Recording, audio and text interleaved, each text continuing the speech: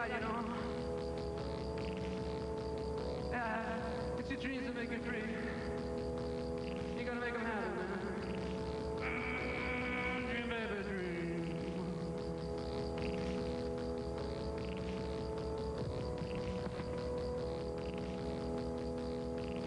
Yeah, you gotta get the dreams burning, baby. Dream, baby, dream.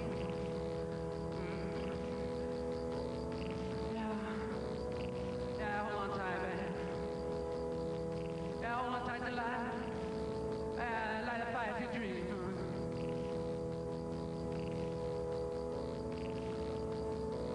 Dream, baby, dream. Dream, baby, dream. Forever.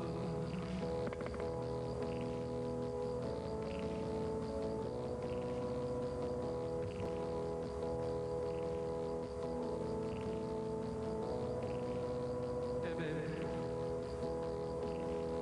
Yeah, you just hold on tight, you know. You hold on to the one thing that means anything. Your dream.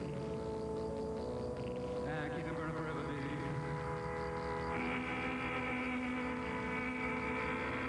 Dream that dream.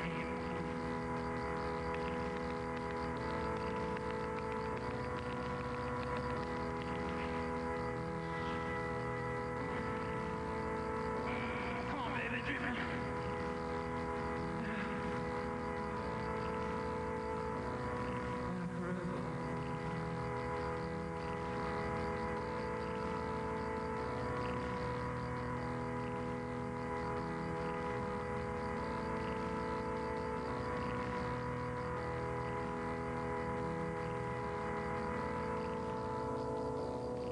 Yeah, dreaming, baby.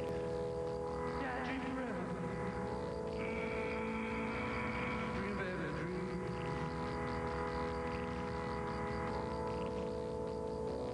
Dream, baby, dream.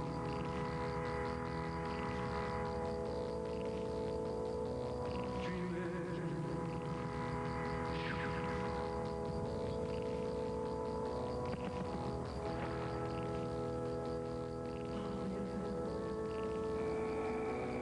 Dream, baby, dream, baby, dream, baby, dream, baby, dream, baby, dream, baby, dream forever, baby.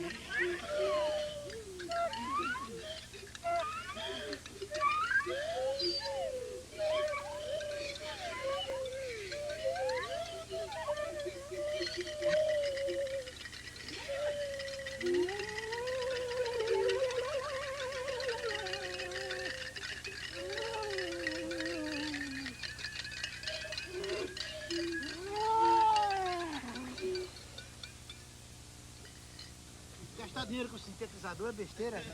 Campeão, mas vou te garantir, deixa em 7 e não toca dentro da água, não. Ah, é.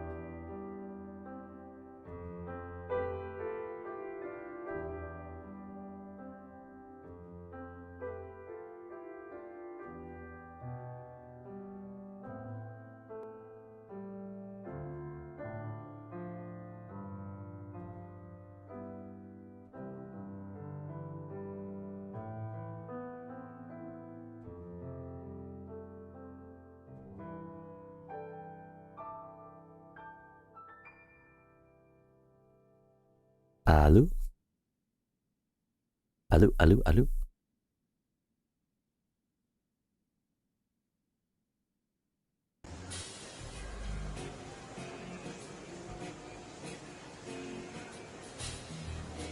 Alô?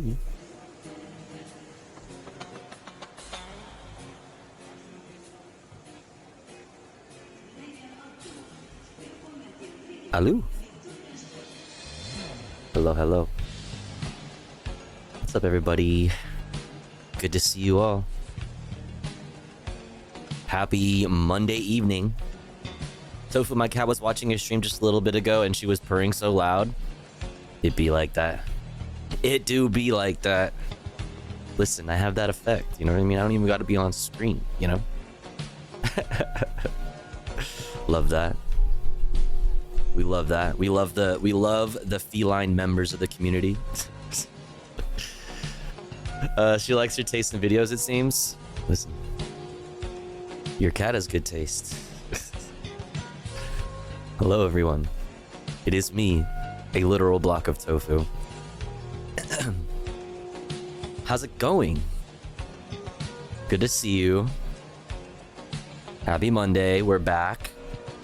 We're back. We're so back, in fact.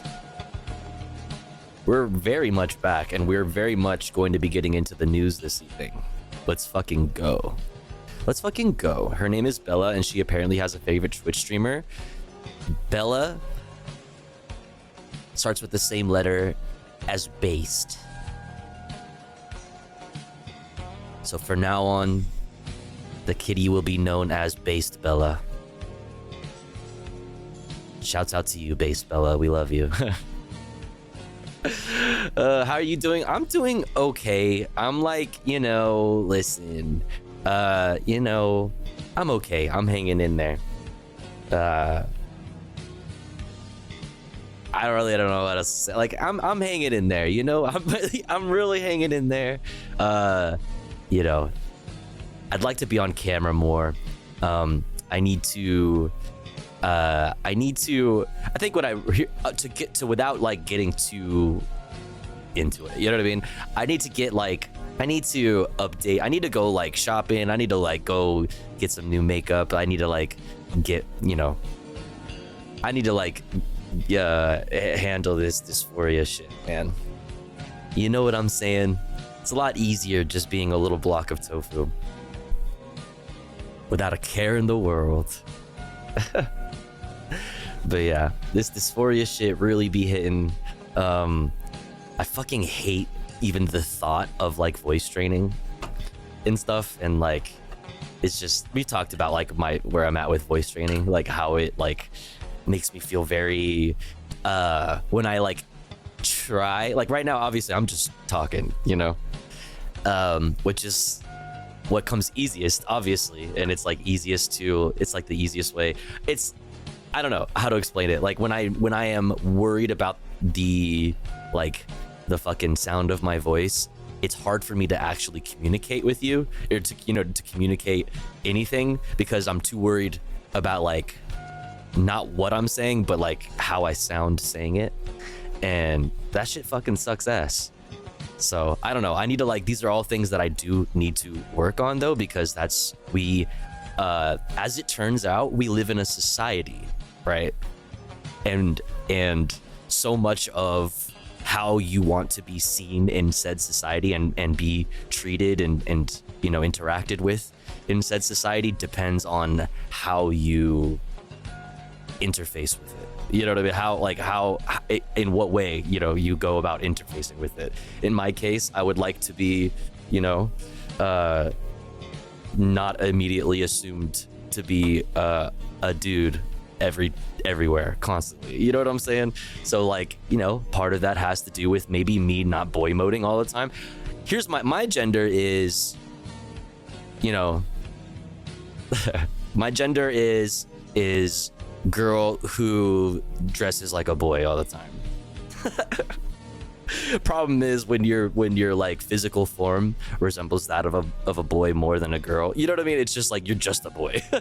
Right? So you can't really it doesn't really work. You kind of have to do a little bit more to get the feminine presentation thing out there, even more apparently than just medically transitioning and actually having boobs and shit.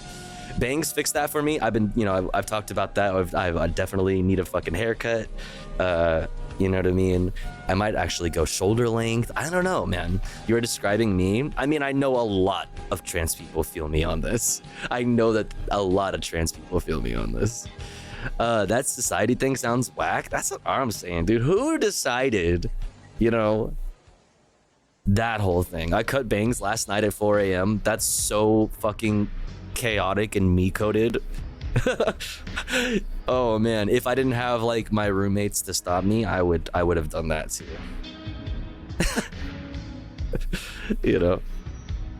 Turned out cute, luckily. W. Huge W. I'll trade you my voice, Little Mermaid style. Let's fucking go. I mean, I don't know what you sound like, but anyway, let me say what's up to everybody. We started the stream off immediately. I mean, that's what happens. You asked how I was, and that's kind of where I'm at, I need to the problem with needing to put in more effort, right, in order to solve your depression, is that when you're depressed, you don't want to do you don't want to do that. You know what I mean? When you're depressed, you have problems, you have trouble doing the things that you love and, care about, and are, your hobbies even that don't interest you. Like that's, you know, depression. That's like depression mode. So like when, you know, the thing that you need to do is be more proactive and put a lot more effort into a few certain things, like your physical appearance or like whatever, in order to like help with your depression. You know, it's just like, I'm just stuck, you know. It's just like a constant state of being stuck there. You feel me? Morning coffee time here. Let's go. Good morning. But that's what's cool about being a little block of tofu. You know, a little blocks of tofu. Don't have to worry about those things because they're just little blocks of tofu, right? They're just, you know, just chilling, wiggling, stuck. Yeah, just fucking step bro. You know what I mean? Where you at? Help me out here, okay? Guys, I'm stuck. Throw me a bone, step bro. Wait, pause. Play. Fast forward. Anyway, that's enough me fucking trauma dumping on the chat. How are you guys doing? What's up? What's up, Ink Frog? What's up, Bill Boneless? What's up, OG Prodigy? What's up, Legit Salvage? What's up, Nori? What's up, Malls Be Poppin'? I get stuck a lot. Yeah. I mean, I think a lot of us do in, you know, not necessarily, you know, specifically the context that I'm speaking about now, but like, it's the thing, you know, we all have our moments where we feel like stuck in little like cycles, you know, of being stuck in like an unhealthy place, and it's tough to get out of. I mean, that's kind of how depression really, you know, be depressed. You know, that's how depression does its thing. You know. Yeah, no. But let me continue here. What's up, Ramona? What's up, Punky Gal? What's up, Lynn? Who else did I not say hi to? What's up, Spike Trees? What's up, Tech Tink? What's up, Forlorn? What's up, Solar? What's up, Sticky Monkey? What's up, Bounce House? What's up, Anthropocene? What's up, Riot Vision? What's up, Zyrum? What's up, Blue Room? Who else is in here? Bipedal Humanoid.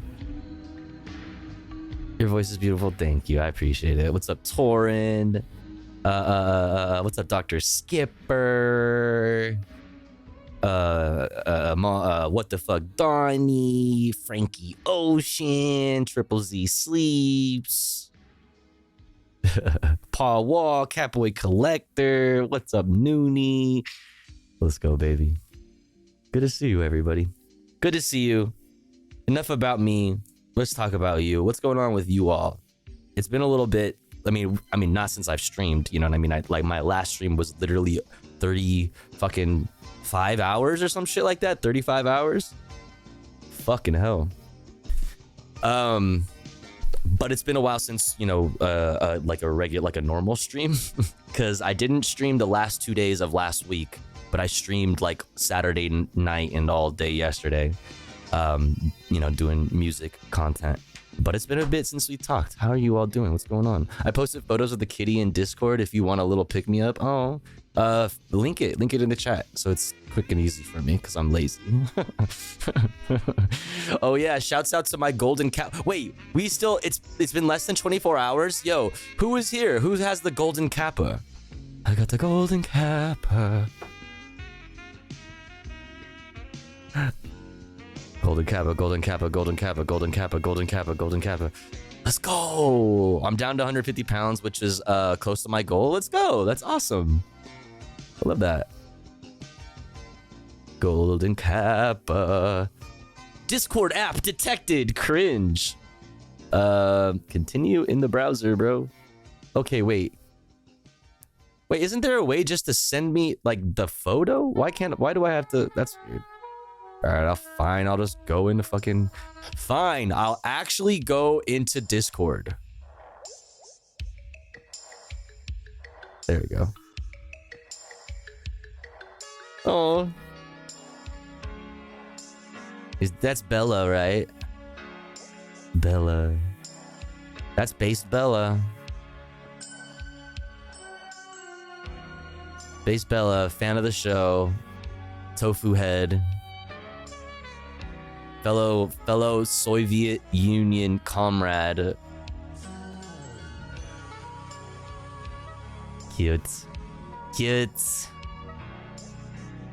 Cute. Oh, pretty eyes. They're like green or something. Cute. What's up, silly girl? Yo, someone needs a coach to sleep. Yo, someone needs a coach?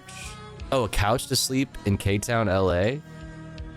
Does anybody in K-Town have a couch? Discord? Yo, hit up the Discord. Wait, hello? Wait, why? Bitch, do what I say. I'm the streamer. Like, what? Like, the fuck? That's crazy. Mutiny. That's what I'm saying, dude. The bots have been weird lately. Crazy. Crazy. Anywho, I guess we should get into the stream, huh? What do you say? What do you say? What do you say?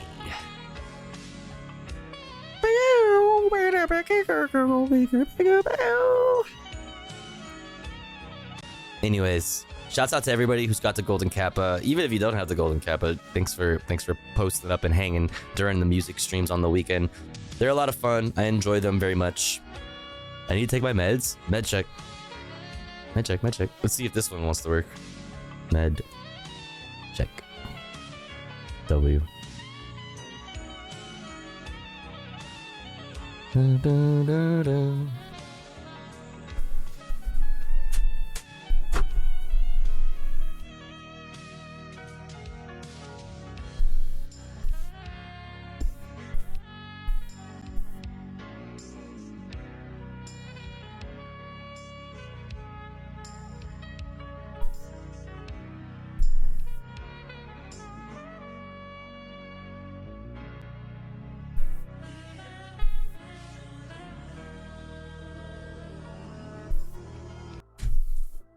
All right.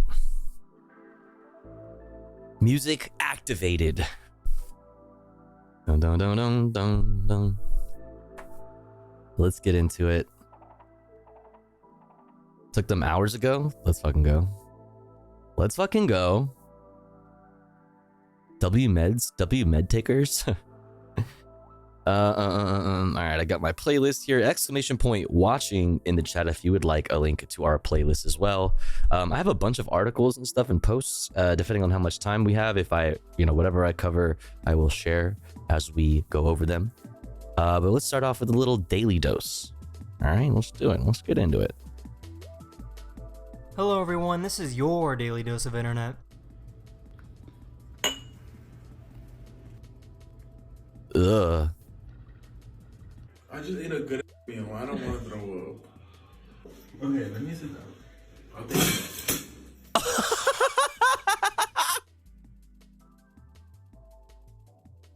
His face. Oh my god. Wait, hold up, brother. Okay, let me sit down. I'll think His brain just shut down. It's over. It's over. It's gone. Oh no. Oh, this is bad. OSHA. OSHA. Oh!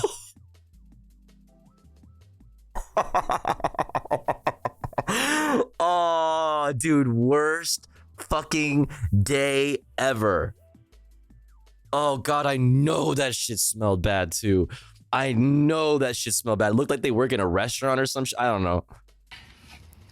Oh god, no, it's wet.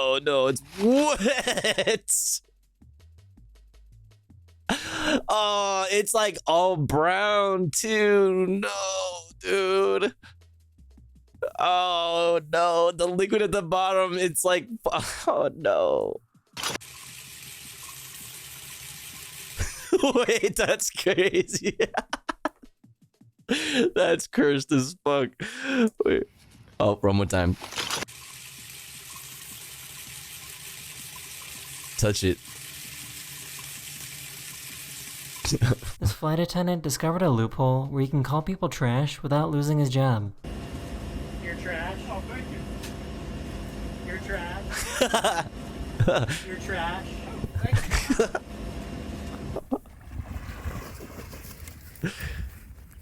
What? What the fuck? Find Yo, someone that loves the you like fish was this. running. What?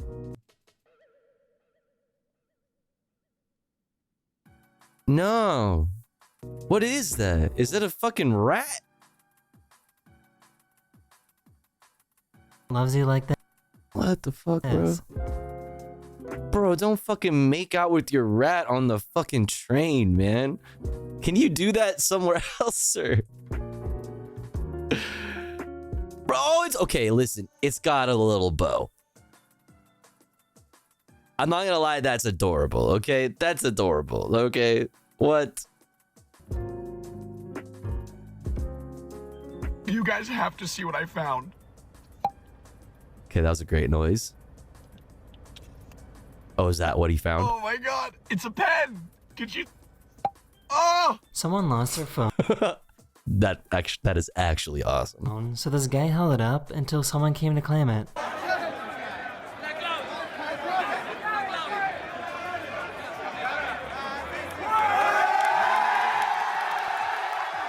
Let's fucking go! Let's fucking go! Hell yeah.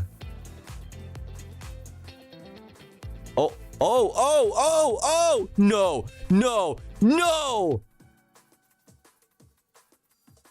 Okay, legend. Absolute fuck. What the fuck? Absolute legend. Got it, nailed it. Oh, off the door. Oh, over the fucking back, dog? What's up, Guatemalan? That... God helped him. What's up, base Sasha? Oh!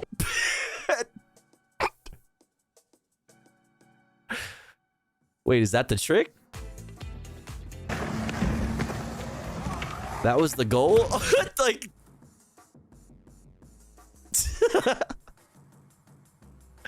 Was that the goal? That was what we wanted to do.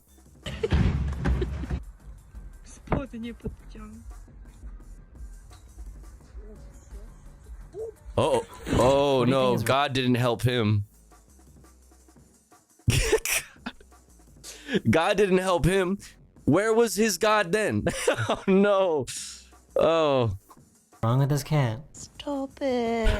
What, dude?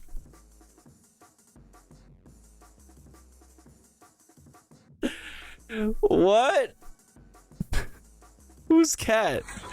What do you think is wrong with this cat? Stop it. Stop it. Please stop looking at me like that. Stop. Please. What are you doing? Jojo. Poor puppy. What kind of dog is that?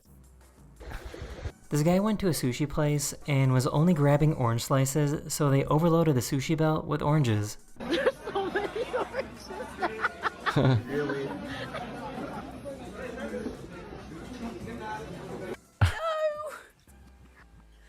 What? What the fuck are you doing up there? Are we making... Oh! I just Why would you... But why did it... Why were we making a tent?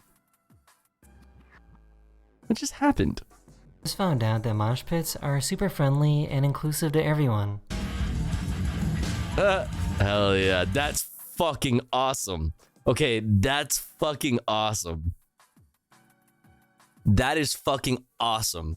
Holy shit, that is cool. Hold on, that reminds me of something else cool. Speaking of cool... hold on. Actually, I had the dual. I'll show you the duality of mosh pits right now. Oh my god, hold on.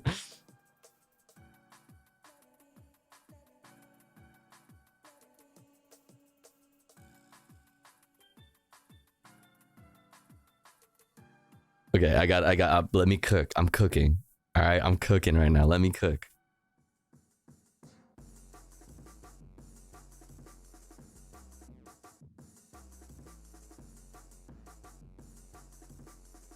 Total cooking. You hear that? That's the sound. That's the sizzle sound of me cooking right now. Okay, my internet's being really slow.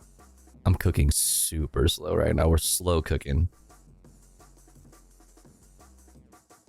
We slow roasting right now.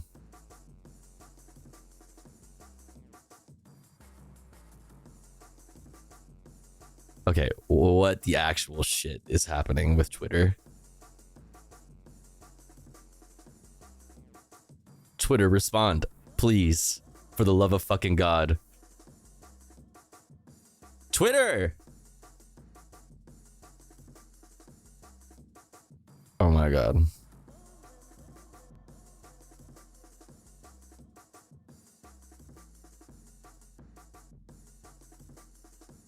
Wow, Twitter's a fucking asshole right now. Okay, here we go. It's worth it, okay?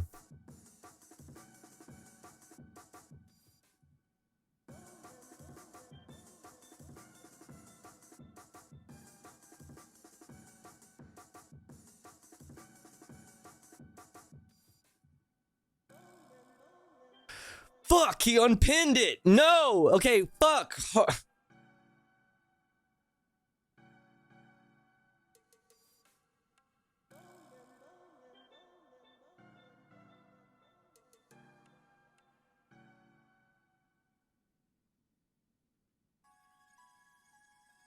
Okay, maybe Twitter. Fucking Instagram. Thank you. Fuck you, Twitter, you bitch.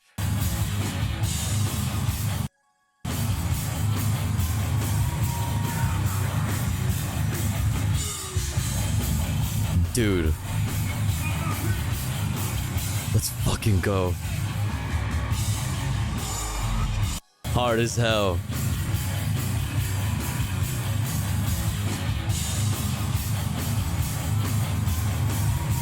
The Babe Ruth point? Motherfucking respect, dude. That shit is hard. Hell yeah. And then you have this, which is starting discourse, which we're not gonna have today, okay? Don't even try to get me stun locked on this discourse with y'all motherfuckers, okay?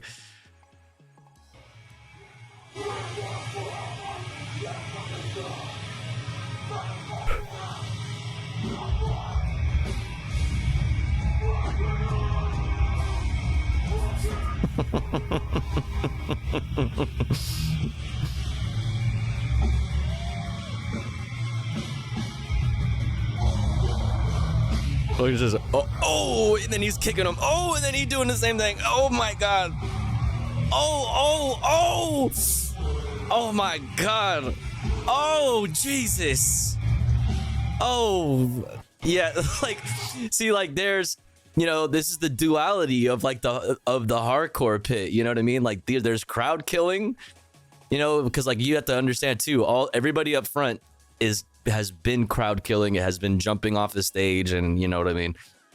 When there's like a tough guy hardcore band up on stage playing, if you are a regular at these kinds of shows, you know to not be here. You go watch, you know what I mean, from a safe, like it is from a safe spot, you know. But you know, like it's kind of like case by case, and I would say just stay the fuck away from it. You know, sometimes depending on the type of band that's playing, this shit kind of goes down. It's not for me. I don't want to crowd kill people. You know what I mean? I wouldn't crowd kill somebody. But if you haven't been going to hardcore shows for the past 20, 30 years, like, you know what I mean? Like, you know, like if you haven't been like in the punk and hardcore scene, like you probably, this is wild to you. You know, and I understand that, and I honestly, I get it. Like, to anybody else who like just wants to go to a show and sit down and maybe have a drink and watch somebody play like super comfortably, you know what I mean? I totally get that. I just wouldn't show up to see this band. You know, I wouldn't. Just, that's not for you. But yeah, like, I don't know. Like I said, there's no sense, like, it's a whole ass discourse that will go nowhere. Like, if you don't fuck with it, I'm never gonna convince you that it's like actually it's like, you know, a thing. You know what I mean? Like, that's not gonna make sense to you, which I totally understand, and is honestly pretty valid. It's honestly pretty valid. But yeah, the duality of the hardcore pit. You also have this OG Prodigy through in the chat, which is a fucking classic.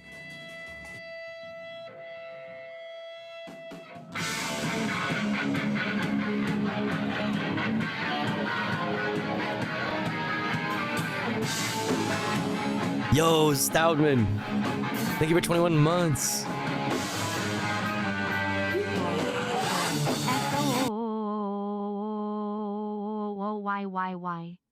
S-O-Y-Y-Y. Why? I subbed for 21 months.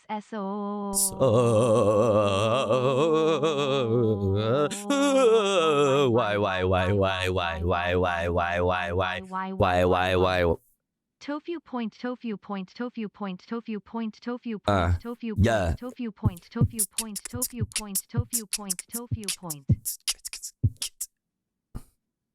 Remix!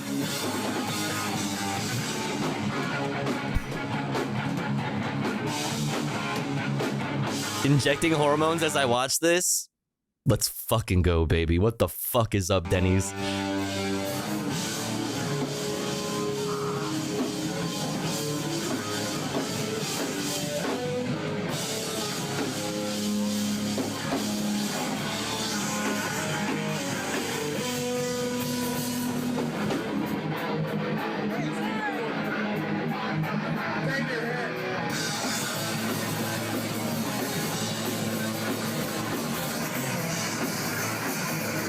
This is such an iconic moment in time.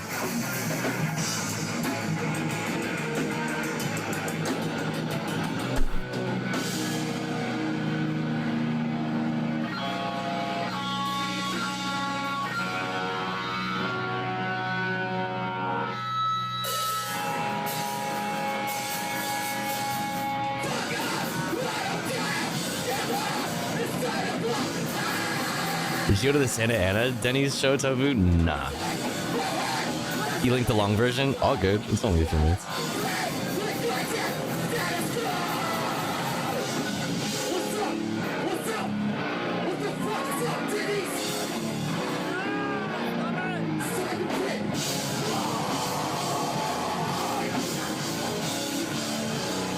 Iconic, dude.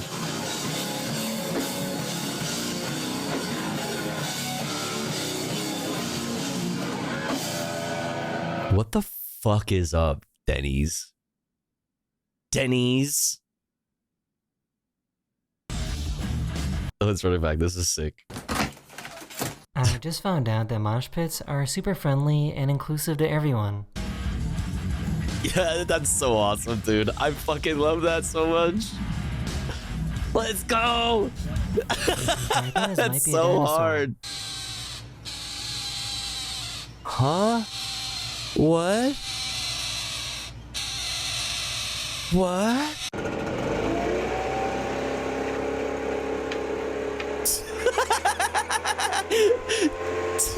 That is young. Alright, that's fucking awesome. That's fucking awesome. Video. We hope you enjoyed. And I'll see you guys again very, very soon. Very soon. Later. What the fuck is up, internet?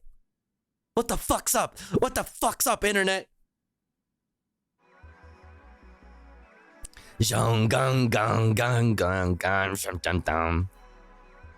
Hard. Hard as fuck. But yeah, that clip of the crowd killing is like... This is so much discourse. So much discourse. Discourse. What the fuck is up, vegans? What the fuck is up? All right, let's see what we got going on for the stream here. Oh fuck, I closed out the. Hold on. There it is. All right, today we got a lot to talk about, but I want to do fun shit. You know what I mean? I really want to make sure streams going forward, we have enough time to do fun shit. So, you know, I may like end up axing some things. You know, I have a lot of fucking... Okay, we already looked at this. I have a lot of articles and a lot of things that I want to read. Some have higher priority than others. So we'll see how we're feeling. We're definitely going to talk about... this. LA settles suit over photos of undercover officers.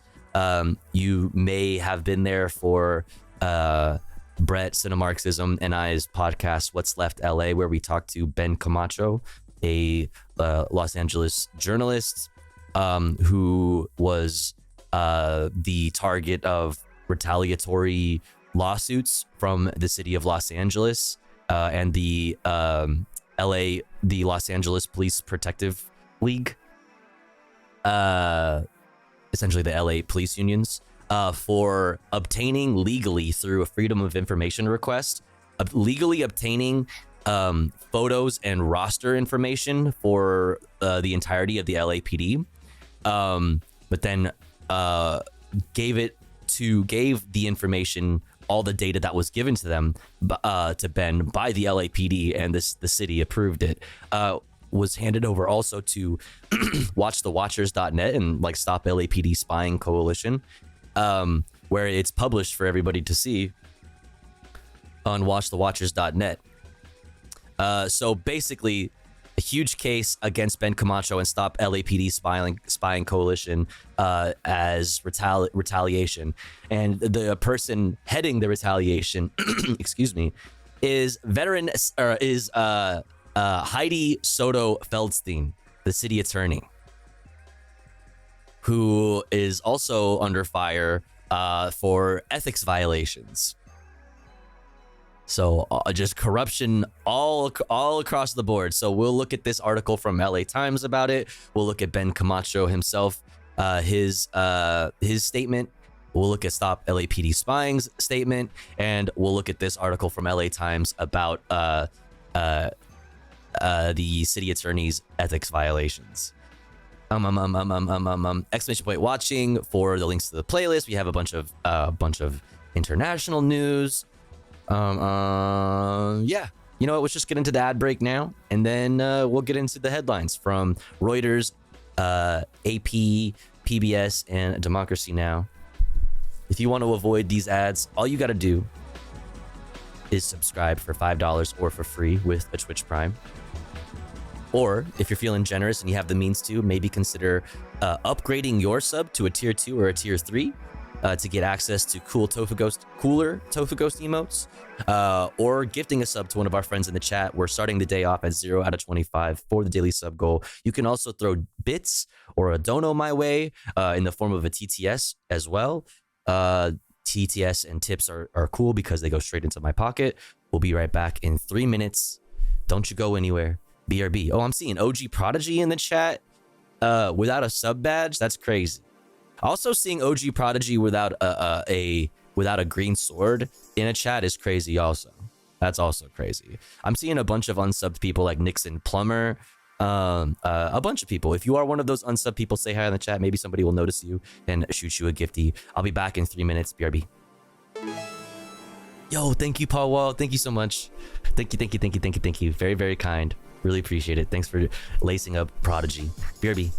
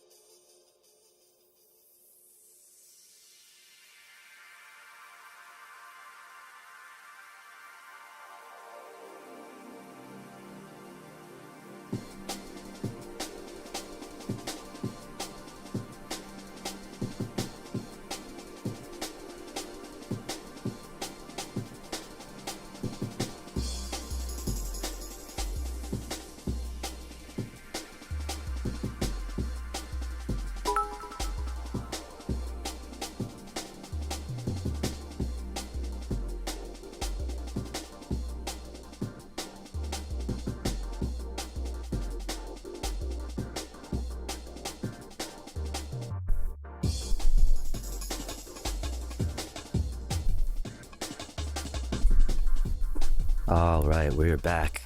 Thanks for waiting. If you had to sit through the ads, thanks for sitting through the ads. I appreciate you. Yo, wait a second. Hype train. Sticky Monkey Flowers, thank you for the 100 bits. I'm a silly girl. Thank you so much for 16 months. Thank you so much. Thank you, thank you, thank you, thank you. Listen. Yo, silly girl, thank you so much for the 420. Let's go. Let's fucking go. I really appreciate that. That's very, very, very generous. Thank you so much. Thank you, thank you, thank you, thank you. Listen, we just started the stream. So unless somebody, you know, listen, I could be convinced to maybe do a little hypees right off the bat, you know, at the beginning of stream. Maybe like, you know, if we had a couple more subbies in there, like a sub or two in there, I could be convinced. But for the sake of time, we're going to get into the stream. But thank you so much for all the support. Thank you, thank you, thank you. Thank you for the 420. I'm a silly girl. Thank you for the 100 Sticky Monkey Flowers. Thank you, silly girl, for the 16 months. And Paul Wall for gifting to Prodigy. Appreciate it. Thank you, thank you, thank you. Thank you, thank you. Let's start off with the... Oh, shit. Wait, my shit is all out of order. Hold up. Hold up. Oh, was there not? I guess there wasn't a top stories from Associated Press today. Whack. Whatever. We got Reuters, News Wrap, and Democracy Now! Let's go. Top 5 stories you need to know. Number 1, Israeli Prime Minister Benjamin Netanyahu has dissolved the 6-member war cabinet, according to an Israeli official. More on this later. Number 2, Russian President Vladimir Putin will visit Hanoi this week, multiple officials say. Yo, legit salvage. Thank you for gifting to Nixon Plumber. All right, listen. The people have spoken. The people have spoken. Let's fucking get it, baby. Let's fucking go. Hello? Pausers? Yeah. Yeah. Promise. You promised. Thank you, Salvage. Yeah. Sometimes I feel like Karl Marx, but That would be dogmatic. sipping all this drink, I just spilled it on Like fabric. If you have that knowledge, then you No, you need the praxis. Red book on my lap. You could never catch me lacking. Sometimes I feel Thank you, Lynn. Have a good night. that would be dogmatic. Sipping all this drink, I just spilled it on my fabric. Yo, Salvage with the 4 gifties. Thank you so much. Red book on my lap. Thank you. Never catch me lacking. I don't worship idols, man. That shit just be so corny. I be with the masses. Yeah. The risk is be so boring. I be on the internet whenever I feel lonely. And I rather feel like Che Guevara than ever be Tony. my mama. Thank you, Salvage. If you got a gifty, please thank the person who gifted you. Roll a blunt right in that bitch. All up in Jamaica. Swear you need to see this shit. She don't wear no makeup. Wanna give me all of it. We should take like all of it. We should take like all of it. Careful who you talk to. Cause they fed and they be counterfeit. I switched out the AR for the AK like a Soviet. Say I get her high. Dodged? High like Damn. Sometimes Any I feel like snipers? Karl Marx, but I would be Any dogmatic. snipers? Any cuties? Sipping all this drink, I just spilled it on my fabric. If you have that Knowledge, then you know you need the praxis. red book on my lap, you can never catch me lacking. Yeah. Sometimes I feel like Karl Marx, but that would be dogmatic. Yeah. Sipping all this drink, I just spilled it on my fabric. If you have the knowledge, then you know you need to praxis. Red book on my lap, you can never catch me lacking. Fire. Fucking fire. I love this song, dude. It's unironically so fire. Yo, Dr. Skipper with the gifty to Raylan, the sniper, dude. Motherfucking oh, that's the wrong thing. What the hell? I pressed the wrong button. Thank you so much. This is for you. The Antifas Are headed downtown. headed downtown. Headed downtown. They got hammers, you better watch out. You better watch out. The system that you love, they gon' tear it down. Tear it down. Tear it down. The Antifas are headed downtown. You better watch out. Yeah. Hey, so come get down with this Latifah shit. Leaderless, ski mask on, but we ain't on a skiing trip. Nope. Middle finger up every single time we see the pics. Fuck True. 12, A-cap, that's what you should teach the kids. That's right. Bitch, we got sauce like a pizza dish. Okay. Mask on, so my face you can't see the shit. Let's go. We bout to watch it crumble like a pita chip. The system, every president's a piece of shit. Bitch, that's a fact. I ain't trusting any government. Coming hella fraud on them bitches. They can suck a dick. They trying to drain your energy out like you suck your business. Downtown, bitch, we bout to run this shit. The Antifas are headed downtown. Headed downtown. Headed downtown. They got hammers, you better watch out. You better watch out. Hell yeah. System that you love, they gon' Hell yeah. Thanks, chat. Thanks for all the support. Really appreciate it. The Antifas are headed downtown. You better 7 out of 25 for the daily sub goal. broken, I Let's go. can't pay my rent. Blame it on Antifa. Just last week my wife done left. Blame it on Antifa. Alright, I'm out. Fuck Andy, no. Let's go, baby. Let's fucking go, baby. Thank you so much, chat. Appreciate you all. Much appreciations. Many appreciations, in fact. Let's get back into it. Thank you, thank you. Unless you guys want to keep jamming, up to you. Thank you so much. Russian president. Oh, where's the music? Run it back. Russian President Vladimir Putin will visit Hanoi this week, multiple officials say.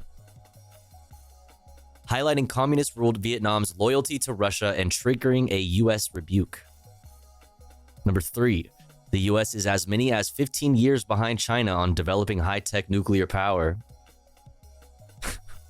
As Beijing's state-backed technology approach and extensive financing give it the edge, a report says. Number 4, Western powers and allies denounced Russia's invasion of Ukraine at a summit in Switzerland, but failed to persuade major non-aligned states to join their final statement. Number 5, Russia's espionage trial of U.S. reporter Evan Gershkovich will be held in secret, the trial court says. Oh, secret. Top secret. Why? I mean, we know why. We know why. Let's keep it moving. News wrap from PBS. Israeli officials. Welcome to the News Hour. Israeli officials say Prime Minister Benjamin Netanyahu has dissolved his war cabinet. The body was formed in a show of unity after the October 7th Hamas attacks to make key decisions about the fighting in Gaza. But last week, centrist member Benny Gantz resigned in protest of Netanyahu's handling of the war. Officials say the prime minister will now rely more on his security cabinet, which includes some far-right members who oppose a Okay. I was like, is bro really digging in there right now? ceasefire deal. At the U.S. State Department today, spokesman Matthew Miller said the shift will not affect U.S. relations with Israel. Of course it won't. We have made clear when they take actions that we disagree with. We've made that clear publicly, and I can tell you we've had some very direct conversations privately as well. Super direct. You know what I mean? Voices may have even been raised. You know? Well, with the senior members of the Super government direct about those policies that we think are unproductive, not only to the plight of the Palestinian people, but to Israel's security. On the ground in Wait, say that last part again. Government of Israel about those policies that we think are unproductive, not only unproductive. List them. To the plight of the Palestinian people, but to Israel's security. The policies in which they use your weapons, like to do, not very poggers things. Like, yeah, genocide equals unproductive. I mean, it's like, wow, that's a hot take there, bud. On the ground in Gaza, Israel engaged in its first daily tactical pause along a 7-mile road starting at the Kerem Shalom border crossing in southern Gaza. The Israel Defense Forces announced the pause on Sunday. It's meant to get more humanitarian. You want to know that the funniest thing about that attitude is Israel calling that a tactical pause. They're like, listen, like, then trying to play both sides like really hard, like it's not looking good. for the state of like PR for Israel right now. Like everybody's like, yeah, this is, you know, more and more people are like, yeah, this is impossible to defend. I mean, the people who are still like, you know, outwardly defending the behavior and the state of Israel and the IDF are, you know, actual demons. You know what I'm saying? But this is them trying to play both sides and be like, yeah, like, no, listen, it's not us being pussies, right? Like motioning to the Ben Gavirs and to the right or whatever in Israel, being like, listen, no, it's a tactical pause, bro. It's tactical. No, like it's still genocidal. The pause that we're doing, it's still genocidal. Okay. They only got 8 aid trucks. Minimum is supposed to be 500. Yeah. May Israel hope. Bibi can't stay in power without his far right supporters. Yeah. I mean, yeah, and he's in a really tough spot right now, which you know leads to fucking outlets like the PBS calling Benny Gantz a fucking centrist. Like, Jesus. And aid into Gaza, where experts warn that a famine looms. Video today showed truckloads of supplies driving through the crossing, but Israel says the UN, which is responsible for distributing aid inside Gaza, has, quote, yet to take full advantage of the protected road. What?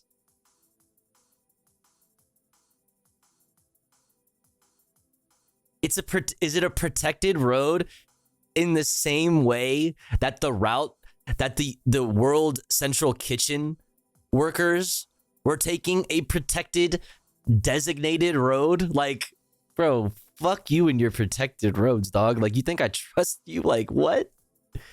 More than 20 countries in the NATO alliance will hit their defense spending targets this year. A new oh, good record. for them. That's according to NATO Secretary General Jens Stoltenberg, who's visiting Washington this week. It comes as Russia's war in Ukraine looms large over much of Europe. Only 6 nations met this same goal just 3 years ago before Russia invaded. Meeting today with President Joe Biden, Stoltenberg spoke of the high stakes next month when NATO leaders will gather in Washington. I think it's important to understand that the stronger our support for Ukraine is, the sooner this war can end, because the sooner President Putin will realize that he cannot wait those out. Some NATO members are concerned about a potential Trump re-election in November. Dude, the difference in skin tone color here is it never doesn't shock me, you know? Like, you can see it in the difference between his, like, the bags directly under his eyes and the rest of his skin. Like, obviously, he's wearing fucking goggles when he gets this done. You know what I mean? But, like, this shit is... That's crazy. Damn, brother. Yeah, we're close to his ears. When you see, like, back here, it's like, yeah, man. The former president has characterized NATO countries as freeloading on U.S. military spending. He's vowed not to defend any members that fall short of defense spending targets. Maryland Governor Wes Moore issued more than 175,000 pardons for marijuana convictions today. I had this on it, but if it's not that, you know, if there's not much more to the story than the headline, then we'll just hear it from PBS. We'll see. His office says it's the biggest such action ever taken at the state level. With the stroke of a pen and a smile, Moore signed the executive order to forgive low-level charges for cannabis and paraphernalia possession. Like, it's that easy, bro. Yo, Joseph. Like, Joseph, how badly do you want to get reelected? Like, shit like this is so easy. So easy. Maryland legalized recreational marijuana last year, and Moore says it's a chance to right historical wrongs. When it comes to cannabis, rolling out one of the best and most equitable legal markets in the country is incredibly important.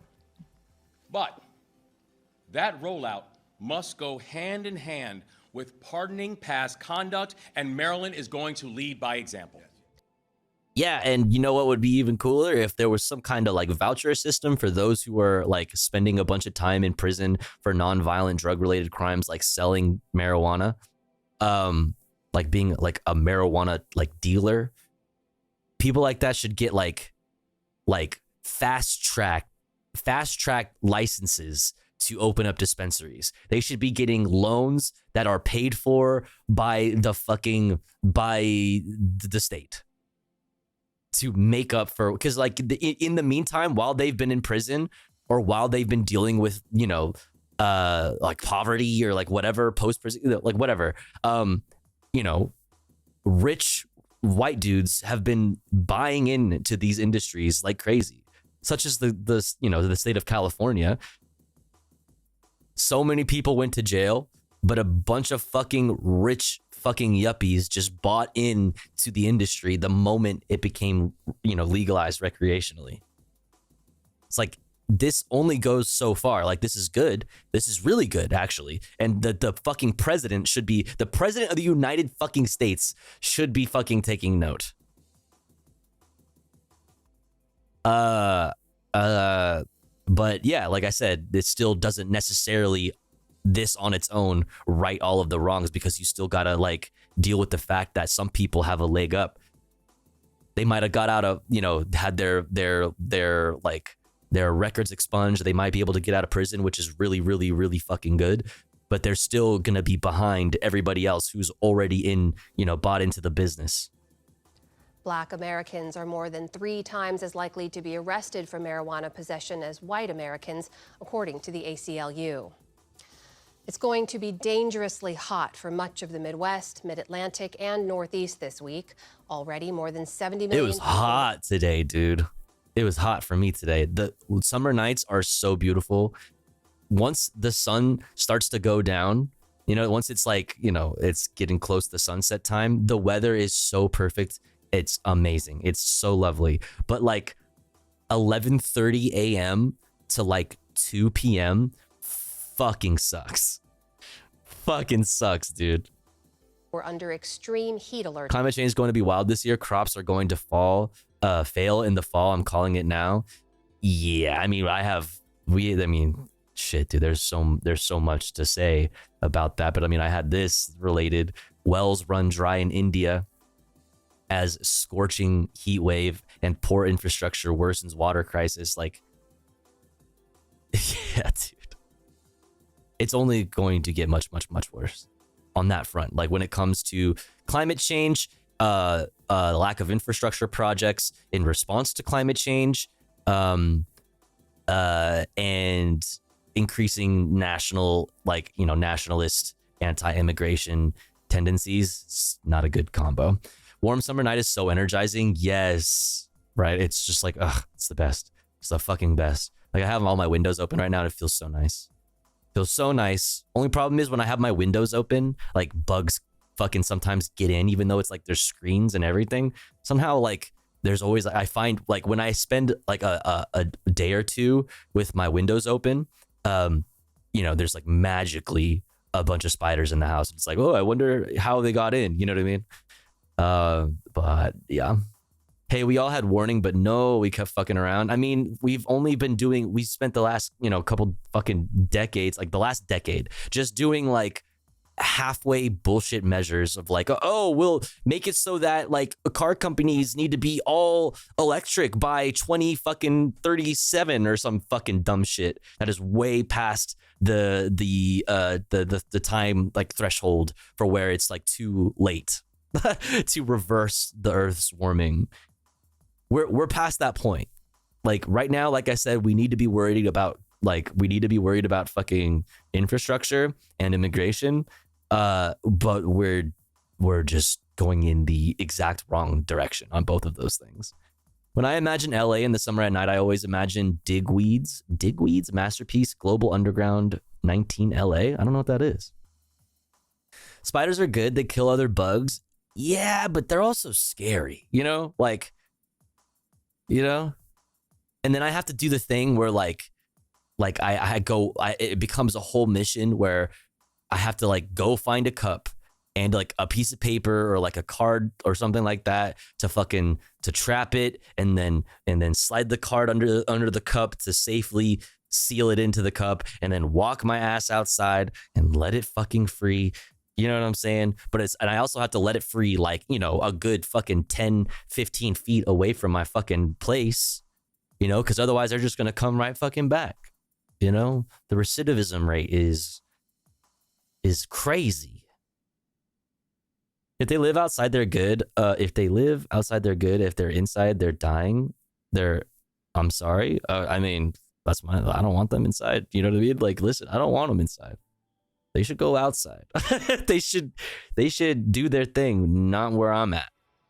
You know? Spiders are only scary if you live down under where they have like poison or some shit. Well, here's the thing. Just don't go down under.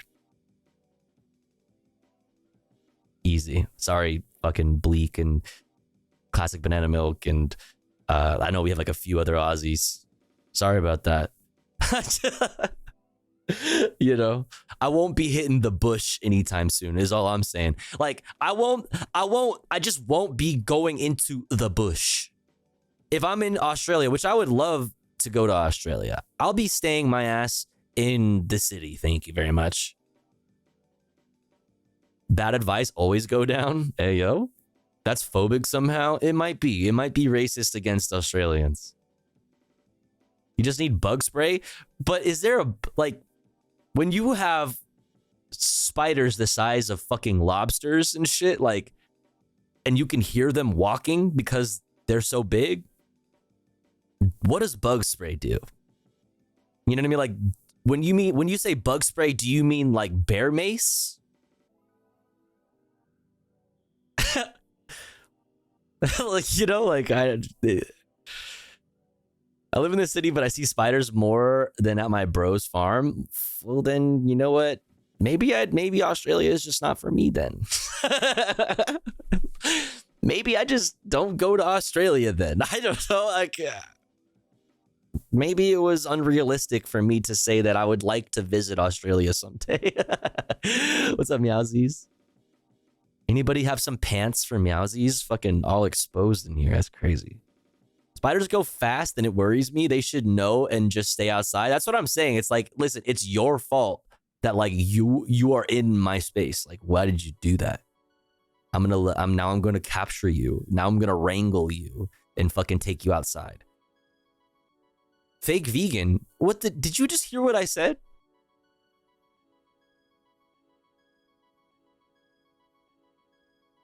I'm the most ethical. I'm the most real leftist here. You fucking want to take it there, motherfucker? You're all liberals. How about that?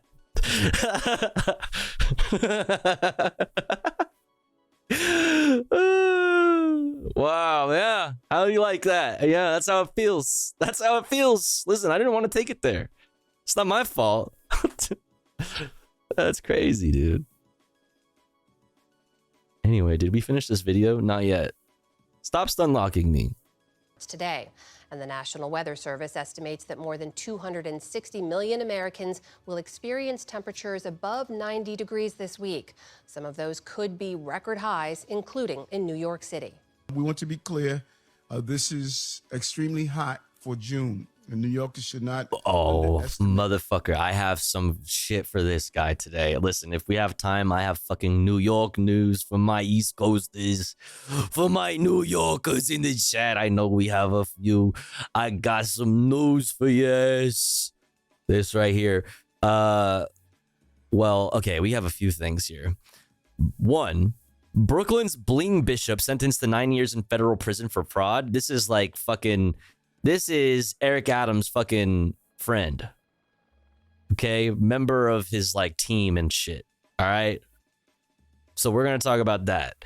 2, Eric Adams urges New Yorkers to stay aware of air quality conditions in addition to extreme heat. I think that's probably what he's about to talk about right now in this video.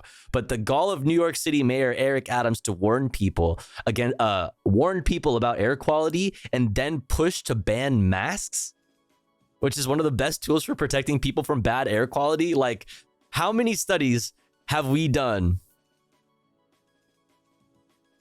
You know what I mean? Like how we know how bad the air quality is in New York, especially after the fucking wildfires and all that shit. Yeah, masks are your fucking best friend, dude. Considering one, COVID is still a fucking thing. Long COVID is a thing that you should be concerned about for sure. 2, COVID aside, the air quality fucking sucks. You're in New York. Like, yeah, and especially on the fucking the train, packed into those cars full of fucking dirty air and fucking COVID and other shit. You know what I mean? Like, come on, dog. But this is what it's like to be a reactionary, tough on crime fucking Democrat. You know? We're banning masks. You know, we have Governor Hochul and Eric Adams banning masks because crime or whatever. Meanwhile, oh God, it's so fucking frustrating. So yeah, we have that. We'll talk about it. Also this. New York City Board votes to hike rents by 2.75% for 1 million rent stabilized apartments. Fucking doing really fucking left-leaning shit. You know what I mean? Look at these Democrats doing, you know, definitely not conservative policy. Are you a New Yorker? No, very far from it. I'm literally the opposite of a New Yorker. AKA I'm an Angelino. AKA I'm better. I'm better than all of you. North Carolina's mask ban was really gross too. Yeah, that's right. Someone from LA cannot talk about New York air quality. I absolutely can, and I absolutely will. Oh my God, that cope. Listen, you can call it cope, fam, but I know the truth. I know the truth. Are we gonna get some dirty water dogs tonight? Some dirty water dogs? Listen, if you're good, maybe. You know, maybe if you're good, you know. It's on you. Anyways, let's finish this shit. The heat. With climate change leading to more frequent and intense heat, summers are different than they were before. The heat has fueled severe Midwest storms, leading to scenes what the fuck was that? In western Michigan, where a trampoline was tossed in the air. And it's created tinderbox conditions out west. In California, firefighters are working to contain the Post Fire, which has burned 24 square miles north of Los Angeles. Yeah. Firefighters are battling another blaze in Northern California. I mean, this has always been a thing. California has been consistently on fire for fucking years.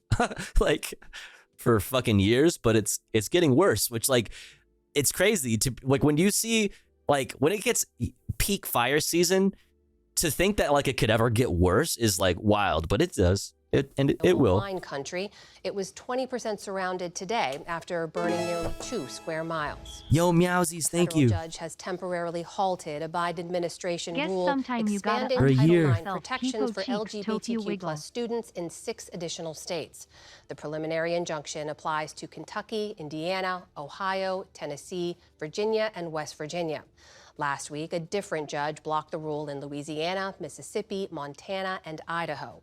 At least 20 Republican-led states have been fighting the measure, which is due to take effect in August. It would expand civil rights protections, expand the definition of sexual harassment at schools and colleges, and add safeguards for victims. On Wall Street today, stocks started the week on solid footing thanks to further gains in the tech sector. The Dow Jones Industrial Average gained 188 points to close over. Stonks.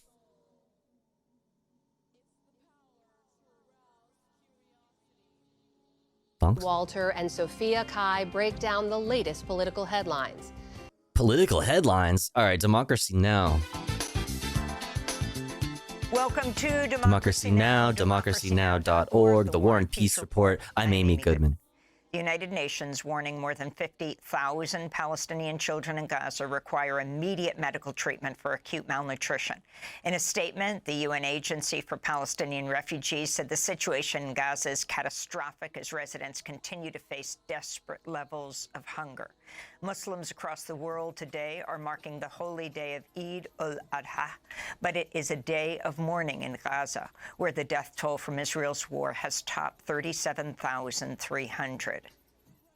كيف بدنا نفرح في العيد How are we supposed to be happy on Eid, while every day there are martyrs, wounded people every minute, every second? There are no houses.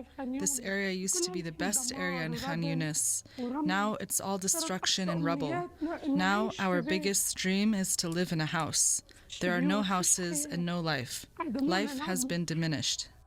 A new investigation by the Associated Press has revealed at least 60 Palestinian families have lost 25 or more family members in Israel's ongoing... Yeah, I had that article, but it's like, it'll take like, it's a really long article. It in detail goes over the stories of like multiple families. It would take like 35 minutes to read through. And it was just, the whole article is just stories of immense loss.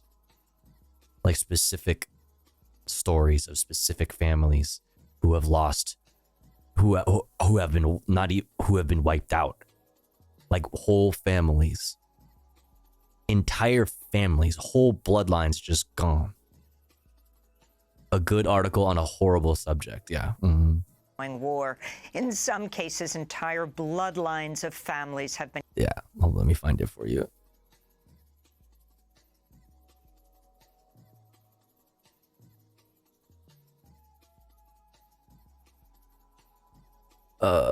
Here it is. Yeah, this one. The war in Gaza has wiped out entire Palestinian families. AP documents 60 who lost dozens or more.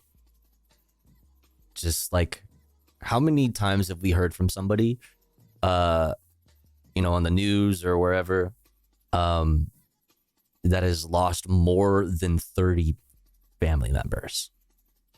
Like, if it were 5 family, if it was 1 family member, that's horrible. That's a fucking tragedy. But we're talking like 30, 40, 50, 60 fucking people. Higher even sometimes. Like, here's that for you.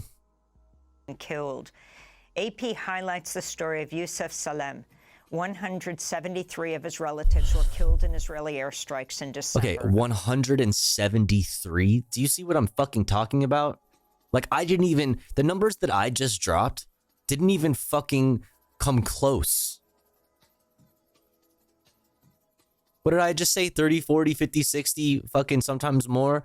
173. Try 173 family members. That's an entire family.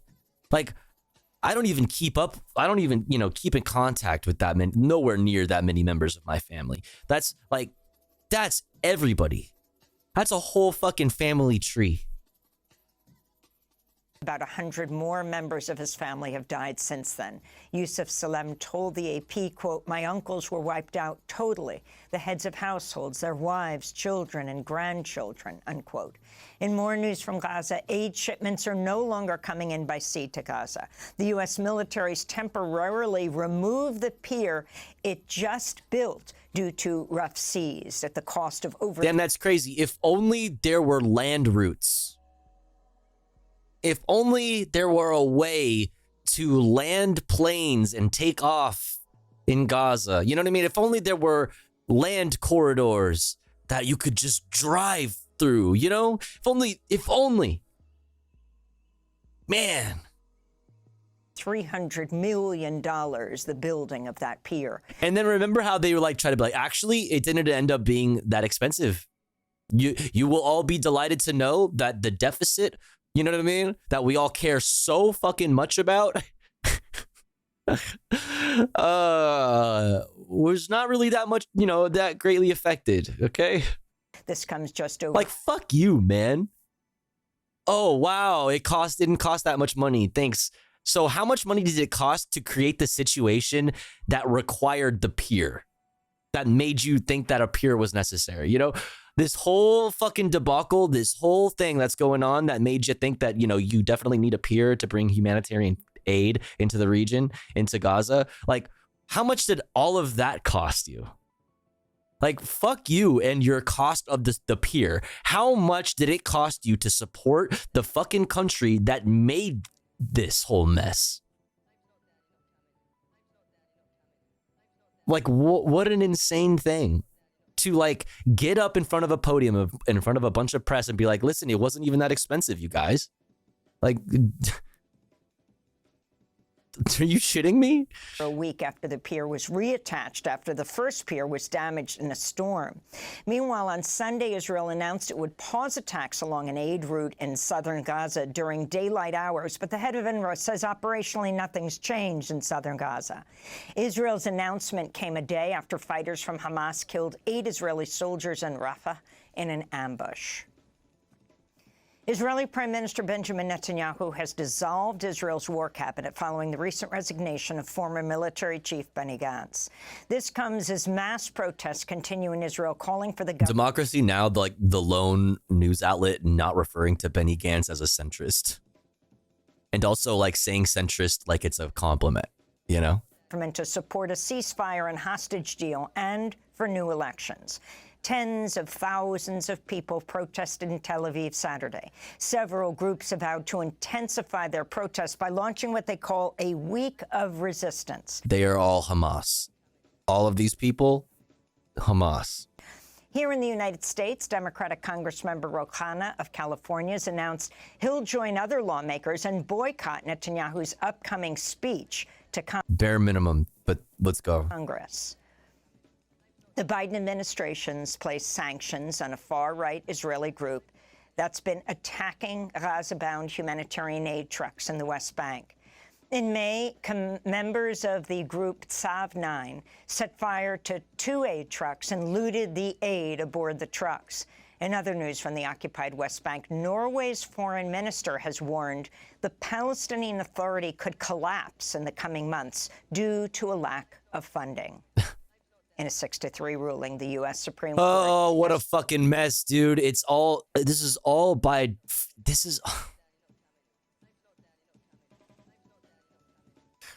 design too, man. Like, the state of the fucking Palestinian Authority. It's meant to crumble. It's not meant to be stable. It was never meant to be stable. The goal was never to stabilize anything. It's disgusting. Yeah, all by design. The Palestinian Authority has been fucking shit, right? For so many reasons, right? But of course this is the case. Of course this is the case. A continuation of what's been going on for fucking decades, just a policy of allowing what's currently happening to continue. That's why, like, when you have spokespeople on the behind a podium telling you that you should be happy that the pier didn't cost as much as they projected originally, like this is we live in a sick world. Struck down a ban on bump stocks, accessories that turn semi-automatic rifles like the AR-15 into fully automatic machine guns. The Trump administration issued the ban in 2018 after a gunman opened fire at a concert in Las Vegas, killing 58 people in one of the country's deadliest mass shootings ever. In the majority opinion, Justice Clarence Thomas wrote, quote, "We hold that a semi-automatic rifle equipped with a bump stock is not a machine gun because it cannot fire more than one shot by a single function of the trigger," unquote. Dude, that is the most debate lord. What is the outcome? Does it have a higher, excuse me, is there like a radically increased rate of fire with this stock? Or not? Like, you know what I'm saying? Like, that's such a debate lord. That is such a debate lord fucking thing to say. Like, I mean, come on. I don't know. The court's 3 liberal judges dissented. Just like, you guys know, I'm generally pretty like, I don't want to say pro-gun, but I'm not anti-gun. I'm like pro-strict regulation on this shit, like very fucking strict regulation. But without that strict regulation, things like bump stocks, like effectively, if it is illegal in your state to possess an automatic weapon, you know what I mean? Like this is your workaround. That's literally the whole fucking point. Like, that, like, the Clarence Thomas point is such a debate lord thing. Like, technically, it's not an automatic weapon or a machine gun because it's not one button that makes it go. It's technically like a series of, devices or whatever. Like, oh, come on. Yo, Hapsley. Mustard_Queen_Hapsley donated $3. The goal is American supremacy at any cost to maintain the system that allows the rich to keep their money at the cost of brown lives. True. When the earth FHA's enough, my only regret will be I won't see the face of the rich when they realize what they've done. That's if they realize, right? But yeah, yo, Hapsley, thank you. I was ready for some fucking deep fucking mustard lore. I was ready for some deep ass mustard lore. All right, but either way, it was fire. Either way, fire. Thank you, Hapsley. Hope you're good. Sotomayor summarized her dissent from the bench, saying, quote, "The majority puts machine guns back in civilian hands.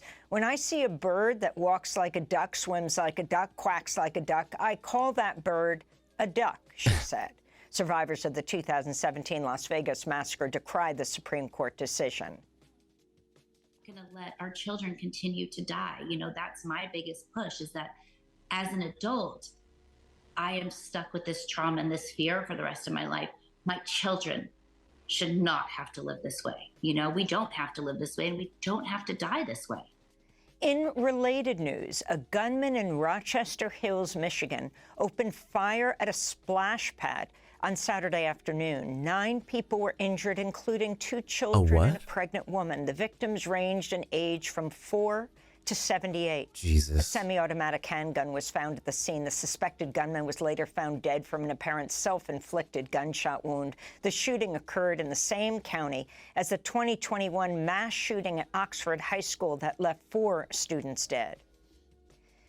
More than 90 countries participated in a 2-day conference in Switzerland to discuss ways to end Russia's war in Ukraine, but Russia wasn't invited to attend the talks.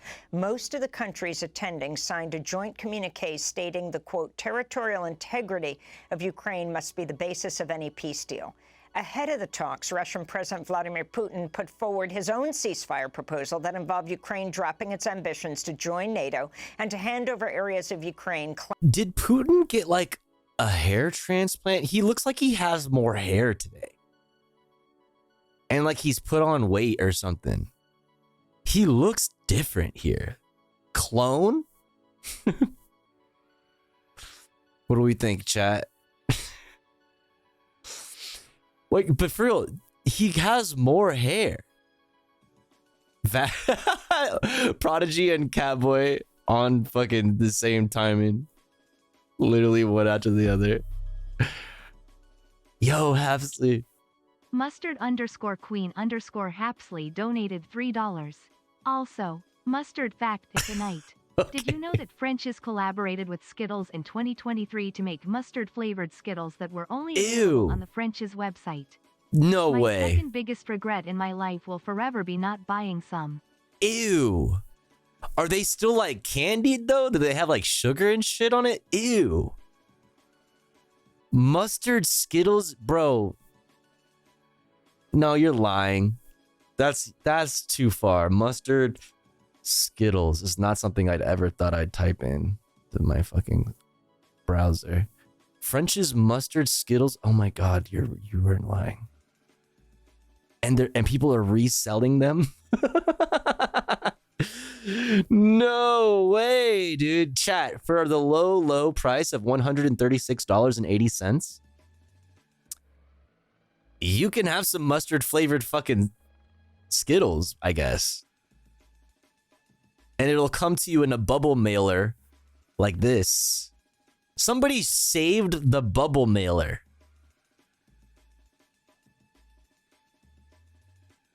Why would you save the bubble mailer? Is this a fucking bumper sticker? What does it say? I can't read it. That's insane, dude. Tang tube? Okay. You need to get out of my face right now. $600 for the Tang tube? It's tangy. Oh, it's literally just a floaty, but it's got Skittles and the French's logo.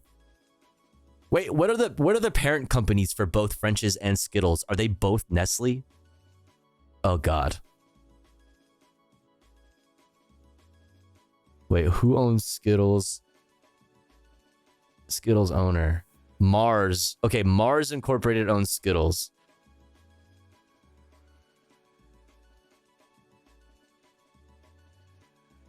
And McCormick and Company owns French's. Okay, so it's a collabo. McCormick Spices or whatever, the McCormick the Spice Company owns French's, I guess. Mars is owned by Nestle. I hate capitalism so fucking much. I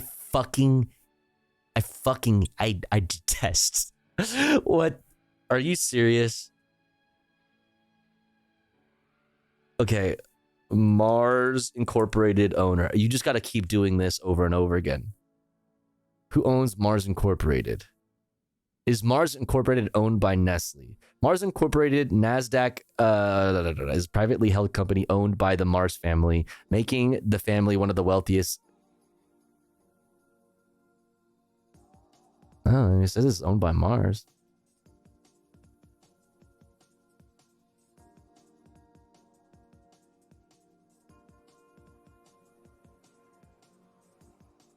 Yeah, I know the fucking rabbit hole is deep. I know that rabbit hole is deep, but like, I don't know, I'm just looking at what this fucking shit says right here.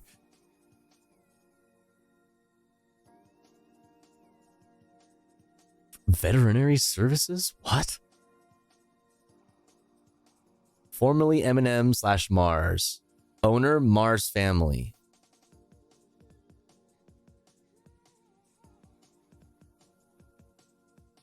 Subsidiaries, Hotel Chocolate, Wrigley.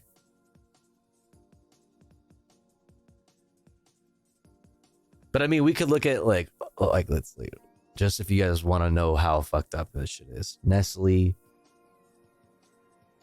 brands.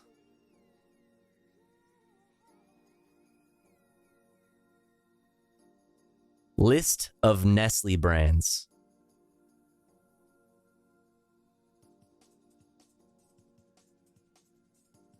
Like,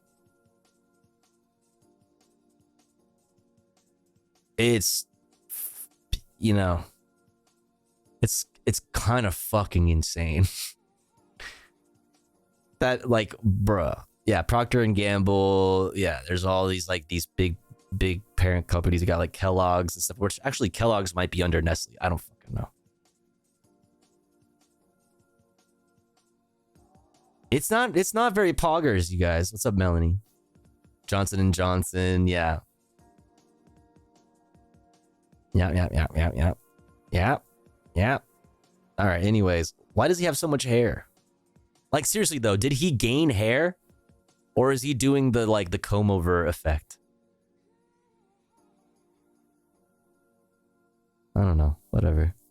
By Moscow. Speaking in Switzerland, Vice President Kamala Harris. Eventually, it will all be one company. Yeah, Tofu Ghost Incorporated. That's right. It's Putin's offer. And let nothing about the end of this war be decided without Ukraine. By contrast, however, yesterday, Putin put forward a proposal. But we must speak truth. He is not calling for negotiations. He is calling for surrender. The UN is imploring the international community to pay more attention to the unfolding humanitarian catastrophe in Sudan, where the war that broke out last April has killed at least 14,000 people, uprooted over 10 million, could result in millions of famine-related deaths.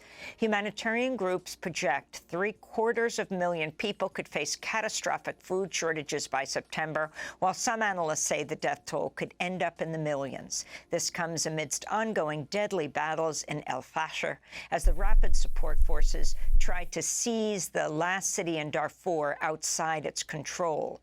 Over 220 people have been killed in recent fighting. Last week, the UN Security Council passed a resolution calling on the RSF to immediately halt its attack on El Fasher.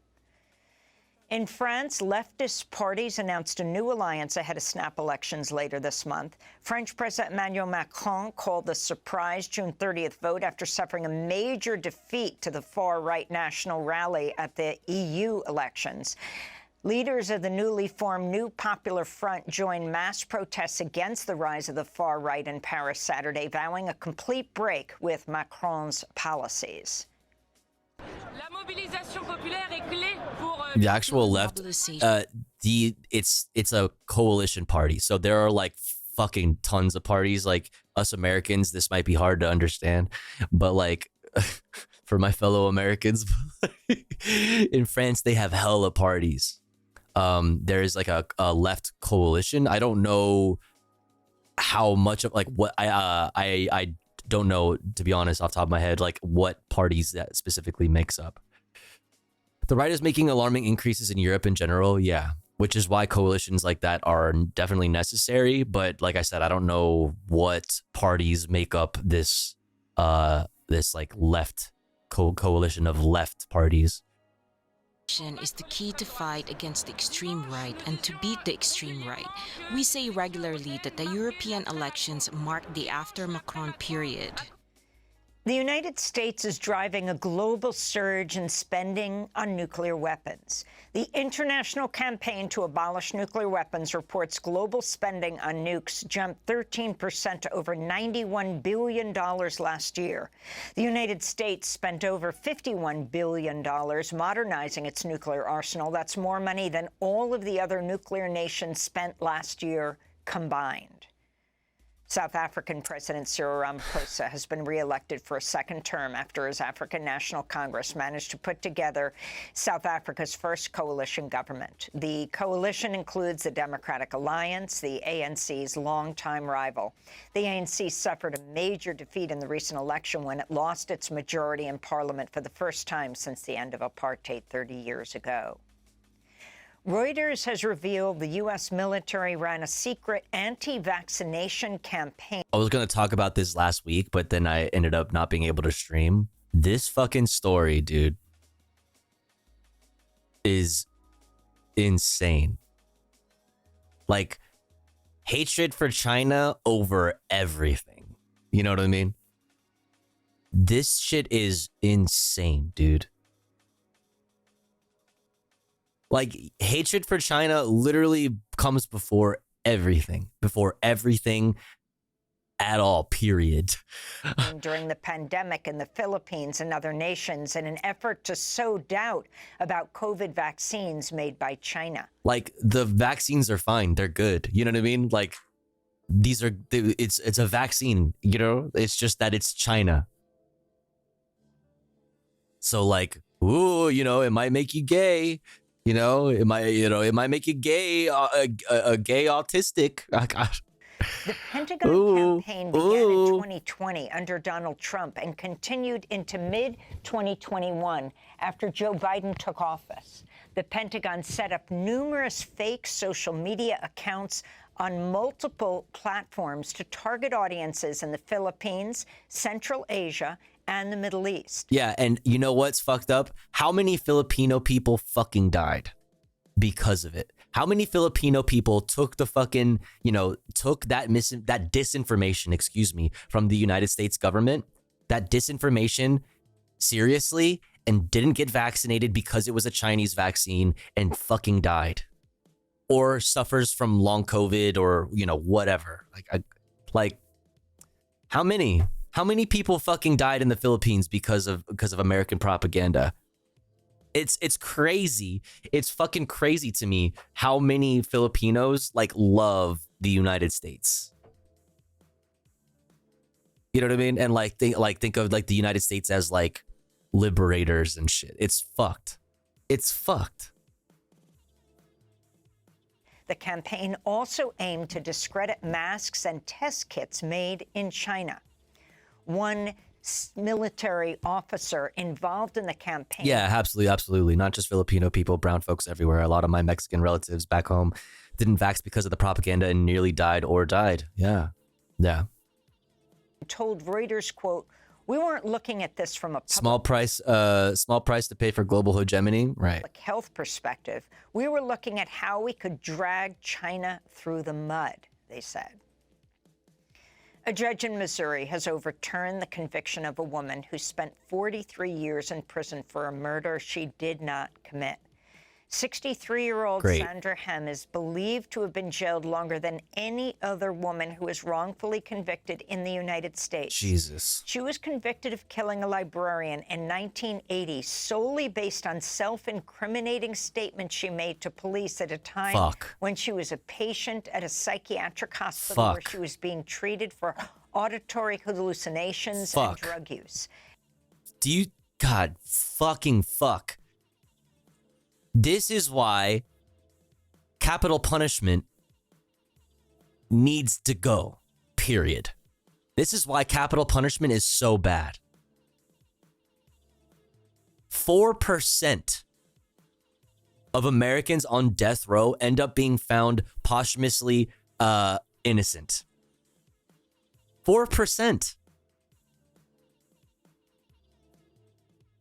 And that situation that this person was put in, where they, she said, like, you know, she gave like self-incriminating evidence, is a classic thing that the police try to get out of you. They don't give a shit if you actually did it. They just want to fucking put somebody in prison and call it a fucking day, you know, to get the mayor off their back and this, you know, whatever. And obviously this is how also that, you know, the disabled people are taken advantage of. And it's holy fuck. Evidence has since emerged showing the actual murderer was a police officer. Oh, really? Oh, really? Oh, you don't fucking say. You don't fucking say. Oh, didn't see that coming. Oh my goodness. Of course. Of fucking course. Of course. Of course it was a cop. Of course. Oh my God.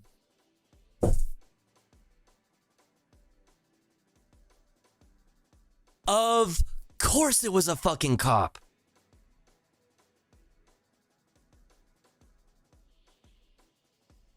Holy shit, man.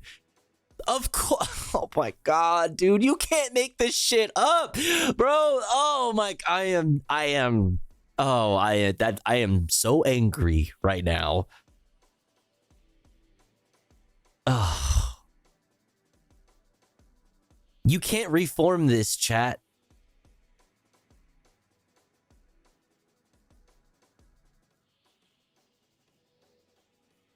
The concept of policing isn't working, and it hasn't been working. Since the beginning of the concept of police, we've been reforming it. It does not work. It doesn't work. It doesn't work. It doesn't work. Who has since died. The governor of Maryland. And that motherfucker got to have a cushy fucking ass life on a fucking cop salary, doing great. Got to live out the rest of his life free. Oh my God. And this person had to break records to be the fucking most incarcerated woman. Like the record for being the woman who's been incarcerated the longest. That's so insane. Oh God, wow, I really hate the cops, chat. I really do. I really do. Planning today to pardon 175,000 marijuana convictions. The sweeping move by Governor Wes Moore is expected to help about 100,000 people. This is good. We talked about it already. Like, this is good. I have an article on it. I don't think we need to read it now. You know my take. This is good. But it doesn't necessarily help all the way when you consider that there are people who are going to be coming out of prison, which is good, for selling non-violent drug-related crimes like selling marijuana, and they're not going to be able to get into the business. There's already people who have been able to buy into the business the moment it became recreational in this state. That's not going to be that's people with capital are able to do that. The average person who has spent their life selling marijuana and then spend a bunch of time in prison and now is going to be like poor and like whatever, they don't get that same opportunity. This is why like reparations and like special like fast tracked like service, like fast track like process for people getting like their licenses to sell legally. Like there needs to be more done, but this is good. And Donald Trump, oh my God, might as well be Donald Trump. Fucking Joe Biden is just gonna cover his fucking eyes and ears and just pretend like this doesn't happen, and it isn't that easy. It literally is this easy. It's as simple as fucking the wave of a pen. Just straight up. Arrested on low-level drug charges. In an interview with the Washington Post, Governor Moore said, quote, "I'm ecstatic that we have a real opportunity with what I'm signing to right a lot of historical wrongs," unquote. Governor Moore said he timed pardons for the week of Juneteenth, the federal holiday on June 19th to mark the end of slavery in the United States.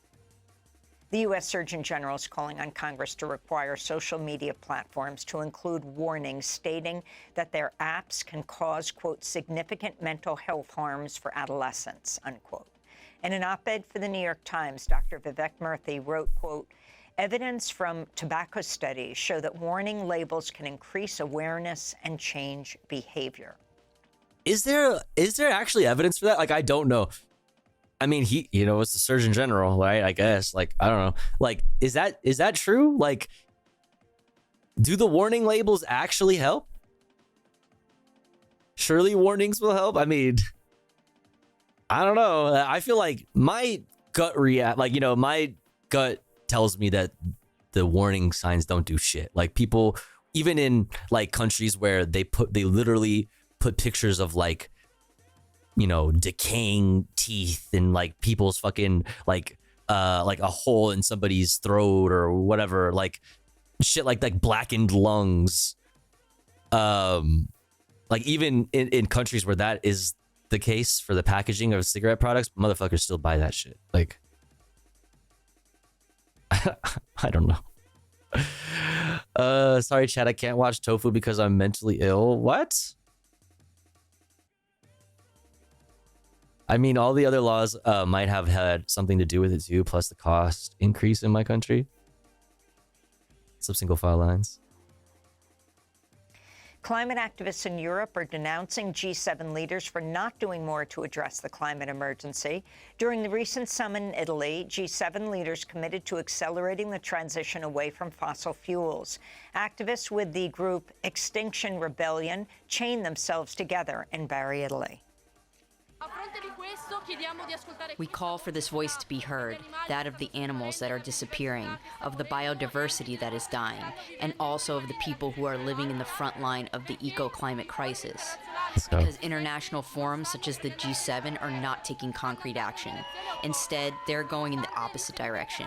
Even though international institutes such as the Intergovernmental Panel on Climate Change or the International Energy Agency have repeatedly said that a transition is possible, even while respecting the rights of people and workers. G7 countries continue to invest in fossil gas, like Italy, in oil, like the US, in coal, like Japan or France and Germany.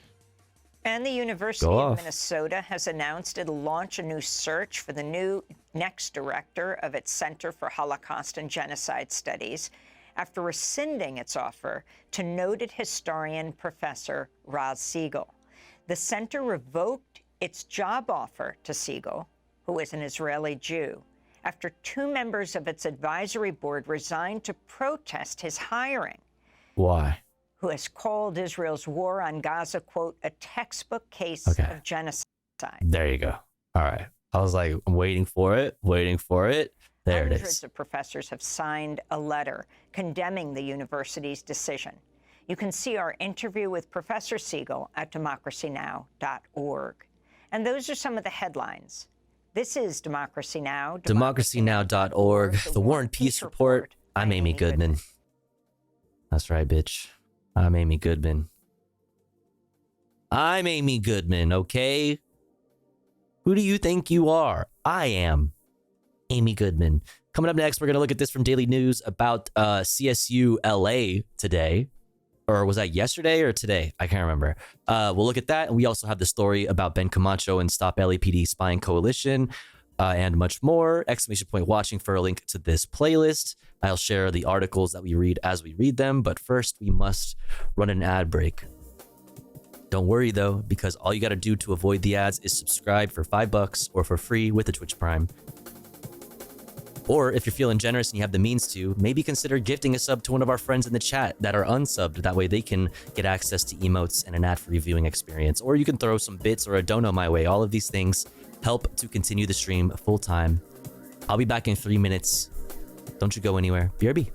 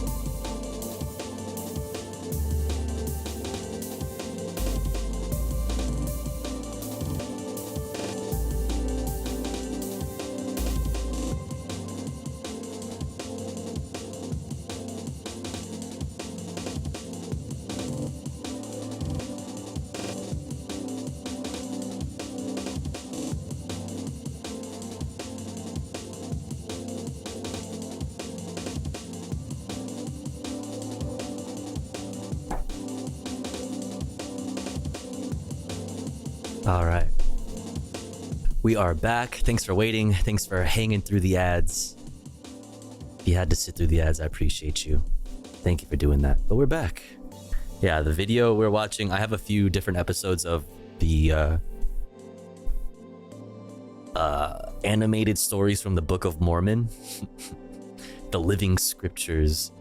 I have a bunch of Mormon shit because I think there was a time where I was thrifting. There was like some day that I was thrifting, some Mormon family just dumped a bunch of shit, just like a bunch of old Mormon stuff. So like I had like I have like a few different like I have like a home recording of an entire like day of like sermons or something at like a Mormon church. It's like a huge fucking Mormon church.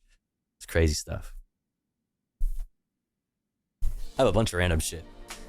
Tofu, are you secretly X the Eliminator? Who the fuck is that? From Harvey Birdman? Wait, which one is that from Harvey Birdman? I'm blanking on that. The Eliminator. Oh, this guy. Did you steal his Silver Death console and attach synths to the vacuum tubes? I don't know what the fuck you're talking about. Yeah, but the answer is yes. The answer is yes. I have always identified a little bit more closely with Mentalk, the Mind Taker. I fucking used to love this show. This show is good. Banger. Mentalk, the Mind Taker. That guy was awesome.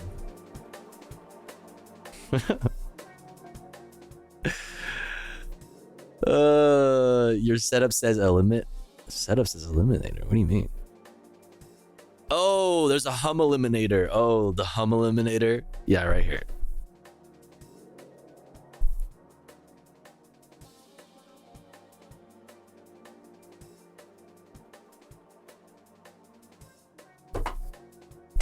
It's there's a hum. It's something. It's like a thing I can that has two 1/4-inch inputs and 2/4-inch outputs. So if you have like an instrument or like any kind of piece of gear that has like a hum, you know what I mean? Because there's a power source that is like super dirty or whatever, and it's affecting the signal. I know what it is. I made one myself once. Oh, okay, cool. Fuck yeah, that's tight. What's up, Pupu-sama? Ground loops and such. Yeah, exactly. Yeah, so I have like a couple things for that. I probably need more because the power where I'm at is fucking, the house I live in is fucking old as shit. So I have like a Furman power conditioner, but not everything can be like running out of the power conditioner. Some things have to go to the wall. And yeah, some pieces of gear are just fucking noisier than others too. Especially like my like secondhand gear, like both of my SP samplers are have very noisy outputs, which sucks. But you know. Cha. Anyways, let's get back into the stuff and the things. Let's see, what are we doing next? Cha. All right, let's look at this from Daily News first, about the CSU LA encampment. Let's check it out. Police clear pro-Palestine encampment at Cal State LA. No arrests reported. Less than a week after protesters staged a sit-in and vandalized the campus building, police cleared a pro-Palestine encampment that had been set up for over a month at Cal State Los Angeles. There were no arrests, according to reports. California Highway Patrol officers moved in on the encampment early Monday afternoon. Cal State LA spokesman Eric Frost Hollins told media that only 7 people were still in the camp, and all of them voluntarily dispersed when the order came to vacate in the afternoon. There was no use of force by officers and no arrests were made, Hollins said. Protest leaders from Students for Justice in Palestine, SJP at CSULA, shared an Instagram post showing photos and footage on Monday and saying their encampment was forcefully swept. Let's see what they said. I mean, it's good news that nobody was arrested. I guess like the ending of encampments is not good news. You know what I mean? Necessarily, right? But it's good that nobody got arrested. CSULA encampment forcefully swept. This is from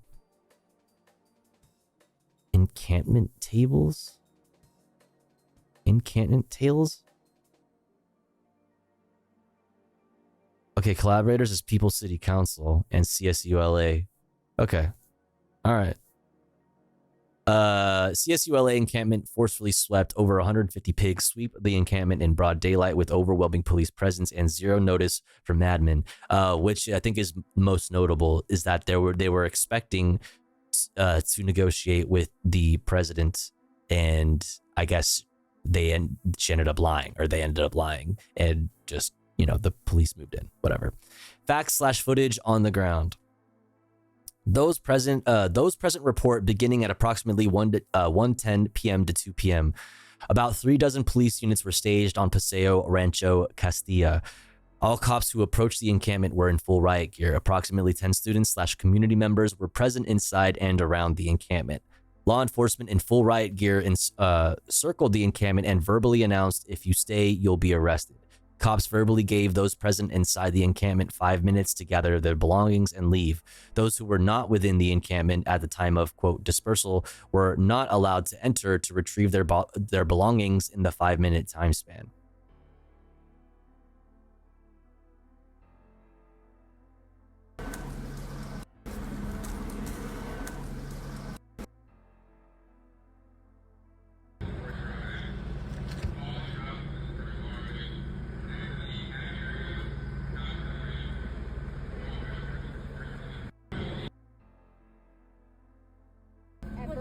All right, can we leave? Yes. All right, you're not gonna fucking. No. Serio? No. I want you to go. I want less of you in there. I want none of you. We can't hold it down. All right. Yeah, and they're saying that we can't hold it down. They said themselves that there was like 10 people, and that's a lot of cops. That's like hundreds of cops. That's hundreds of cops. You know what I mean?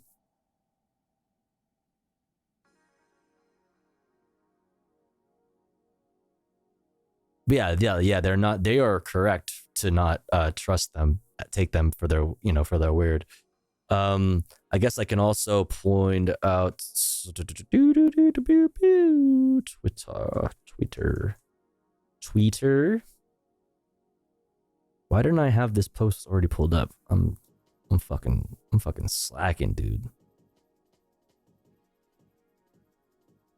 This your streamer chat? That's crazy.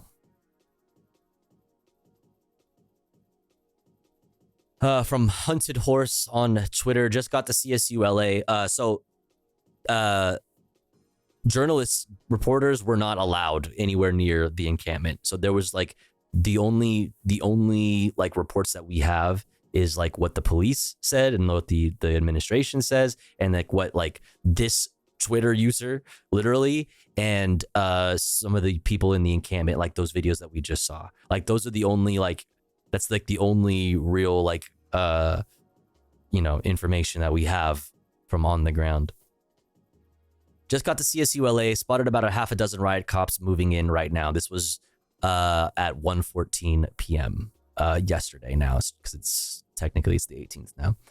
About 30. This was a little bit after that. I don't know exactly what time. About 36 cruisers out right now and 100 riot cops outside of the CSULA Palestine Solidarity occupation. Police are already not allowing in the press or civilians. Police have totally closed off campus to everyone. The police are even saying you're not allowed to even move your car. The police are holding people's vehicles until tomorrow. So you couldn't come get your car or anything. It's stuck there. No one's allowed. No press. Nobody. Students, nobody. Nobody's allowed. Police are holding people's vehicles until tomorrow. According to the CSU LA Telegram loop, the camp has already been swept. The police said they already did a dispersal order, trying to figure out how that ended up not being true. We'll see how it folds out. You'll see. Or unfolds, not folds out. Police have the whole campus locked down. Every road coming in has a roadblock right now. Is there like a way to see the time so it's better? Yeah, here you go. I gotta just click on the post. This is 1:42 p.m. According to sources in the camp, no arrests. Everyone got out pretty quick. Police did not give a dispersal order. They randomly showed up and told the protesters they had 5 minutes to evacuate. So there was no official dispersal order. Spoke with some protesters who just got out of the encampment. There was only 6 or 7 protesters in the camp during the sweep. So that's less than this Daily Mail article is saying. During the sweep, the protesters seemed really shaken since they had about 200 fully geared riot cops yelling orders at them. Yeah. They are also very upset at the loss of all their artwork and the belongings left behind. They are extremely doubtful that they will get their stuff back from the police. Also, I'd be curious to know if they start searching people's vehicles when they come to pick them up tomorrow. You know what I mean? All right, tried to go back to CSULA. It's totally locked down. Can't even walk on campus right now. This was at 3:24 p.m. Almost every single entryway is blocked by police. Finally got back on campus. Workers are throwing everything into dumpsters while riot cops stand guard. There's like no other media here besides me and a live streamer.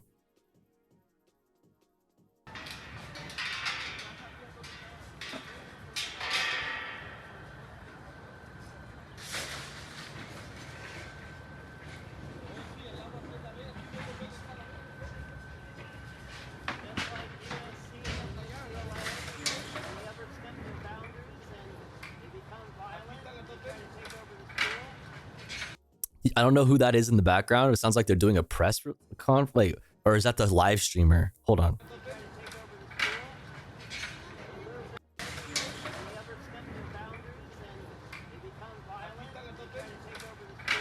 If you become violent and try to take over the school, that's not violence.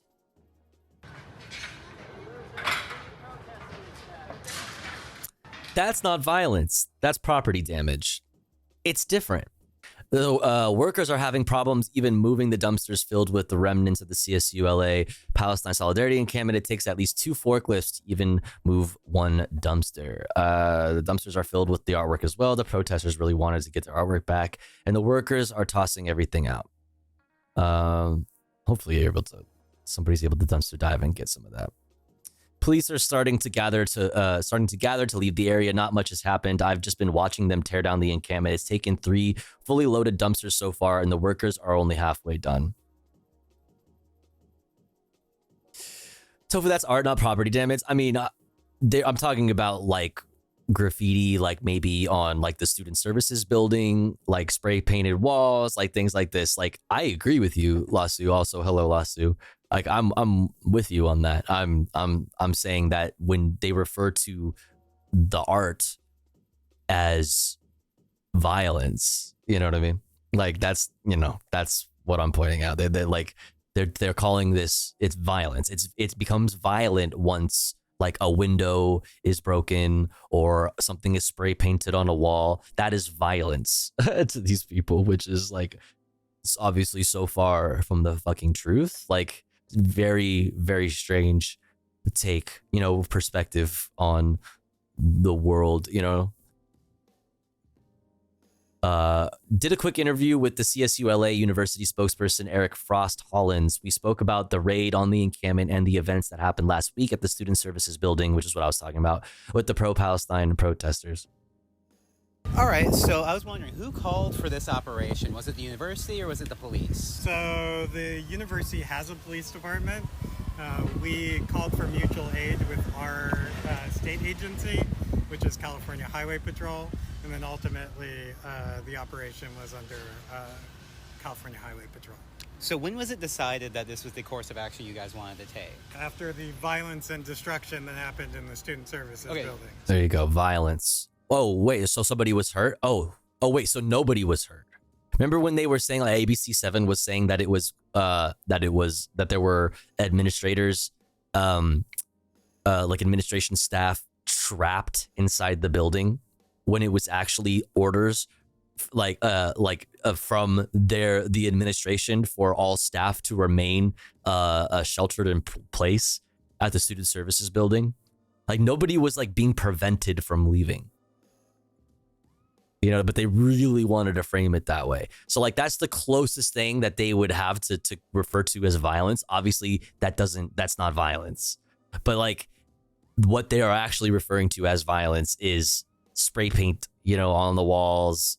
And essentially that was really it. There was just a lot of spray paint on the walls. I think there was like some broken desks and things like that on the inside of the building. So it was like that night or that morning? Okay, cool. We knew that was where this was going to end. Yeah, that was kind of a lot of people Good speculating. night, Blue Room. Thanks for hanging. How do you guys think campus will be affected by this? Are you guys expecting just for today? Or are you planning for like a week? Hey, what's up, HBIC New York? Good to have you. Disruptions for your operations or what? So we know for sure tomorrow we're going to stay remote, and then we're planning on sending a message out broadly to the campus community to express what the next steps are. We are going to hope to get back to normal operations as quickly as possible. So what else is going to be thrown away and what is kept? Because I see that you guys are keeping a lot of the chairs and stuff, but I'll see you guys... Like, by the way, classes are shut down now. You know what I mean? Like, classes weren't shut down during the existence of the encampment. Like I popped through the CSULA encampment one night, and it was just like a fucking super. I told you guys, like you guys saw me probably on Brett's stream, that like, you know, literally when we left, they were about to have a movie night where they were gonna watch fucking Bambi, bro. Like it was just chill. They had pizza, bro. It was just like people fucking hanging out, dude. You know what I mean? Like classes were not interrupted because motherfuckers like put up some wall, you know, like as some like a little barrier in the quad, and we're watching movies together. You know, maybe there was some weed smoking, maybe, you know, like classes weren't fucking canceled because of that. Now classes are canceled. Throwing away some chairs and some barricades. Yeah, so obviously perishables are going to be hard to keep. There was a request from the faculty and students involved to save original artwork and things like that. Yeah, the violent songs and the violent movies and their violent hugs and their violent dancing. Yeah, super violent, dude. To do so. It was so wholesome that it was violent. There was also a request for things that have a good night, Blue Room. Organizations might have donated. We're going to try to keep those and essentially give folks a period of time to come and claim those things if they're theirs. Okay. Do you know if you're going to allow people today or like tomorrow to come and collect their things? No, that's something we're working. Yeah, violently chill, dude. Those who are making the request, but it'll probably be over a period of time. Okay, so is the uni pursuing any charges, or is there already like an investigation open? Yeah, so for today, no, because everyone followed the directive to disperse when it was given. Okay. For the student services building, there were 4 assaults. What's up, Diosu? There were 4 assaults? There was obviously the vandalism, the destruction of property, the looting. You know, if looting is a weird enforcement thing to call it. That's not something the university gets to decide. If someone is identified as participating in. I mean, you do. Like, you're brushing off responsibility here, but like you do have a say in that because you can choose not to press charges. Like it is a government building, I believe, so that could have something to do about it. But like it definitely it doesn't do nothing. And a crime, that's outside of UCPD's jurisdiction. That goes to LAPD and CHP. Well, the thing is, like looting a student services building. Like, what was missing? Were you guys missing some pens? Like a desk was used to fortify the encampment? Like what? Like what? Yo, good night, Ink Frog. Thanks for hanging. UPD may involve but ultimately that's a law enforcement decision. Okay. Do you guys have any number for the total value of property destruction that's occurred on campus? No, Good but we know question. it's significant, especially in the student services building. We had pretty much anything you would imagine in a student setting. We had equipment, we had furniture, we had lounge space, we had screens, gaming system, all of that that we had available to students that is now destroyed. In addition to windows, structural walls, it's Right. gonna be significant. Do you guys think it's like more than 50,000, more than 100,000? Yeah, I mean it's gonna be up in the six-figure range, probably. Probably. Okay. So 6 to 7. Oof, yikes. Yeah. Okay, so do you guys as a Woof. university see this as like the resolution of Woof. this, and that you guys are done with dealing with this, or do you guys anticipate more action? Lamau, they're including this in the assaults. One was accosted on a walkway. Oh my fucking, I'm gonna fucking throw up. I'm gonna fucking throw up. Fuck off. One was accosted on a walk. Do you have, per CNN, do you have that? I'd love to see that. Accosted on a walkway. That's violence, bro. How dare you? How dare you? How dare you? Accosted me. Dog.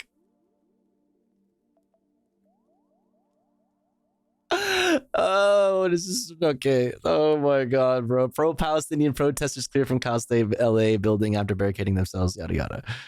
Oh, that's so good. Small group inside university whose obviously recorded a dozens. Group of 50 to 100 protesters barricaded the exits on the first floor on Wednesday, blocked off areas around the building. Spray painted walls. Demonstrators don't want folks inside the building. A protester told KABC, "This is not a hostage situation." Dude, nobody was held hostage. Holy fuck, dude. Significant damage including broken glass and graffiti. Classes and operations of the university's main campus will be held remotely until further notice. Please do not come into main campus. Protest action alert reads. Protest action alert? What is protest action alert? Meanwhile, operations on Cal State's downtown campus will remain normal.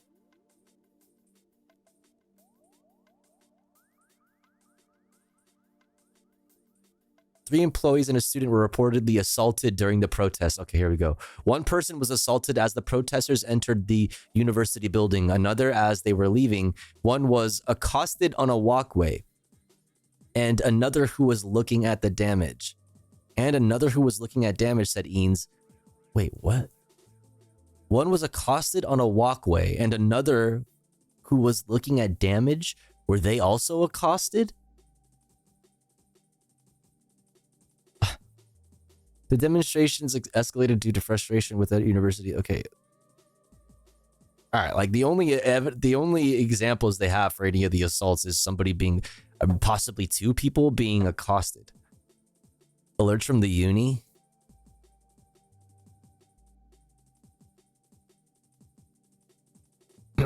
Message from the president. Today, June 17th at 1:20 p.m., the California Highway Patrol led the response to clear the encampment, which has been in place for more than 40 days, during which the university had ongoing conversations and made clear commitments, and whose members then chose to participate in Student Services Building takeover of June 12th. At this time, law enforcement reports 0 were arrested, no one was injured. What were the commitments?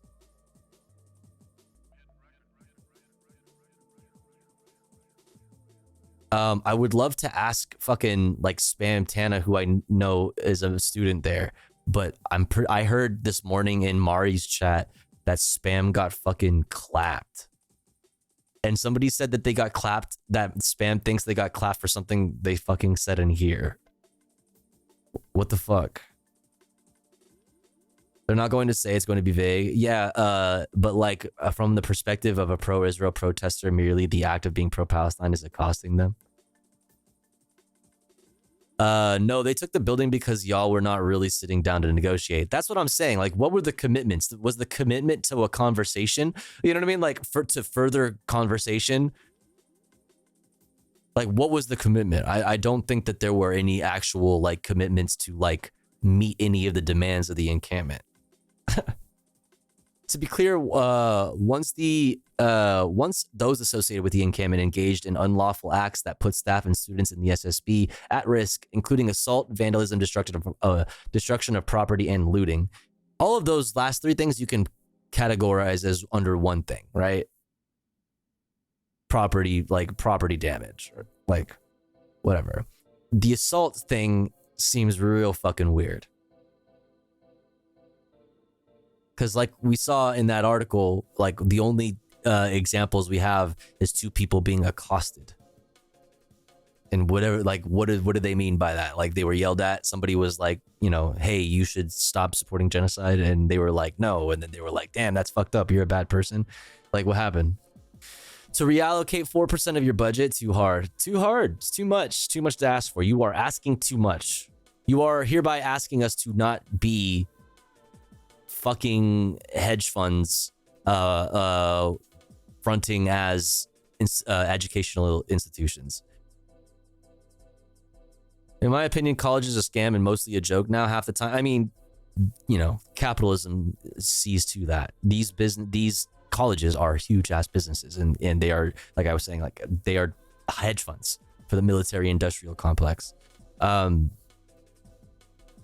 And yeah, I think, you know, also you're saying you're speaking to some true things that, like, a lot of people have fucking a college degrees, you know, but not a lot of people, one, have a job in their the field that they studied, or a job at all. You know, college is ultimately about getting an education, which is fine, and there's nothing wrong about like getting educated. You know what I'm saying? Absolutely, it will always be like a positive to like get educated. Like they're you know what I mean? The negative that you could point out would be like going into debt for said education, with the idea of you being able to pay for itself, it being able to pay itself off, you know, which isn't always the case. Usually it isn't the case. It does not escape me that public employees serving a public mission at a public university in one of the region's most under-resourced communities have been victimized by those claiming to protest injustice. Dude. The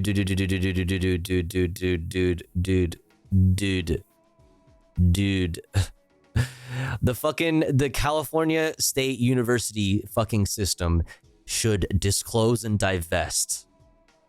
You are not a victim. Okay, like, sure, there needs to be more public funding for public institutions, okay? But we're talking about institutions that currently invest in the military industrial complex and entities that are directly related to, or, you know, are benefit directly from things going on in Israel, or Gaza, and the West Bank, and things like this. All right, fuck all the rest of this. Fuck the rest of this.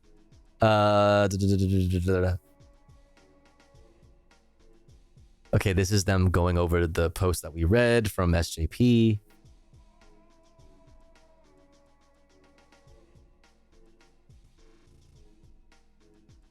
Later that day, President Eanes condemned the violence and destruction of the building, telling encampment members that they crossed a line and must leave as long as the encampment remained peaceful. Eanes said university officials allowed it to stay amid ongoing negotiations. Yeah, then you started accosting people. Then that was you went too far.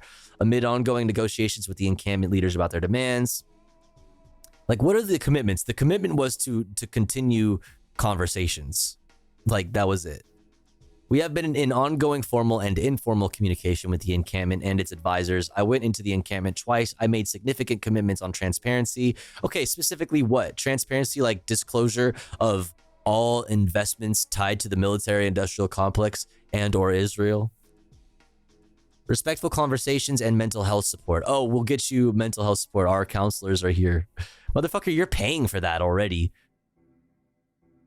You know what I mean? As a student, like, what?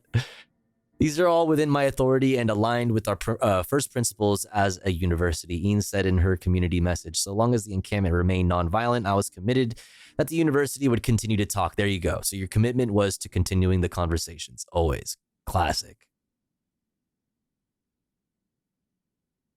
I am saddened and I am angry, she said. A trust we had in the encampment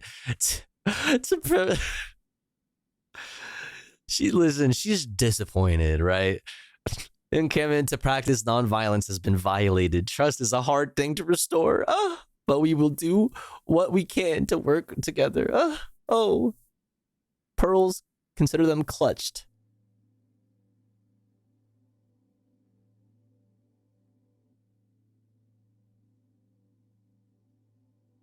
Yeah, whatever. This is all just fucking statements from the administration, so fuck them. From Daily News. So good news at the end of the day is that nobody was arrested and nobody was hurt. Like, that's good. Obviously, the encampment ending is not good, but asking there's like 7 or 8 people inside the encampment to face off with over 200 cops in riot gear, it's not realistic. It's not realistic. So yeah. Also, here's the post from SJP. Boop boop. All right, how are we doing on time? We're doing okay. Now let's get into this story from LA Times about Ben Camacho and Stop LAPD Spying Coalition. Okay, actually, real quick, I'm gonna go grab a drink. Be right back. 1 sec.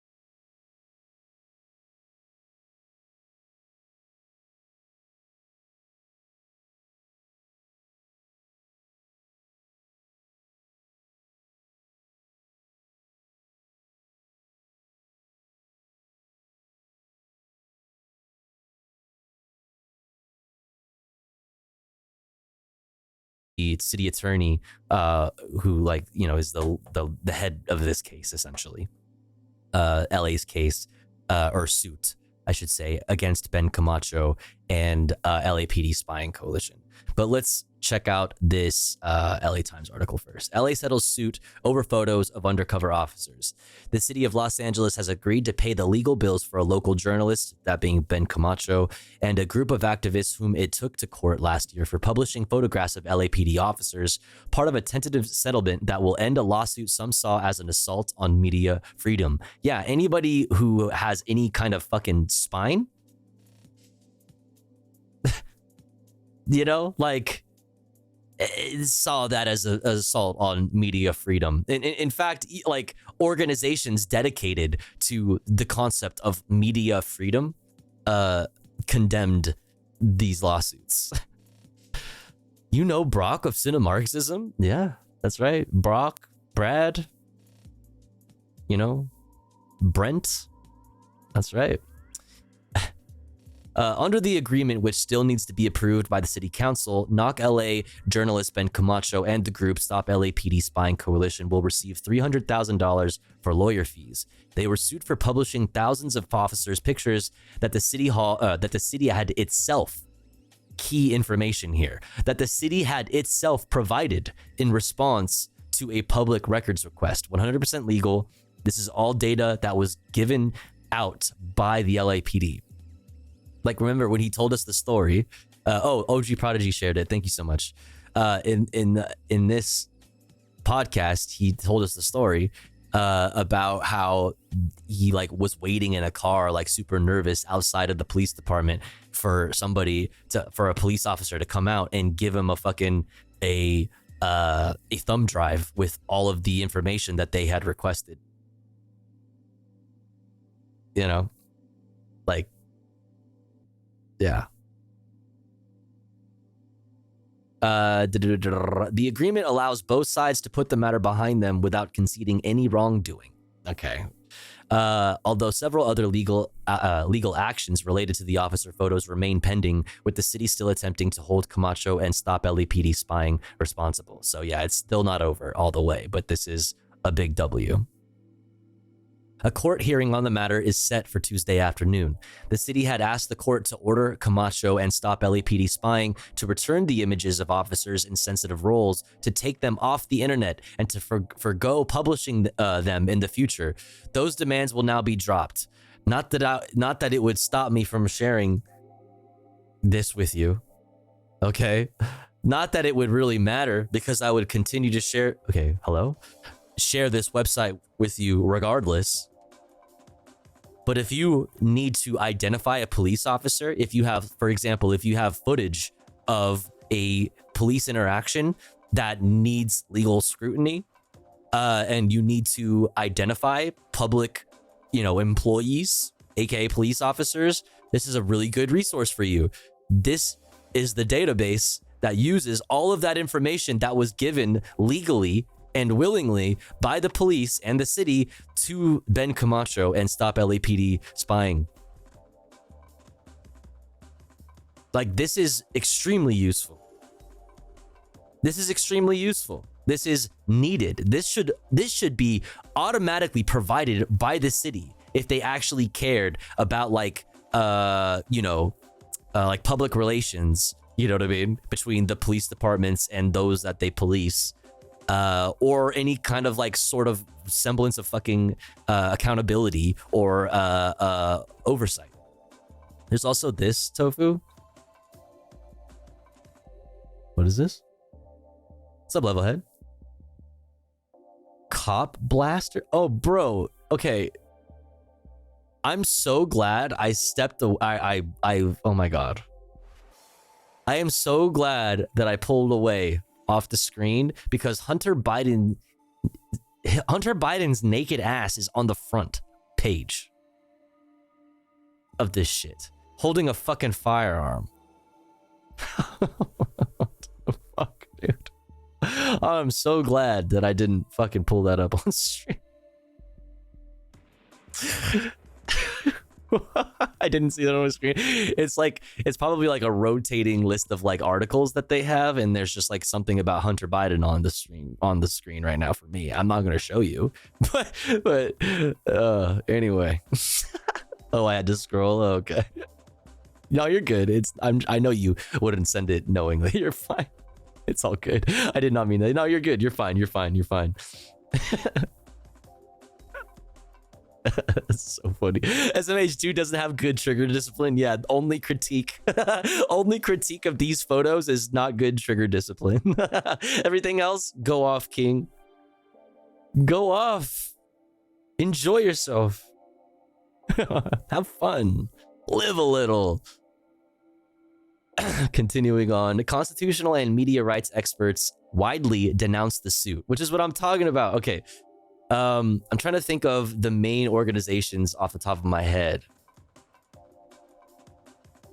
It was like, oh, what is the fuck? It's like,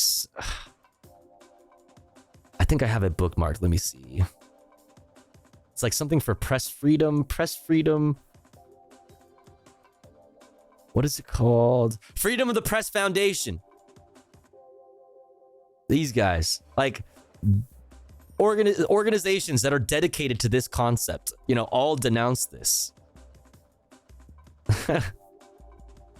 Did you know that cop cars are free? For free? This is a 1284X key. What does it cost? About $10 to $14. What does it unlock?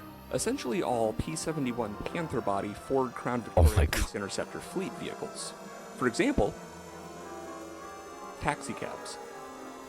Now I'm sharing this simply as a public service announcement to anyone driving one of these who hasn't changed their locks yet, that you really need to change your locks. Like, anyone can get into one of these. Additionally, I would strongly advise against any kind of shenanigans relating to this information, because at least here in the US, this will likely be the last shenanigan you pull for anywhere between 5 years and ever.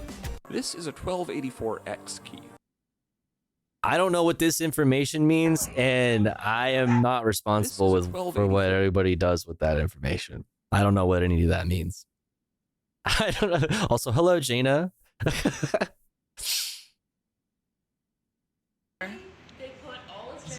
I want you to send me the war. I'm gonna be a traitor, and you're gonna regret it. True. I missed I missed that news, by the way. I was absent from class for that news cycle.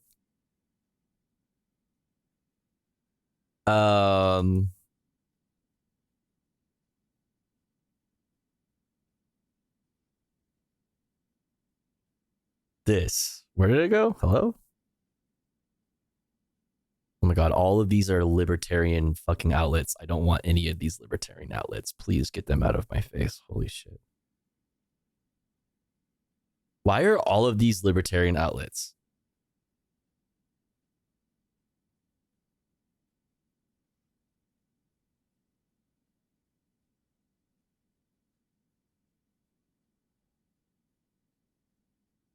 What the fuck, Google? What's going on here?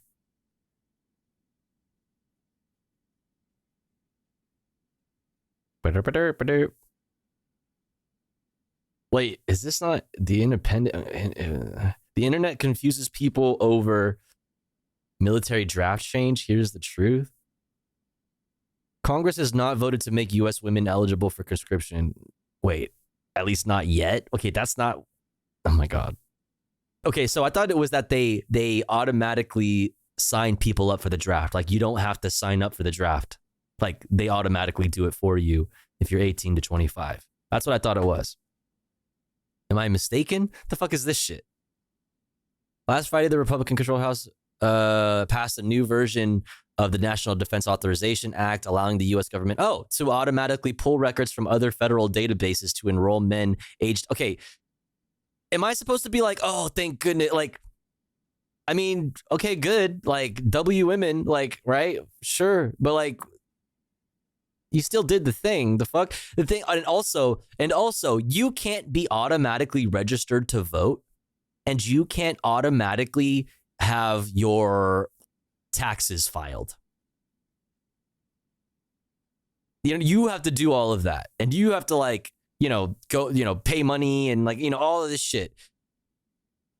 Like, but you know what? We'll make it easy on you, and we'll all sign you up for the fucking draft.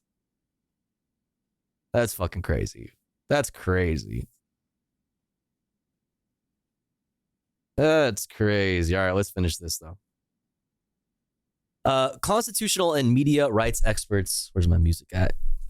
Widely denounced the suit, which was argued by the office of the Los Angeles City Attorney Heidi Feldstein Soto as meritless and a brazen attack on protected news gathering activity at a time when press freedoms are being threatened across. Wait.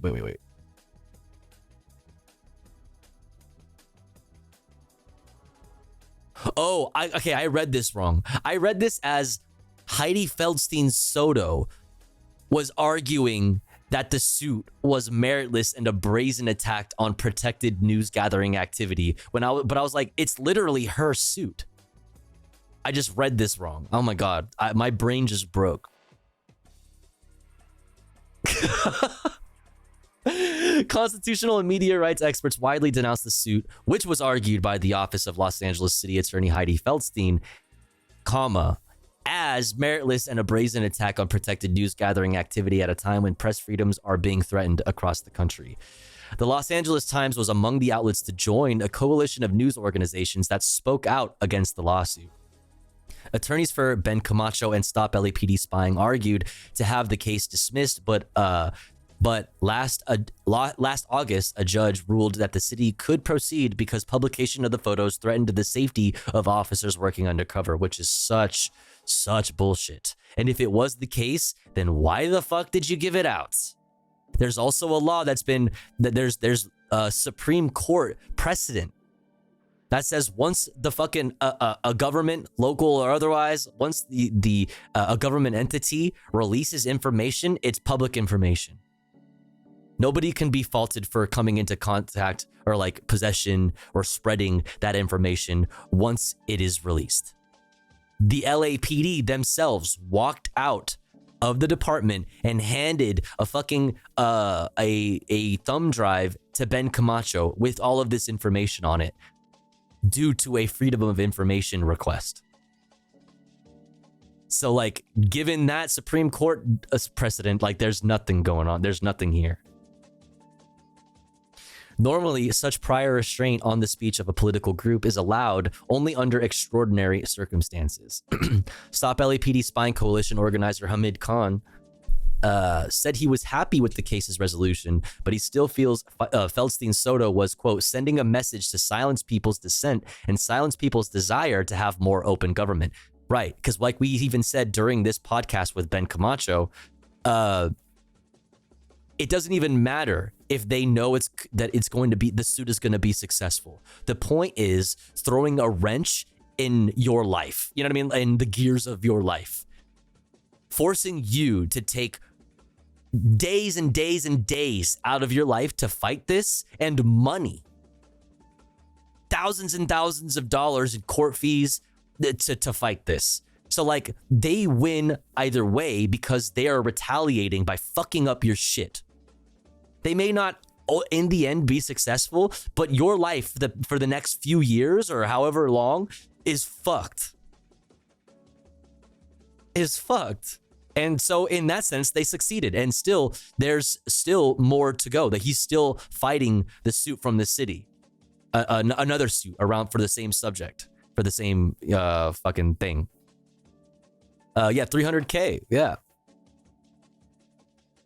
Stop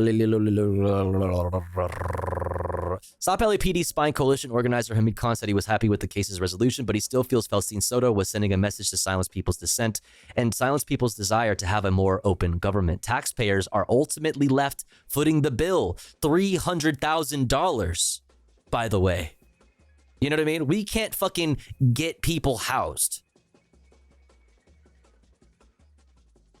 We can't do shit. We can't fucking fix up our infrastructure. We can't, I mean, the list is so long. But the taxpayers now, because of the arrogance of our leaders, of our local city government, the taxpayers have to foot this bill.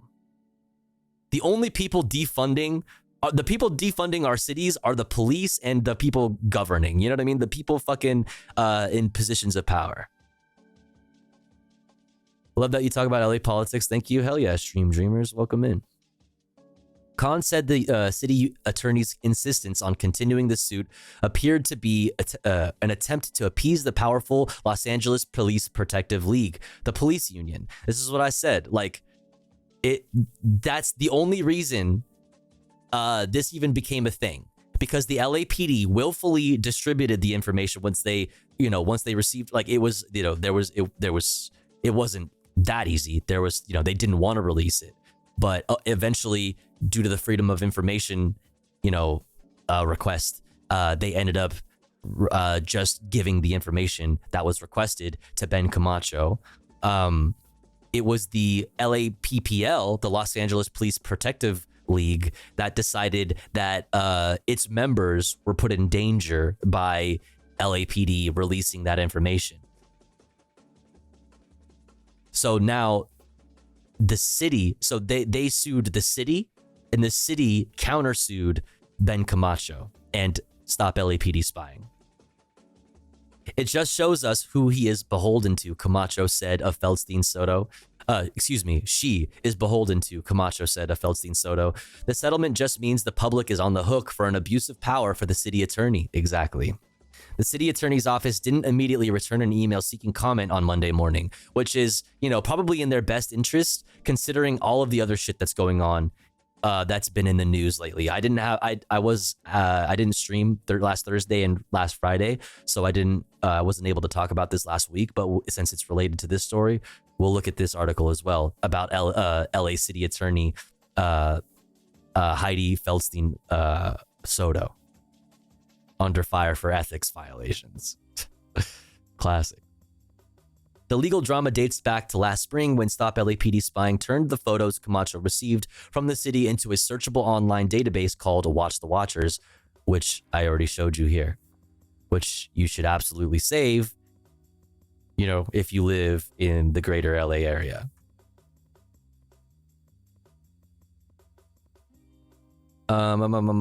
Which also includes such details as an officer's ethnicity, rank, date of hire, salary, and assignment as of 2022. It'd be so much cooler if it also included tattoos and things like that, like gang affiliation.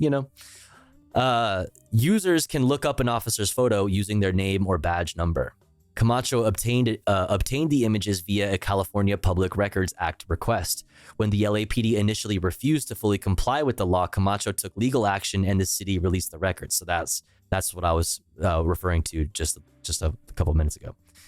Shortly after the Watch the Watchers site went live in March 2023, LAPD officials said they had inadvertently released photos of officers who worked undercover.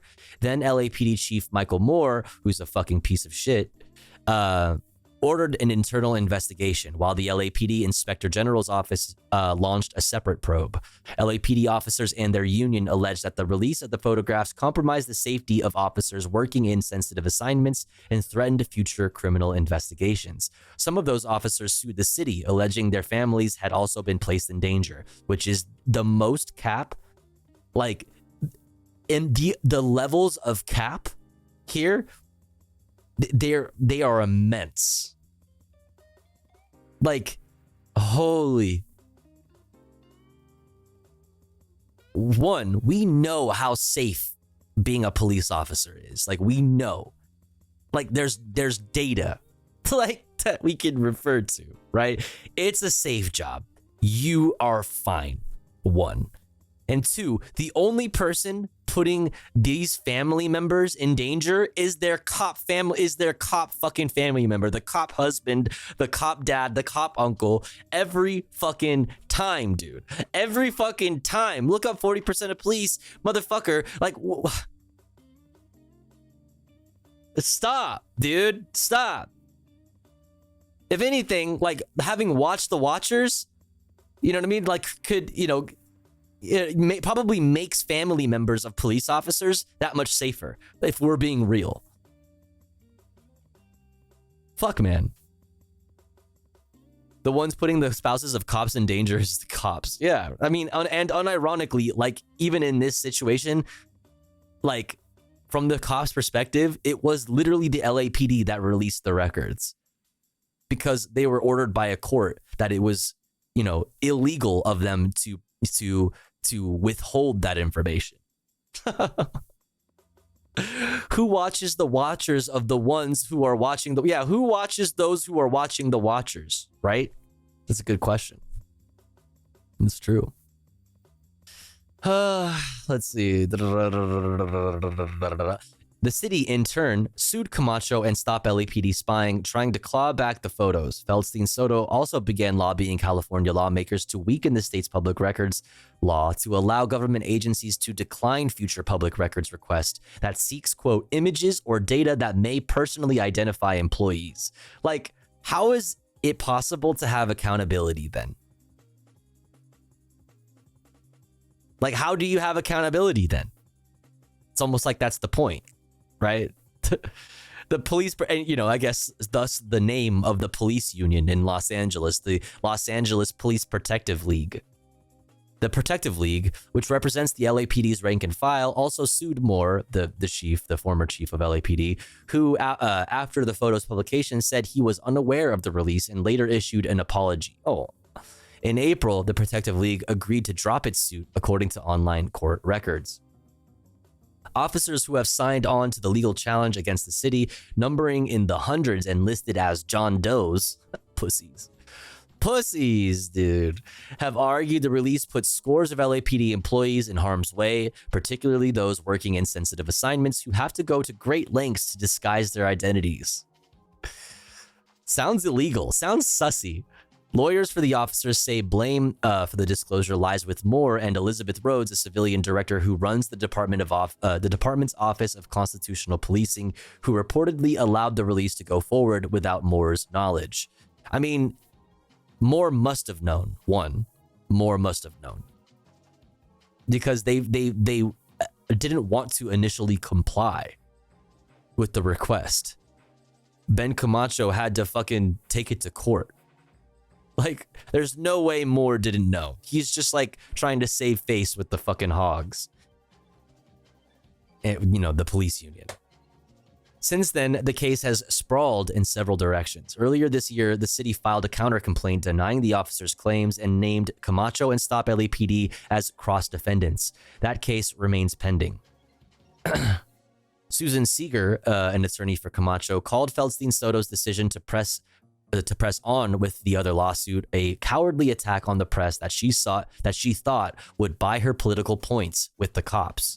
Feldstein Soto has provided a powerful lesson for government agencies. You can't sue journalists after you willingly give them government records, said Seeger, head of UC Irvine School of Law's Press Freedom Project. It's too bad that taxpayers must pay for her stupid mistake, but if the city doesn't settle now, the city will have to pay even more money for Ben's attorney fees after we win the Court of Appeal. She pointed to case law that repeatedly ruled against similar efforts to claw back published information that journalists had obtained legally.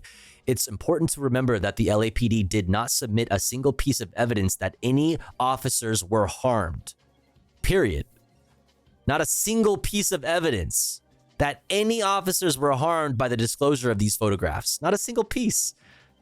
So yeah, it is absolutely in their best interest to fucking settle, because like Ben's lawyer said, if they continue on, they're gonna fucking cost the city and its taxpayers even fucking more money.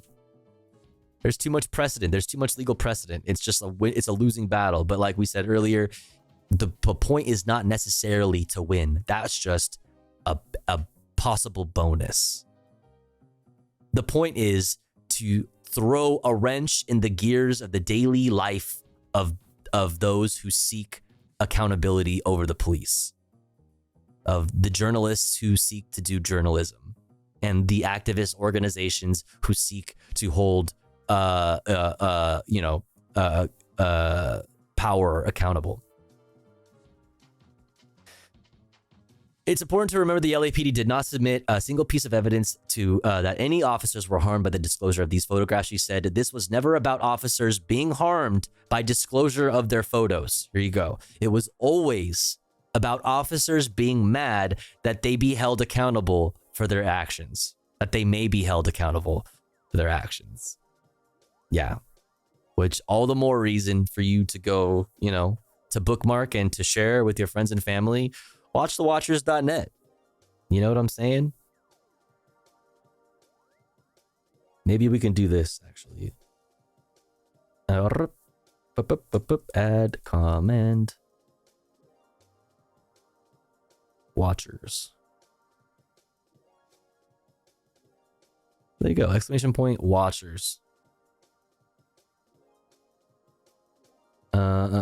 Okay, now let's hear from Ben Camacho. Ben Camacho's statement on this matter from his Twitter, which you guys should go follow. Statement, LAPD photo settlement. LA is no stranger to elected officials abusing their power. City Attorney LA, Heidi Feldstein Soto, has joined the ever-growing list of corrupt politicians. We're going to talk about that more as well after this and after an ad break.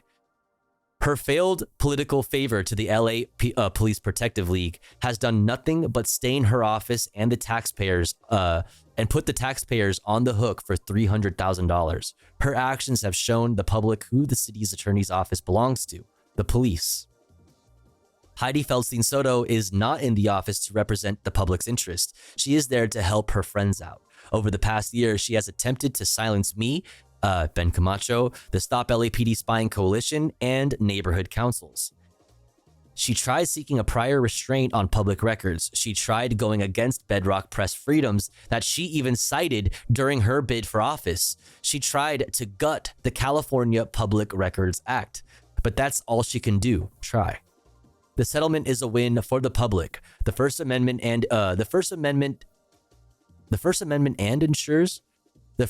ensures we will continue to have radical transparency within the LAPD. But this isn't over. The second case against me is still pending. You can support my legal defense here. So if you would like to support the legal defense, if you'd like to help out a really good local journalist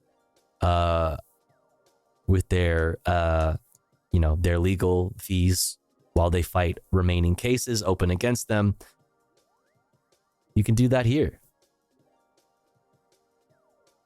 Apparently he has fucking stickers too.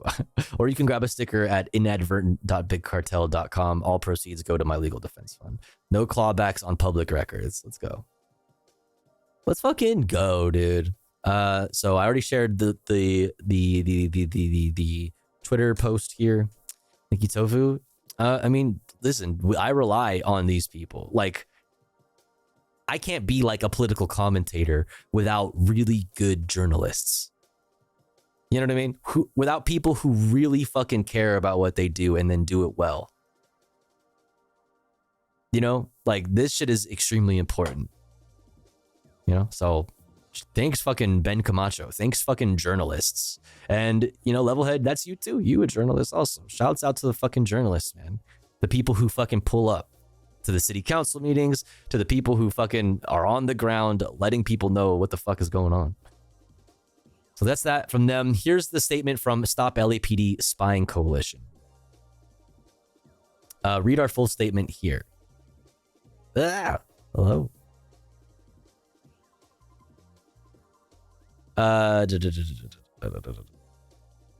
City of Los Angeles has finally agreed to dismiss their lawsuit to censor WatchTheWatchers.net. City Attorney LA, Heidi Feldstein Soto, filed this case. She's dismissing it, and she's agreed to pay us and Ben Camacho legal fees for filing an abusive lawsuit. And here's their full statement. City of Los Angeles agrees to pay Stop LAPD Spying for abusive censorship lawsuit. The city attorney has finally agreed to dismiss its lawsuit to censor WatchTheWatchers.net, our website where you can search for public records about police officers. The city brought the case, they dismissed it, and they had to pay us for filing an abusive lawsuit. You can read more about the settlement in the Los Angeles Times. This case should never have been filed. It was a deliberate scheme to waste our time and put a target on our backs. City Attorney Heidi Feldstein Soto dragged us into court as a political stunt to please her police donors. This is yet another example of taxpayers footing the bill for City Attorney Feldstein Soto abusing her office for political favors and political stunts. This case was never just about photographs. It was about the public's relationship to state violence. On one side of the fight, the state wanted to make it illegal for all of us to possess, share, or publish photographs of police officers. We said, no, the public needs to document and expose the state's violence. We won. The city attorney's repression will likely continue to escalate. In another case that remains pending, she's claimed we owe millions of dollars in damages to over 900 anonymous police officers who make plenty of money, by the way, who make a lot of money. A lot of money. They make plenty. They're doing just fine. They're doing just fine. Oh my God. In another case that remains pending, she claimed we owe millions of dollars in damages to over 900 anonymous police officers who say WatchTheWatchers.net caused them both physical and emotional suffering. Oh, stop being such a fucking piece of shit pig then. 1, quit your job. Do the right thing and stop being a police officer. 1, quit your fucking job, then pussy. 2, if you don't want to do that, be a good person. Be this good apple that you speak so often about. Where are the good apples? Be that. I mean, it's all cops, right? There's no such thing, but you see my point. Like, stop giving people reasons to look you up on Watch the Watchers. Have you considered carrying yourself in a way, behaving in a way that would not lead to people, whether they are average citizens that you police, or journalists, or activist organizations, any of these people generally? Carry yourself in a way that would not lead to people looking up your fucking badge number on WatchTheWatchers.net, you dumb pig. Holy shit. If that's not good enough for you, if that's too hard for you, then you should quit your fucking job and get an easier job then. Get a different job. Get a real job. One that actually has some kind of benefit to society, you piece of shit. You might end up like, you know, having a better relationship with your family. You know what I mean? I don't know. You could probably turn your whole life around, brother. The stream is getting real angry. Yeah, if you're not angry at the police, you know what I mean? That says something. You know? Yeah, for sure. Yes, I'm very angry at the police. Yes. Yeah, I'm very, very angry at the police. Like, absolutely. Here's this from Stop LAPD Spying. I also already shared Ben Camacho's statement. Next up, chat, we're going to look into some reporting from the LA Times about City Attorney Heidi Feldstein Soto, who brought this case forward, this suit forward. We're gonna talk about Heidi Feldstein Soto, the LA City Attorney, and her ethics violations. Alleged ethics violations. Just the latest round of alleged, ethics violations. All right. But first, we must run an ad break because it's been an hour since our last ad break. Don't you worry, though, because here at the Topher Ghost broadcast, when I run ads, I run them while I'm away from the stream. That way, even if you're unsubscribed, you don't miss out on any of the content. But if you would like to support the stream and get access to cool Topher Ghost emotes and an ad-free viewing experience, all you got to do is subscribe for $5 or for free with a Twitch Prime. Or let's say you have the means to and you're feeling generous, maybe consider gifting a sub to one of our unsubbed friends in the chat that may not be able to afford a sub this month. That way they can enjoy the emotes and an ad-free viewing experience. Unsubbed friends like X Chris X, Stream Dreamers, Doom Nukin, who else? If you're unsubbed, say something in the chat. Say hi. Make yourself known. That way, if somebody's feeling generous, they'll be able to know who to shoot a gifty to. You can also throw bits or donos my way. All of these things go towards helping me continue the stream full time and keeping my rent and bills paid. We're currently at 7 out of 25 for the daily sub goal. If you enjoy the content, if you enjoy the stream, consider contributing to that. I'll be back in 3 minutes. Don't you go anywhere. BRB.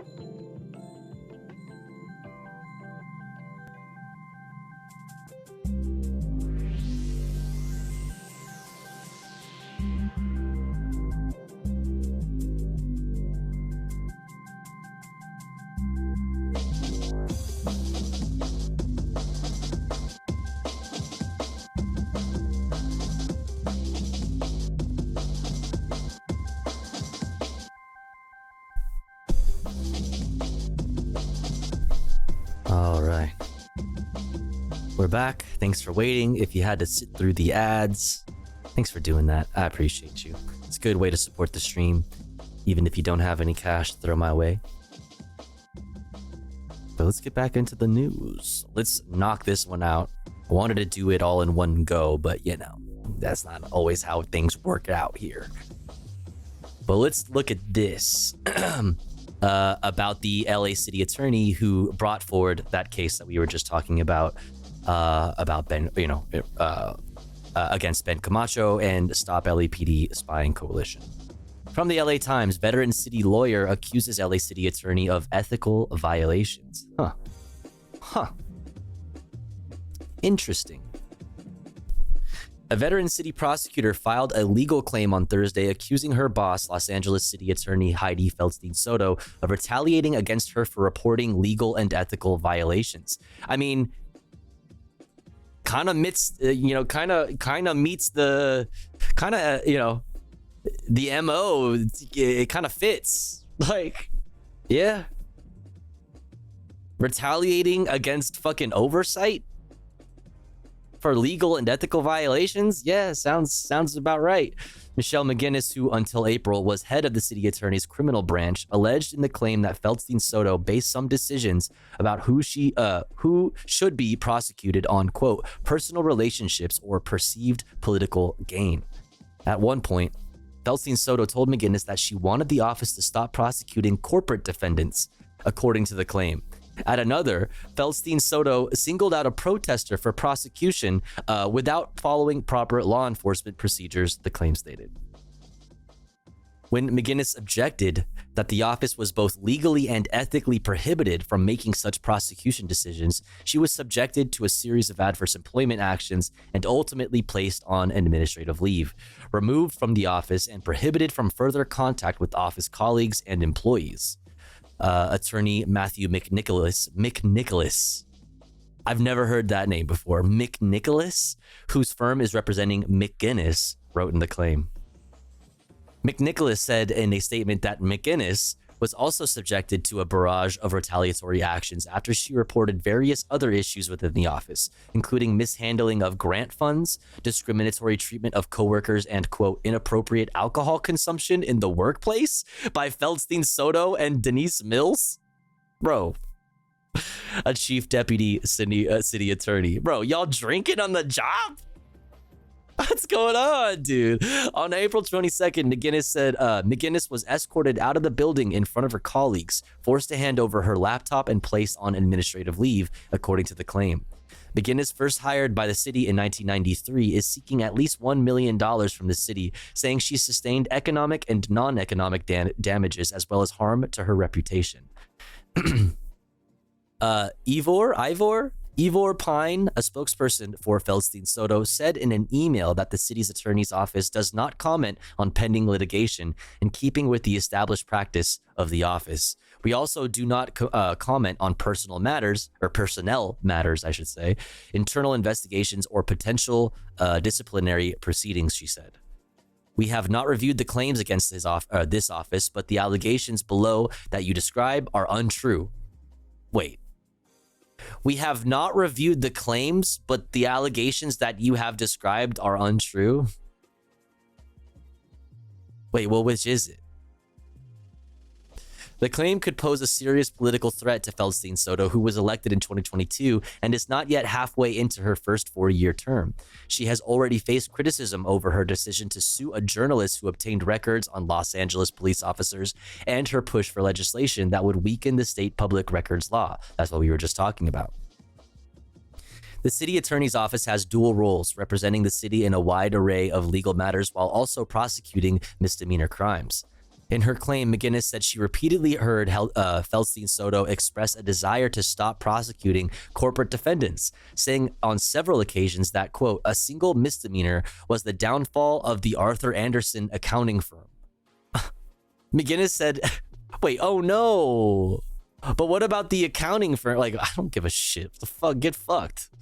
Like, it's an accounting firm. It's not a person. Like, what? McGinnis said she responded by providing a memo to Feldstein-Soto explaining the, quote, appropriate legal basis for charging corporate defendants to ensure the city complied within the law. In another incident, according to the claim, Feldstein Soto directed McGinnis to prosecute a person whom Feldstein Soto believed she had seen in a video of a protest late last year outside the West Side home of an Israeli lobbyist. The claim did not identify the lobbyist or the person at the protest. Hold on. In another incident, according to the claim, Feldstein Soto directed McGinnis to prosecute a person whom Feldstein Soto believes she had seen in a video of a protest late last year outside the West Side home of an Israeli lobbyist? No way, bro. Bro, you were supposed to take your word on that? I'm pretty sure I saw this person outside of a fucking Israeli lobbyist house. And that, we can't let that slide. What? Bro, that's crazy. That's absolutely crazy. Arthur Anderson accounting famously and what?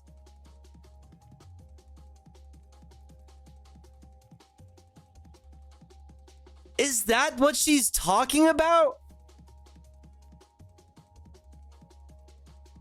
Hold the fucking phone.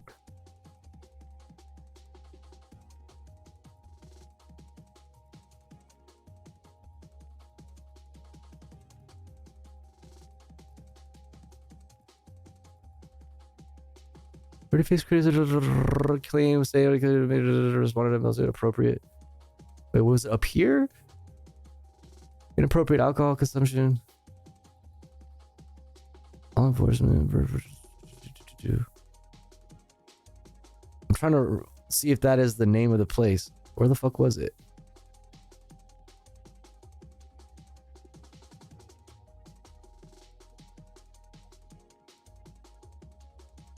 Oh, here we are. Arthur Anderson accounting firm.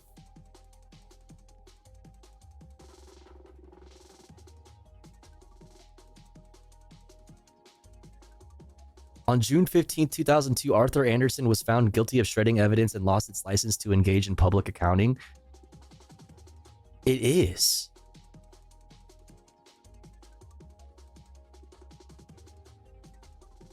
What?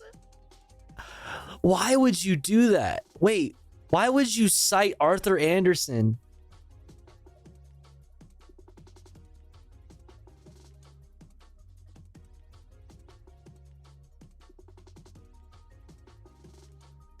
Enron scandal.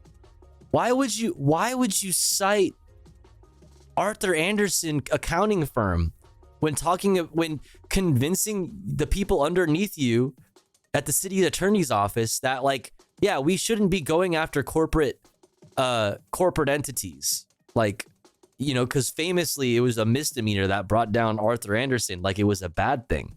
Like, what, bro? Like, to me, that sounds like a good thing. Like, what do you mean? Like, get fucked? Shouldn't have been corrupt then? Like, what do you mean? I don't... That's crazy, dude. That's crazy. I mean, we live in a fucking sick society, right? One where, you know, blue collar crime, you know, you fucking go away for fucking ever for something that's like non-violent or whatever. You know, you do a little fucking stealing or some shit, like, yeah, you're going away forever, long ass time.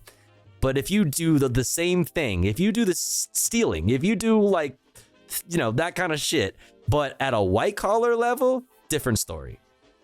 Completely different story. What's up, Shayna?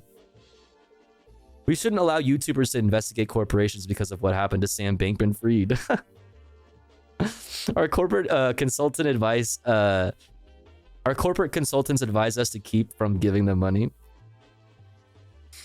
Dude, that's so crazy. Damn, thank you for pointing that out. That's fucking crazy. Why would you say that? That's so weird. What a weird thing to say. Oh my God. But also, this is so crazy. Like, you claim you saw, we're supposed to take your word for it that you saw this some person outside of the West Side home of an Israeli lobbyist, like we should put them in prison. We should put them in jail. McGinnis said she responded by telling Feldstein Soto that law enforcement needed to investigate first and warned that taking immediate action could, quote, compromise any ultimate prosecution, according to the claim. I mean, she's just right. Feldstein Soto also made statements indicating that certain cases should not be prosecuted because they, quote, would adversely affect her political career, the claim alleged. McGinnis is one of several employees in Feldstein Soto's office who have filed claims alleging they faced retaliation for reporting misconduct, which is why I was saying, like, this is just the latest in, like, allegations of ethics violations. Okay. In January, Deputy City Attorney David Bozanich filed a claim seeking $1 million in damages, saying that higher-ups retaliated against him after he reported that the office was violating federal policies on storing digital evidence. Bozanich said he was punished for engaging in, quote, protected whistleblower disclosure activity. In February, the city attorney's office denied Bozanich's claim, say he still has several weeks to file a response. In April, another employee in Feldstein Soto's office filed a legal claim alleging he was retaliated against for identifying what he said were acts of racial discrimination. Sean C. Tyler, an administrative coordinator, accused the office of engaging in disparate treatment of people in hiring and promotions. Tyler, who also described himself as a whistleblower, is seeking $10 million.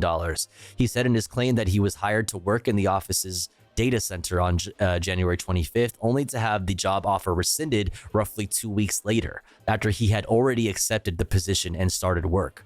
Wait, what? In his filing, Tyler said he also voiced concerns that Feldstein Soto's office was out of compliance with laws regulating access to sensitive law enforcement information.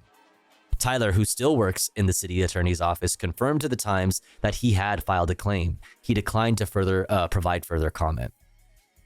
Of the three claims, the filing by McGinnis is by far the most detailed. Her lawyer said that in February, she emailed Feldstein Soto a draft memo on, quote, conflicts of interest and ethical considerations, which was aimed at ensuring compliance with ethical rules. Feldstein Soto initiated a meeting with McGinnis a few days later, according to the claim. During that meeting, Feldstein Soto began pounding on the desk in a rage, screaming and making statements to the effect of, "How dare you accuse me?" the claim stated. McGinnis was criticized by higher-ups in front of her colleagues, accused of being incompetent and subjected to heightened scrutiny, according to the claim. McGinnis also alleged that on one occasion, Feldstein Soto instructed her to dismiss a corporate officer from a criminal case.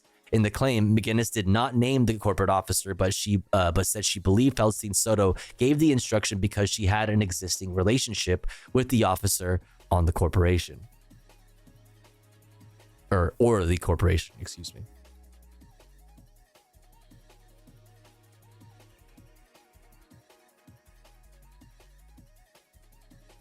Wait, is that the end of the article, or is there?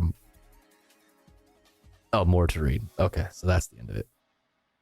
So when we're talking about, you know, Ben Camacho and Stop LAPD spying, and the you know, attacks on press freedom, and the power of the police and police unions, like this is extremely important.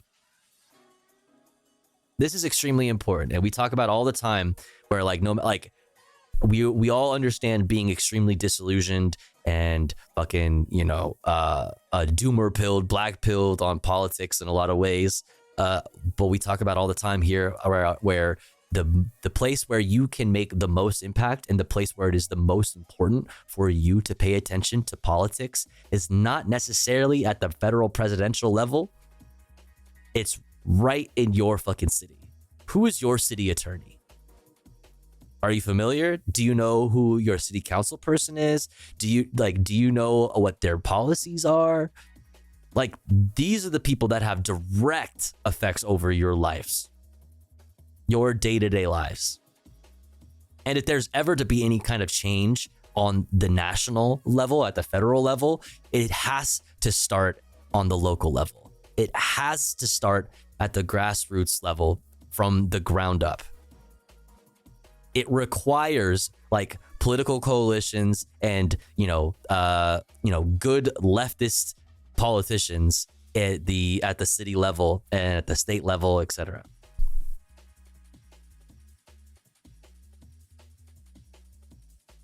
What are your takes on charter schools in the LA County? I mean, that's a very broad question, but I mean, I support putting all kinds of money into public education. Charter schools should be disincentivized. Public education should be the best. We have the ability to do it. We have the money. It just goes to the fucking police. I thought, what is this?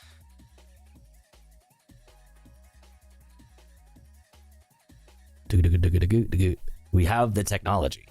What is this? Is this for me? Were you sharing this with somebody in the chat? I don't know what the fuck this is.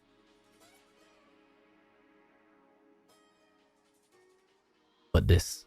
I don't know what this is. Tofu, I watched this and thought of you. What this? Oh, it's that guy. We just saw one of his videos.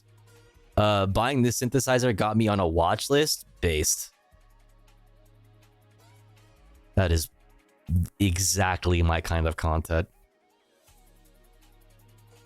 And this guy seems cool too. His TikToks are good.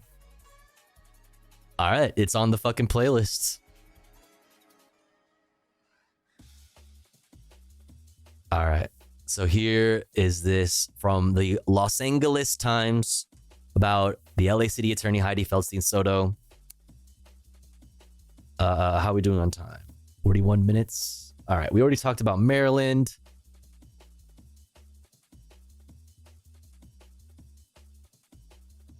Okay, speaking of corruption at the local level, I'm not from New York, okay? Listen, I'm not from New York, but I stand in solidarity with my New Yorker comrades, okay? From the Gothamist.com. Brooklyn's Bling Bishop sentenced to 9 years in federal prison for fucking fraud. This guy is on Eric Adams' team. This guy is a member of Mayor Eric Adams' team, who we're also going to be talking about as well. Fuck these people, man. Fucking shit, dude. Talk about corruption, dude. Holy fuck. Corruption and local fucking politics being the most important thing. Like, look at this shit. If you're in New York.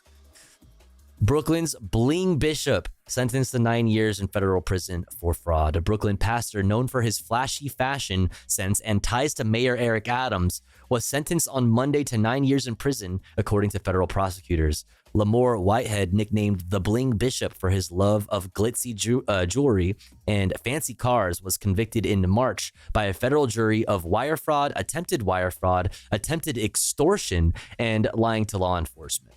Prosecutors for the U.S. Southern District of New York accused the bishop of tricking a parishioner into handing over $90,000 of her retirement savings.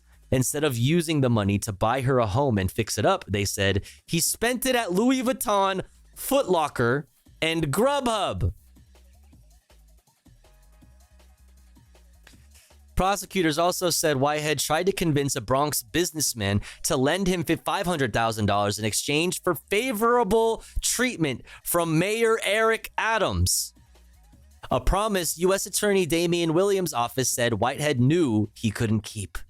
Lamore Whitehead is a con man who stole millions of dollars in a string of financial frauds and even stole from one of his own parishioners, Williams said in a statement on Monday, adding that Whitehead also lied during his trial.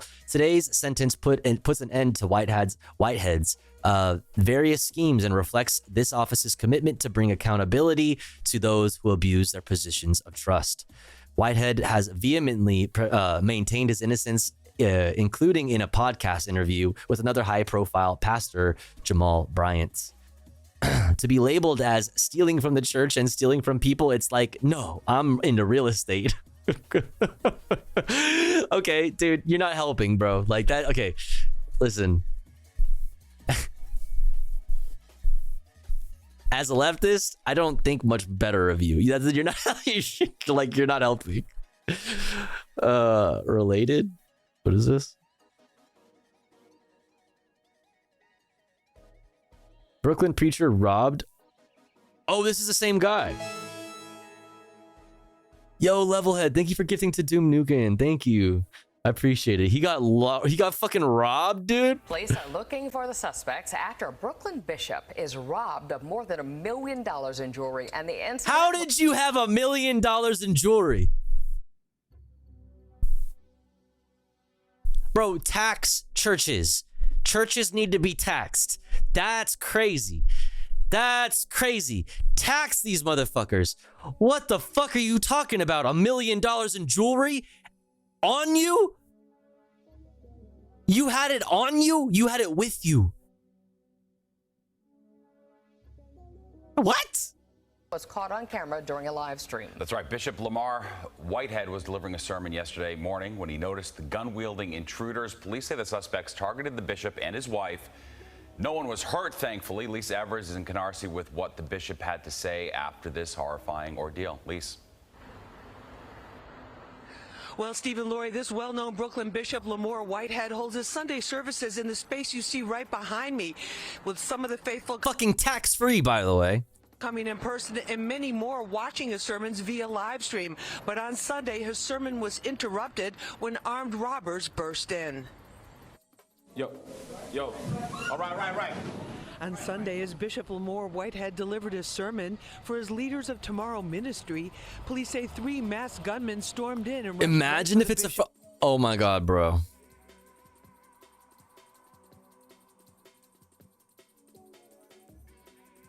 Oh my god, bro. Imagine. $1 million worth of gold jewelry and gems, including a Rolex watch from the bishop and his wife. When I see them come into the sanctuary with their guns, bro, he's so drippy, bro. What? I told everybody, get out. No shots were fired. People here are stunned. It was just shocking to know that in this neighborhood something like that would happen. And it's threatening for the people that come to church that day. It's horrible. It's sad to know what's going on in the world right now. The armed robbers ran out, and then police say... Yeah, imagine if all the resources given to churches were actually used to help people. Yeah, and I remember we covered a story on stream, I don't know, it was probably maybe a few months ago now, where there was like a really small church that got in trouble for lending out its one bed. It had a single bed at its church, and it got in trouble for like housing a person a night. You know what I mean? Like if there's somebody who needs a place to stay, they would house them overnight. They were effectively a homeless shelter, and then the city stopped them because they didn't have like a permit or like a license to do it. Like, but the same city doesn't want to spend any money on shelters or public housing, like just classic. So like when you have examples of churches like doing like fucking, I don't know, like Christ like shit, like or whatever, you know, they get fucking shut down. They're like, whoa, hold up. Like, hold up. This is supposed to be a money laundering scheme. All churches are just supposed to be money laundering schemes. What are you doing? Jumped into a white Mercedes for their getaway. Bishop Whitehead was in the news last May for attempting to negotiate the surrender of murder suspect Andrew Abdullah, wanted for the Q train shooting that took the life of Daniel Enriquez, who was on his way to Sunday brunch. Whitehead drove his $400,000 Rolls Royce to the 5th Precinct. Bro, $400,000 Rolls Royce with your fucking Louis fucking suit. Are you joking me? Like, if we weren't like this dude, okay, he is a fucking pastor, all right? You know what I mean? Churches operate tax-free, right? So consider this. And then he says, listen, I'm not a fucking bad person. I'm in real estate. Brother, real estate? In New York, you say?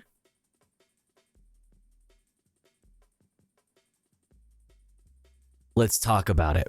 Let's talk about how you're fucking you being in the real estate industry. You know what I mean? somebody who flips houses maybe, or is a landlord maybe. Like, let's talk about it. You know, like, where'd you get this $400,000 fucking, oh my God, that's so crazy, man. Oh my God, that's crazy, bro. All right, let's finish this video and we'll finish the article. But the NYPD took Abdullah into custody without his help. Whitehead has had his own contact with the criminal justice system, serving 5 years behind bars for identity theft and grand larceny. You know, it's my prerogative to purchase what I want to purchase. If I worked hard for it, I can purchase what I'm with that, okay? No, like, yeah, no, yeah, sure. I'm all about like splurging on things. If you're into fashion, if you're into cars, like, and you have the ability, like, go off, like, you know what I mean? Go off. Having things is not the problem here. Having things is not the problem here. But frauding out your parishioners, the people who look to you as like a community leader, right? And like a moral guide, right? Like bringing them closer to fucking God or like whatever the fuck. You know what I'm saying? That coupled with your tax-free status as a fucking, you know, as a church, coupled with all these crazy, like, it just doesn't look good. It doesn't make a good case for you, given everything else that's going on, you know, in your life, given how close you are with the mayor, Eric Adams, and how you've tried to sell access to the mayor, Eric Adams. Like, it doesn't look good. It's not the fact that you're drippy as shit and you have like a bunch of expensive stuff is not necessarily the problem. It just kind of like proves that everything else is pretty fucked. Ken Paxton is trying to shut down an Annunciation House, an NGO that helps migrants once ICE approves them coming in the country. SMH were so corrupt in Texas. Well, I mean, that's the power specifically that the evangelical Christians from the South have over Republican politics. That's kind of specifically, yeah, for sure. All right, let's finish this shit. I want to purchase. Matt 619, do not store up yourselves treasures on earth where moth and rust destroy and where thieves break in and steal. Now, Mayor Adams took on the role of mentor to Bishop Whitehead when he was released from prison to help him turn his life around. He told the Daily News he'll do whatever is necessary to find those responsible. The NYPD tells us that a 911 call was made from the location. He is the mentee of Eric Adams. So we'll talk about. All right. I've been doing real estate for over 20 years. Whitehead's attorney Dawn Florio said in a statement that her team remains steadfast in its belief that White is innocent. Wait, White? Isn't his last name Whitehead? Whitehead is innocent.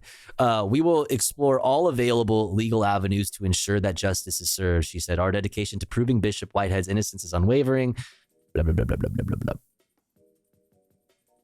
Even before Whitehead, and Mayor Eric Adams said Whitehead was in his prayers. Even before Whitehead was charged in federal court, he was a fixture in the local media, a self-possessed mentee or professed mentee of Adams. He claimed to help arrange the surrender of a man who killed a passenger in an unprovoked shooting on the Q train in 2022. That July, a group entered his church and robbed him at gunpoint. We just talked about that. They stole more than $1 million worth of jewelry from the pastor and his wife. It's just crazy that you had $1 million worth of jewelry on you. Like, you had $1 million worth of fucking, like, you had $1 million on you. Like you were, that's so crazy. 2 men pleaded guilty to federal robbery charges in the incident. Police killed a third suspect in the robbery in a shootout while attempting to arrest him. Prosecutors said during their opening statement in Whitehead's trial that he deceived his parishioners and others to fund his extravagant lifestyle and expensive taste. They said he falsely claimed to have millions of dollars in the bank account when he was actually broke. But Whitehead's defense attorney said there were holes in the prosecution's case, which she said lacked evidence. Whitehead said in his conversation with Bryant that he is one of the top 3 closest people to Adams. Oh, really? Who's also, by the way, is like under investigation for campaign finance fraud, right? By taking money money illegally from Turkey. Like, so that, like, bro, but the mayor is my best friend. Oh, you mean the mayor who's under investigation for fraud also, brother? like calling yourself the mentee. That's so crazy, bro. Oh my god. What's up, Sil? Whitehead said in his conversation with Bryant that he is one of the top 3 closest people to Adams, and that federal officials were using him to build a case against the mayor. I mean, maybe. Are you saying that wait, bro? Did you just did you just incriminate yourself? Turkey mentioned. Let's go. Like, wait. What's up, Daisy? You just incriminated yourself, didn't you? So, as someone who writes about tourism, I want you to know they lead tours of NYC gospel churches. Like, people make money just talking about the culture and shit. Jeez. I mean, like, capitalism goes burr, man. LL, they always out themselves with who they choose to vouch for them.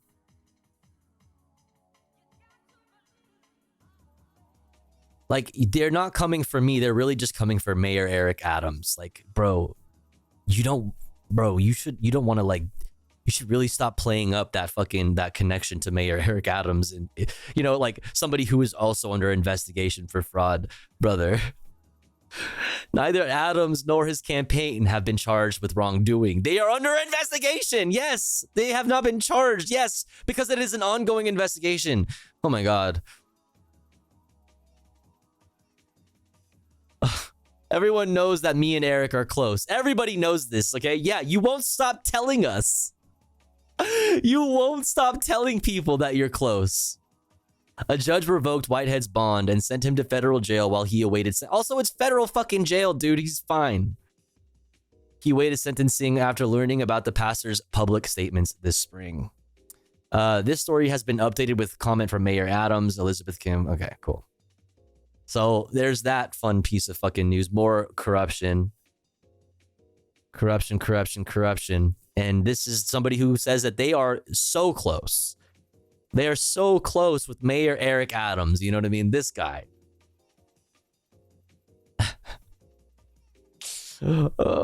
Eric Adams urges New Yorkers to stay aware of air quality conditions in addition to extreme heat. Okay, I'll list you the video. Hello? Video down.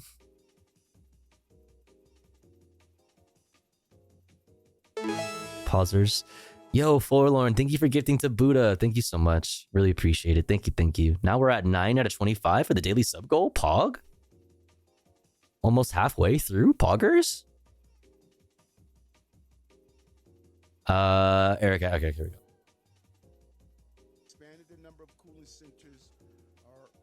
Wow, that is quiet. Hello? Is there a volume?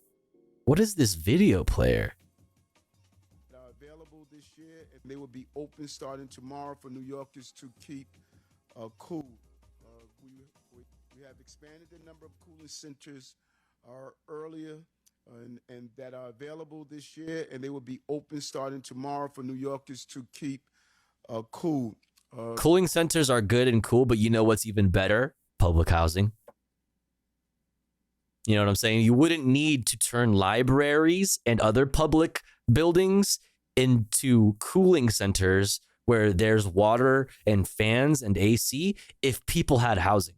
I'm just throwing that out there real quick. We're joined here also by the Commissioner Cortez Vasquez from Department of Aging, and her team is doing everything possible to make sure our seniors are aware of where the cooling centers are located. We also want to remind New Yorkers there are specifically pet-friendly cooling centers in every... Get to the... Okay, I don't want to talk. I don't want to hear this motherfucker talk about other shit.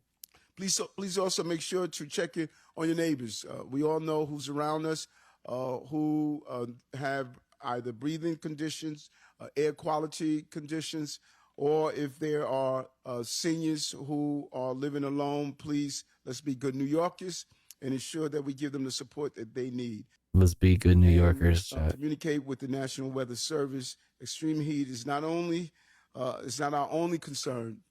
We saw what happened with the Canadian fires. We want to make sure that the air quality is also monitored. Last year, we saw how quickly dangerous wildfire smoke could blanket our city, even from fires thousands of miles away. Air quality conditions in New York City may be unhealthy for some people over the next few days, so please be conscious of that. Yo, oh my God. I had it all the way turned up so loud, so that alert was so loud. What's up, Doodle Burb? Thank you so much for the raid. I hope you had a wonderful stream, a burb-tastic stream. Here, let's turn off the follower thingy.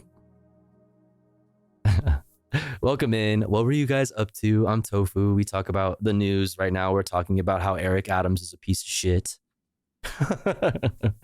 Welcome in. Right now, Eric Adams is talking about how air quality is really bad in New York, and it gets worse when we have record heat waves and things like this. So stay aware of how bad the air quality is, right?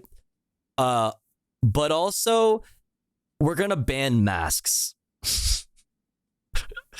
You should really, take care to not, to be aware of how bad the air quality is. You should just not do anything about it, though.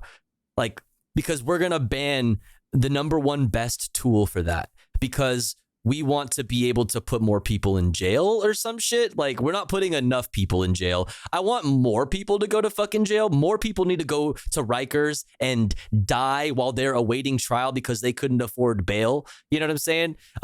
We're banning masks. You can't say that air quality conditions are really fucking bad and they are even worse in the fucking in the subways, and also pass a mask ban, because you're saying that everybody wearing a mask, and Kathy Hochul, Governor Kathy Hochul, is pushing this also because of this supposed crime wave, even though all FBI crime statistics show a sharp decline in crime, especially violent crime. You know what I mean? Putting the actual National Guard in the fucking subways in New York City wasn't enough. They now want to ban masks, even though they're also telling you in the same breath that air quality conditions are fucking horrendous in New York. It's horrendous. And it gets even worse when you're in the fucking subway where it's being banned. A study by scientists last year found that during the wildfires, the air quality in subway stations was worse than above on the street. Overall, there was a 5,400% increase from typical city levels. It is absolutely reckless to ban masks on the subway. This is what being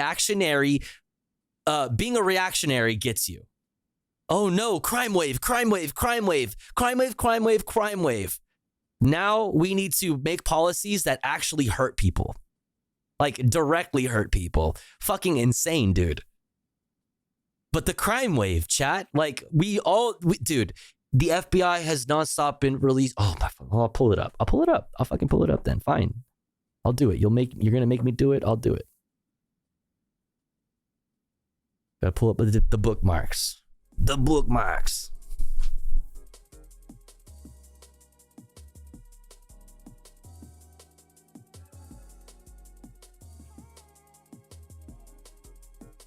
Politicians everywhere. Crime is skyrocketing. The other side is to blame. Vote for me. Actual data. Violent crime and property crime dropped precipitously this year, in every category, including murder, minus 26.4%. Rape, minus 25.7%. Robbery, minus 17.8%. Property crime, minus 15.1%. By the way, you know what hasn't declined and is also the leading type of theft?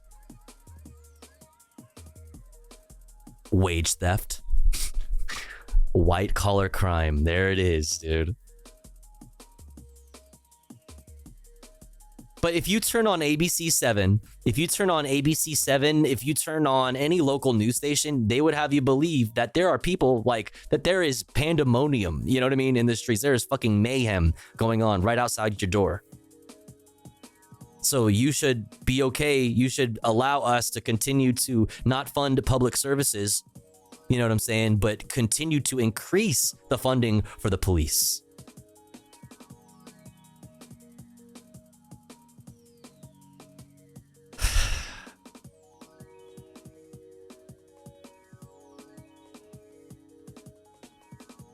Not that. The retail theft report. Remember when like Walgreens and the retail National like Retail Association, what is it called? Like there's like an association of like retail corporations, but like it's like a lobbying group. Someone can correct me or like hook me up with that in the chat. When they admitted that the retail theft numbers were inflated, and that they saw they still saw record profits year over year, while also simultaneously working into their bottom line the fact that sometimes there is shrink. You know what I mean? They shrink, which is what it's called, is always worked into the bottom line. That's where the prices come from. Like that, well, that's not solely what decides the prices, but yeah, that's a part of where like that markup comes from. You know what I mean? But I feel so much safer waiting awkwardly for the store employee to unlock the laundry detergent, bro. As somebody who lives in a fucking city where that is the case, like, and it's so clear, like, from like block to block when you go to like a nice part of town where like everything is wide open and everything's lovely and dandy and whatever, then you go down a couple blocks down to the not so great neighborhood and fucking everything is locked. Every single thing is behind fucking bars, behind glass anyway. Fuck this fucking guy. All right, let's so yeah, there's that. Fucking another reason to hate Mayor Eric Adams, but like also like, you know, New York City Board votes to hike rents by 2.75% for 1 million rent stabilized homes.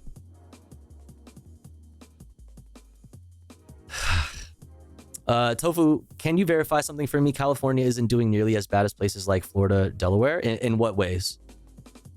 Like it could improve things like the lobbying keeping like it could improve things like the lobbying keeping money from going into public transport, healthcare, teachers, etc., but relatively still doing well. You mean like when you say doing well, you mean like quality of life standards, or like you mean like because I mean in LA we saw like a 19% rise in student homelessness in public schools, you know, and like the like the average teacher makes like a poverty wage like $25,000 or below, and the school resource officer in that same like department will make 80 to like 80K. You know, usually starting as a cadet you start off at 45K. I mean, like it depends on what you mean. Like certainly I would rather live here than like Texas or Florida for sure. Like I don't have a reason to go back to Florida anymore, especially since like I've transitioned, you know, like there's no reason, I have no reason to go there. Like it wouldn't be in my best interest to go there. So if like you mean like that way, yeah, you know, like marginally certain parts of LA or certain parts of California are like safer, you know, for like LGBT folks. But even then, like it's not like I'd be lying, you know. I've shared my experiences like not feeling comfortable even myself, like being out and about around in LA. Yeah, I don't know. I guess it just depends on what we mean specifically. How are we doing on time? We got 15 minutes to the ads. Okay, you know what? For the sake of time, going outside is awful. Real. What's up, Alex? Let's see. Should we continue on to...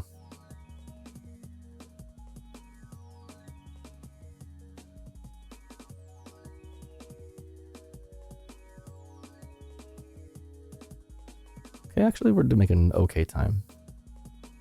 We can probably segue now into international news. I'll say it again. The rich want slavery. Well, slavery is slavery is a thing. Prison labor is a thing. The 13th Amendment explicitly allows for slavery in this mentions that slavery is illegal except in the instance of prison labor. So yes, I mean, when a better way of putting it, I would say, would be like that capitalism requires a permanent underclass. That's the only way that continues. There needs to be people who are forced to do a lot for very little. Otherwise, the line can't continue to go up. Otherwise, fiduciary responsibility for shareholders would never be met, and these things.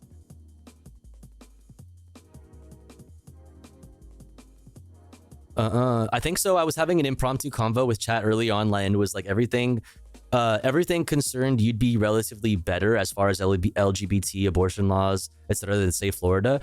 Oh yeah, for sure. Yeah, like abortion. Sure, definitely. You have much better access. You still have an issue of medical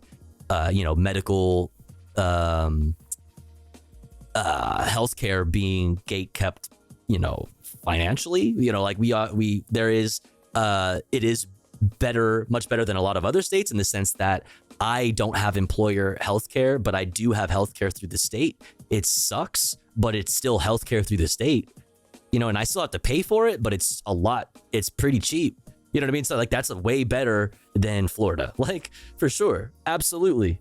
Yeah. And you are definitely safer than a lot of other states as somebody, a member of the LGBT community. Like I said, I still have a lot of moments where, let's just say I don't always fucking feel safe when I'm out and about in town, and a lot of times it forces me to kind of just be as unassuming as possible, to boy mode everywhere, to to wear a hat, wear a hood, and keep my mask up, and all of these things to just be as unnoticeable as possible. Yeah, because I just want to live, you know what I'm saying? LA isn't as LGBT friendly, especially trans friendly. Yeah, specifically trans friendly. Yeah, is a specific thing, because you you think of West Hollywood and stuff like that, but that doesn't necessarily mean that trans people are respected. LA is all dolls, no? Absolutely, I get that 100%. But yeah, you're definitely right. Here's the thing is I wish that everybody in states where there is anti-trans legislation, for example, going down, I wish I could get everybody to move here to LA or to California. I wish I could, but the thing is you probably won't be able to afford it. As somebody who's been born and raised here, I fucking struggle with that. You know what I mean? I'm poor as shit. At least I qualify for poor people insurance, but it's poor people insurance, right? I make up for it by doing something that I really care about, that I get a lot of satisfaction out of.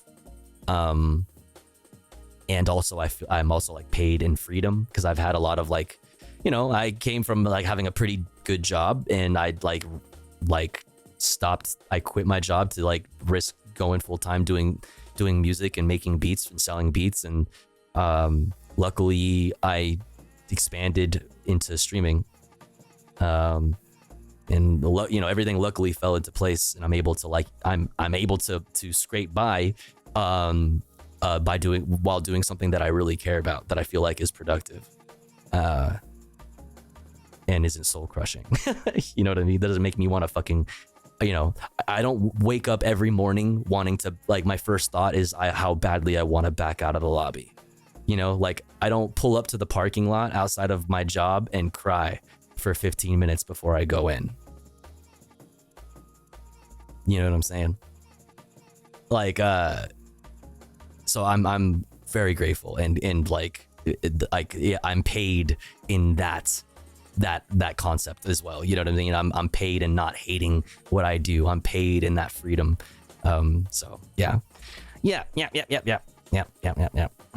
So sometimes I want to get you out here to Minneapolis and take you to the doll bars. I mean, I'm fucking down to come to Minneapolis and chill. I'm definitely down to come to Minneapolis and chill. And I've definitely considered like what happens if I can't afford to fucking live here anymore. Like I have to consider that maybe I have to let go of LA, which I shouldn't have to. You know, I shouldn't have to do that. And also there's like that feeling in me that like would feel like I gave up. You know what I mean? Or like I lost and I had to like run away. You know, fuck that. But like I have to consider it. You know what I mean? Like, hey, I might not be able to fucking continue fucking being able to afford fucking living in LA, you know, on my income. I might need to fucking go someplace where like it's a little more realistic. Like, you know, a lot of people have made the switch to like Vegas, like, you know, like fucking that sounds goddamn miserable. But luckily as a streamer, like you don't really ever leave the house. So like, you know what I mean? So that's a plus. I don't know, man. I don't know. Tacoma is dope. Tacoma, Washington. Got a guest room with a comfy bed. Just yours anytime. Hell yeah. Yeah, I'll definitely take you up sometime on that. Definitely. California has too many rich people in it. I mean, yeah, like it's kind of the home of like a lot of corporations, and it's got like the tech industry, you know, it's got like yeah, for sure. But there's like also like fucking millions and millions of people here. Like LA is fucking huge. There's definitely obviously more poor people like obviously than there are rich people. Like way more, like a lot. I'd say come to Colorado, but it's not affordable here either. Yeah.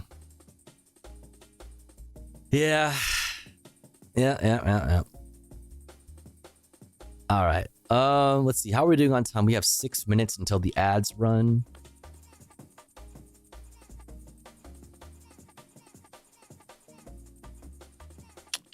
It's already 2:30.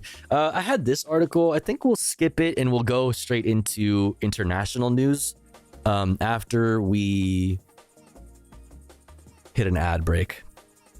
I'd say come to England. Yeah, right. But like, yeah, you know, there's that whole thing. There's like the, you know, it's the whole Turf Island thing. I hate when they use trains for evil. I know, right? I know. Like the one thing we really truly need more of is trains. And when they use trains for evil, it's just like, damn, man. Well, the thing is, like, if we just had more trains on the rails, you wouldn't have to do this. This wouldn't have to happen. You wouldn't have to have 100-car trains, which is against the law, by the way. But like, is you know, capitalism goes burr. You know, that line's got to go up. The line must go up, and when you know you get to a certain point where your profits they plateau, and you know, but you still have that fiduciary responsibility to your shareholders, which means you need to find ways to make more profit, and that usually means cutting wages or just flat out stealing them, cutting benefits, you know, making people get, you know, cutting like what's it called, like breaks. What they have in this industry, the train industry, they have fucking precision scheduling, which is basically just like one person on a train controlling a train with 100 cars on it for days and days with no replacement, no one to fill in if you're sick. You like, it's bad. And I have a tram line that runs right next to my apartment, Tofu. Tacoma is the 15-minute city. Yeah, man. I mean, there's more. New lines are popping up in LA. I need to take advantage of them more. The problem is that they don't go everywhere. You know what I mean? Like, and like a lot of the times, like I don't need to go very far. Like I just need to go around like my immediate town. You know what I mean? Like go to the store, go to fucking wherever. Like, it would be great to be able to pop on a subway real quick at the end of my block and just fucking pull up a few blocks down. You know what I mean? Instead of having to walk like for like 30 minutes to the near, like, to a store or some shit. Like, it would be great to just pop on for fucking 5 minutes and sit down, look at my phone, and then get off. Ugh. So I don't know. We'll see. When we thought we were gonna have to move, we were gonna be looking like at places that are closer to any of the train stations. But it looks like we don't necessarily have to move right now, so it would probably be easiest for my wallet, and my mental state to not go through all of that right now and have to find a new place in LA. In this economy, so if we want a bike, my bike is not good for the city. I need a good like city bike. I would really love a good city bike, with like gears and shit. I have like a Strand Cruiser type thing.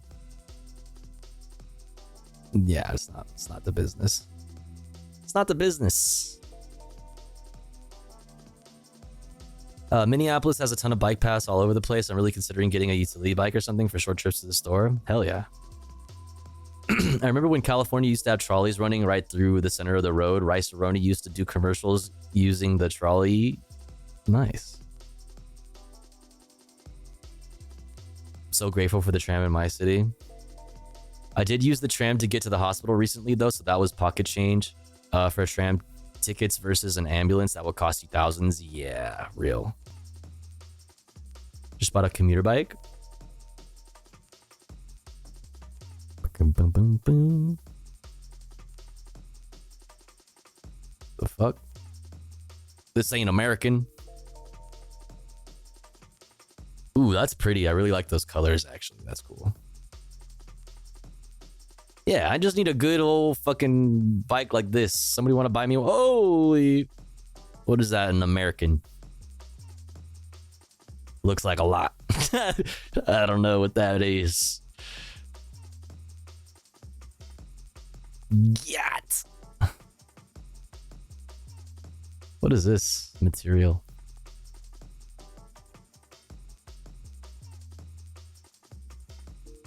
Pretty cool. I would ride that. It's cork. Yeah, that's cool. That's cool. All right, we don't have time. We're not going to read this whole article, but here it is for you in the chat. Here it is for you in the chat. Okay, these are the big stories. Oh, also, if you didn't get this from earlier when we were talking about Ben Camacho and Stop LAPD Spying, this is a link to Brett and I's podcast, What's Left LA, where we talked to Ben Camacho about the city's case against him and LAPD, Stop LAPD Spying. It was a really good conversation and obviously relevant to today's news. Okay, next up, we're going to move into international news. We'll look at this story that we kind of looked at a little bit earlier. Wells run dry in India as scorching heat wave and poor infrastructure worsen water crisis. Greek Coast Guard threw migrants over to their deaths. Overboard, I should say, to their deaths. Conscription squads. That's hard to say. Conscription squads send Ukrainian. Oh my God, I can't speak right now. Conscription squads send Ukrainian men into hiding from the BBC. And we'll get into our Israel-Palestine updates. Netanyahu disbands war cabinet.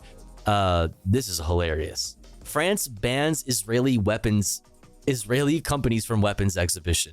You know it's bad when the military, like the international military industrial complex, like has canceled you. Like, dog. Like, you know it's so bad when you are banned from pulling up to the weapons convention. Like, it's literally the war crimes con. It's literally war crimes con. And you're not invited because you're too problematic. Like, that's crazy. That's crazy. And then there's United States senators, I believe, or members of the House. I don't know, people on the Hill saying that the United States should boycott the weapons exhibition. So long as our best friends in Israel are not allowed to show up. If they can't come, then we're not coming. Huh. Humph. I didn't even want to come to your war crimes con. Anyway.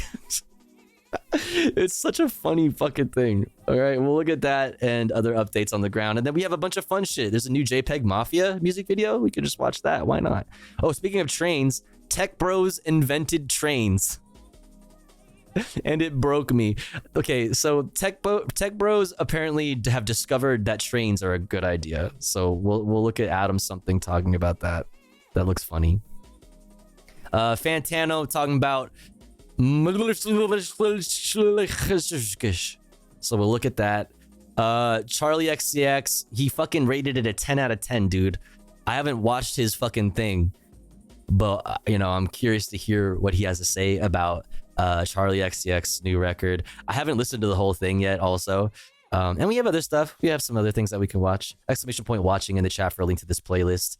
But first, it's been a little bit more than an hour since our last ad break, so we have to run one right now. Don't you worry though, because here at the Tofu Ghost broadcast, when I run ads, I run them while I'm away from the stream. That way, even if you're unsubscribed, you don't miss out on any of the content. But if you would like to support the stream and get access to cool Tofu Ghost emotes, as well as an ad-free viewing experience, all you have to do is subscribe for $5 or for free with a Twitch Prime. Or if you are already subbed and you have the means to and you're feeling generous, you can also upgrade your sub to tier 2 or tier 3 to get access to top secret emotes. You can also gift a sub to one of our unsubbed friends in the chat, like Zarian, Melanie, Gay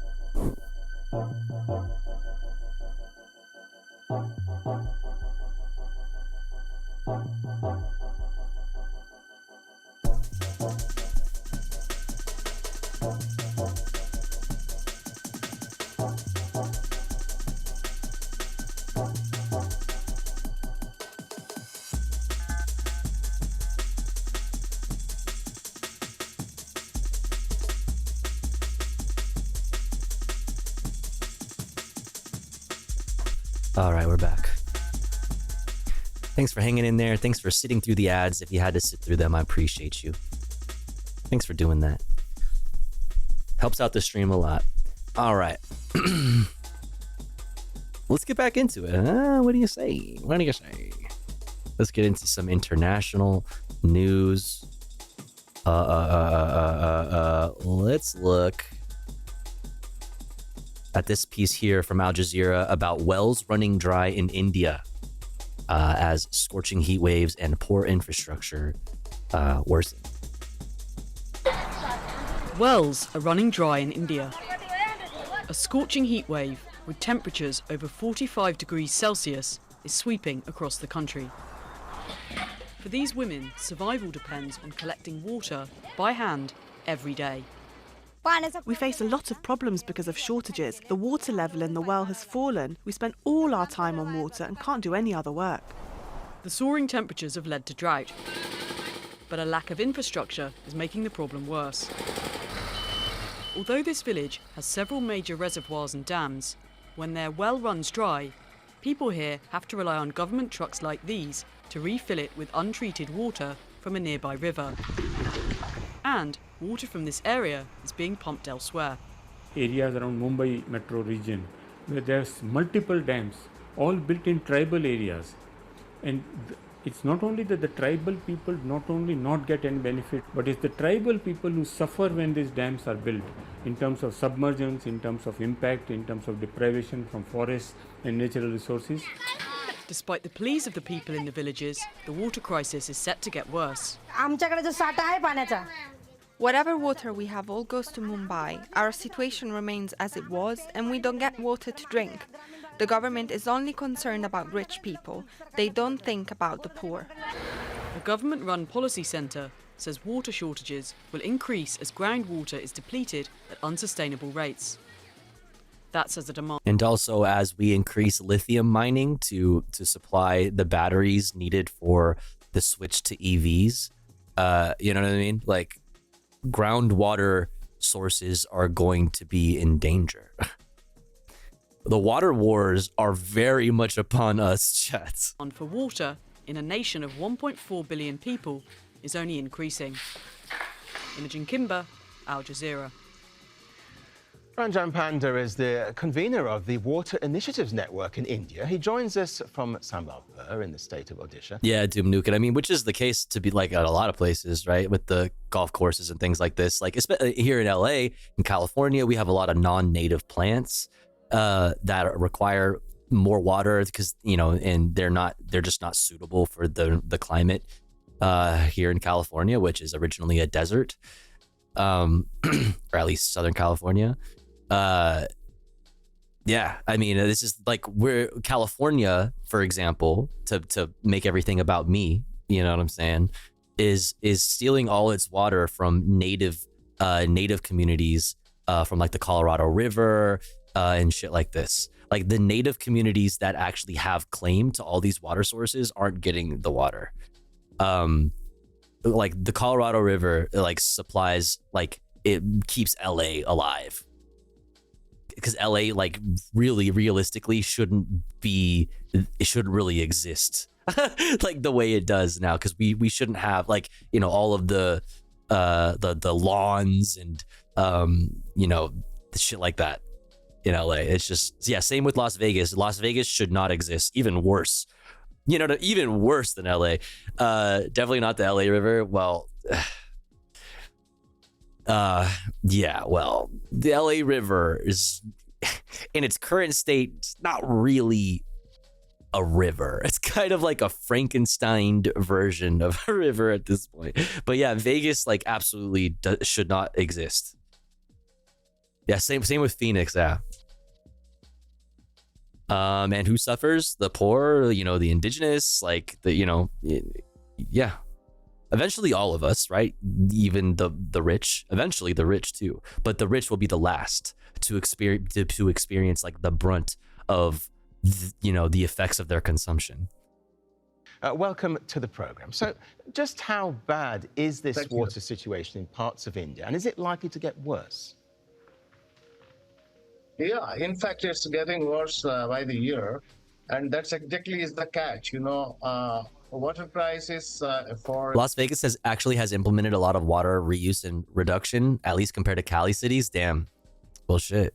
Let me stop talking shit then. I mean, yeah, our like the most you get here in LA or in a lot of California places is like recycled water used to water public grounds instead, right? But then like that water is so filthy, like, you know, there's like that water is also very filthy and like gets like animals sick and like can get you sick if you're like in it. Let's say you're homeless or something, and like, you know what I mean? Like, I don't know.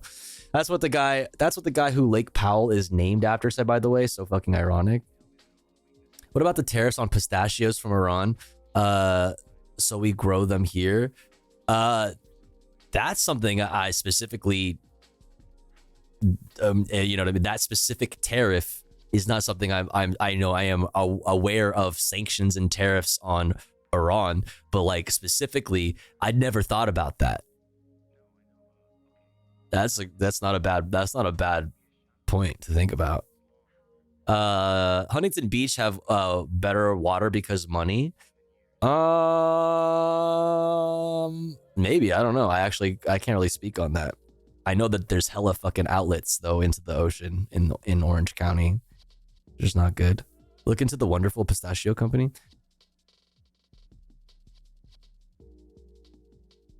I have a stream going through my backyard in New York, but that's more a danger for flooding than a source of drinking water. New York is pretty good on the water supply. a country like India, for a vast country with all kind of different geographies, ecological conditions, is not unnatural to have water crisis, because you know, it's not a I always call monsoon cannot do a distributive justice for the kind of a vast geography. But the problem is it's more a human created crisis that we see every year, and it grows because of some of the factors. I think your videos also showed from Mumbai and other parts is, you know, the kind of 2-3 things we always ignore. The one thing is whatever you know, the monsoon is actually the finance minister, and it actually gives us a chance every monsoon to harvest. But then you know, our infrastructure push for water is actually mostly into the supply side. But then there is a natural infrastructure push that should happen on the augmentation of the source side. So, you know, the problem is our attention has gone 125 degrees Fahrenheit. Fuck, bro. And you know that shit is so fucking humid. So fucking humid. Also, what's up, Mike D? I didn't know you were in here. Sorry, I missed your other chats. Hope you're doing good. Yo, Rennie, thank you so much for the raid. I hope you had a wonderful stream. What were you guys up to? What up? What up? Shout out Rennie Park. Go follow. Welcome in. Welcome in. Welcome in. We're talking about fucking climate change going burr. It goes burr. Let's go. An India specific phenomenon. In fact, it's like a global phenomenon that by you know, by infrastructure push, we always see that it's a concretization of all natural. You go burr? Take it back right now. You go burb. Got him.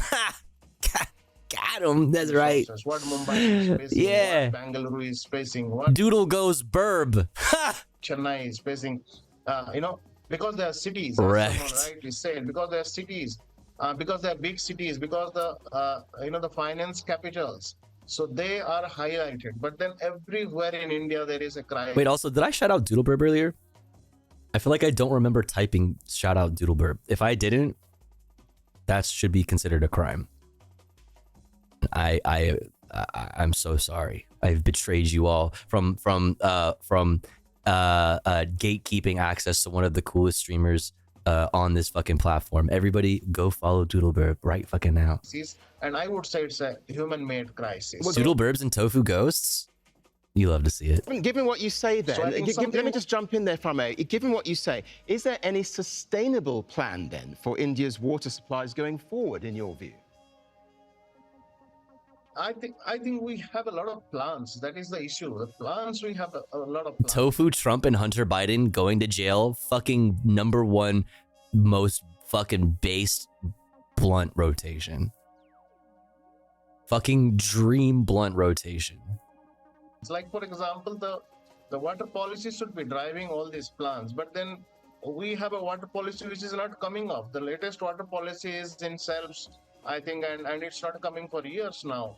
The problem is how all these plans are converging is very important. We have an agriculture department, for example. Hunter would be fun. You're telling me it wouldn't be fucking extremely entertaining to smoke a blunt with Donald Trump?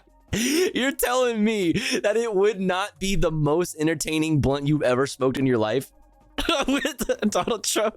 Bro, come on. The shit that I would just the shit that I would love to talk about with that fucking guy. You know what I'm saying? I'd love to ask a few questions. I have a few questions that I would like to ask. You know what I mean? Hunter would just be chill. You know what I mean? You know what I mean? Hunter would just be cool. We'd just hang out and just smoke blunts, like whatever, not a big deal.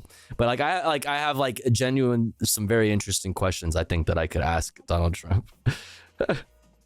I would prefer to watch him through a two-way mirror while smoking a blunt. Yeah, that's fair. That's fair. That's fair. Question 1, the fuck is your problem? Question 1, why? Why? Large stakeholder for water. We have a forestry infrastructure. We have a forestry stream, which is a big stream. He'd blab. Oh, for sure. You know he doesn't shut the. Well, he doesn't. You already know, as a fact, he doesn't shut the fuck up. But you could. I just know that he would be the type to just fucking non-stop, dude. Like to the point where you I gotta get out of this house, get out of this car, whatever I'm in with this fucking guy smoking. I get the fuck out of here. Stakeholder. We have the works department. We have the irrigation departments. Finally, the UFO secrets would be out, bro. The thing is you could probably get him to if you could convince him that he would be seen as cool enough, he probably would drop some UFO secrets on you.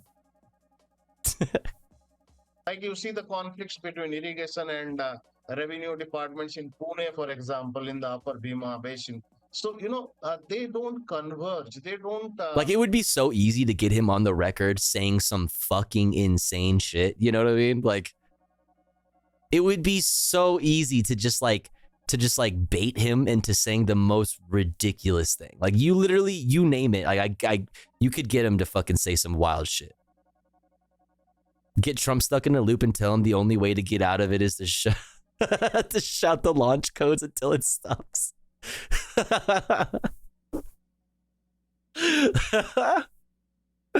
Oh fuck, dude. No. All the plans are there. I think I don't see a... Imagine trip sitting Donald J. Trump.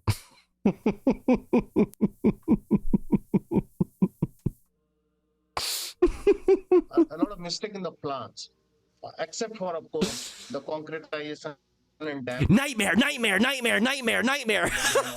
then the convergence is very important, which I think should be there. Otherwise, I'm sorry. I'm not listening to this guy speak at all right now.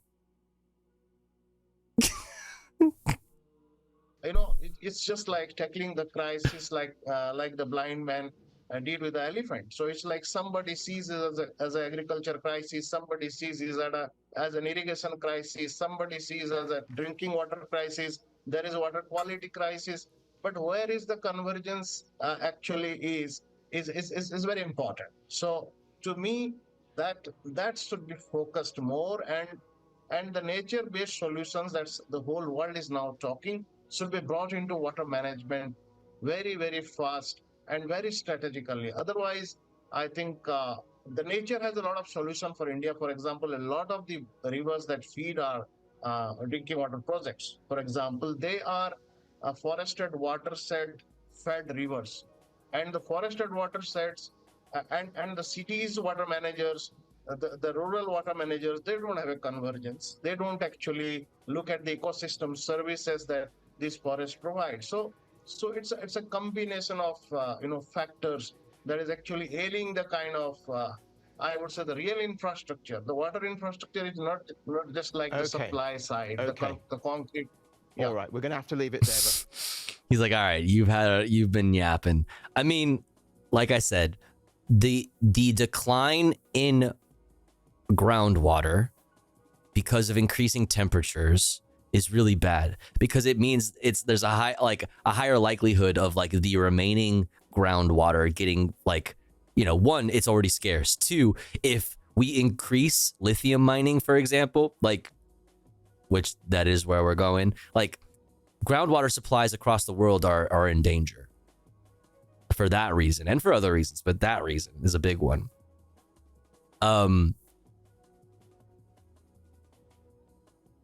It's not looking good, dude. The water is going to become very expensive because it needs to be pumped in, and more things are going to be privatized. You know what I mean? Like, and harder to get. Like, yeah, man. Ranjan, Pranja, thanks very much indeed for your input. Thank you. Thanks so much. Love you. Okay, let's keep it moving. Let's look at this from BBC. You're watching BBC News. We're going to focus. He didn't seem so confident about that. Are you sure?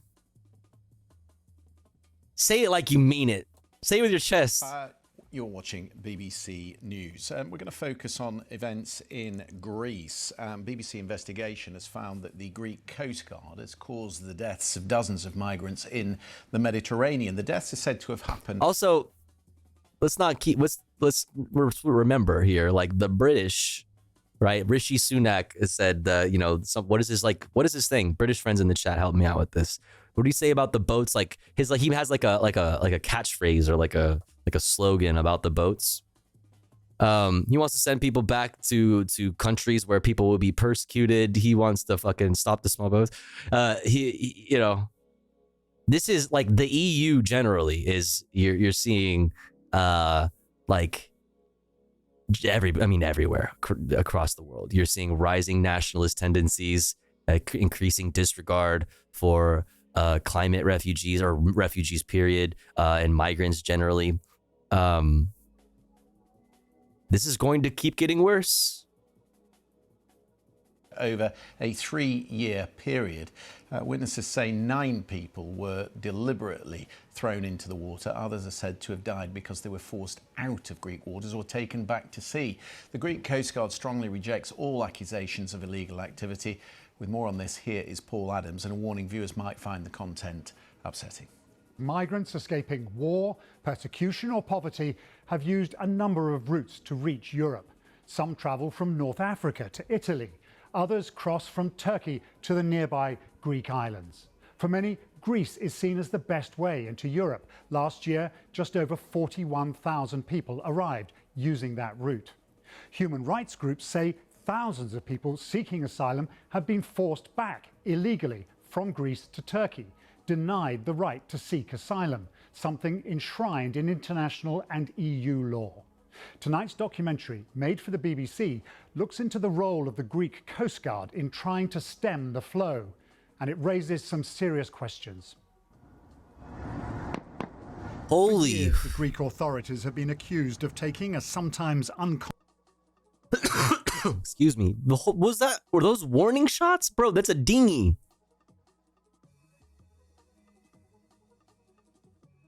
Are you fucking kidding? Excuse me. I just took a fucking hit off the blinker tin, you know what I'm saying? Dude. How do you feel good about yours? Like, this is what you wanted to grow up. When you grew up, you wanted to do this. Like, I want to shoot, I want to shoot just a couple feet off the fucking, off to the side of a fucking boat just overflowing with climate refugees or just refugees, migrants. Like, these people need help. They're fleeing their countries because they want to get away from their situations and find a better one. They need help. And you're fucking shooting at them? Does this boat, what are they going to do? Like, what are they going to do? Why are you shooting at them?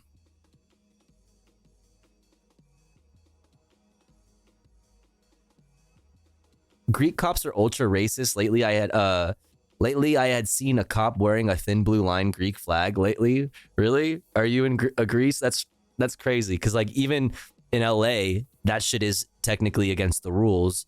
They made it, the previous police chief in LA said that it's, you're not allowed to wear like thin blue line or like Punisher shit on the job, or like have it on any of your vehicles or on your uniform, but people do it anyway. And it goes unenforced.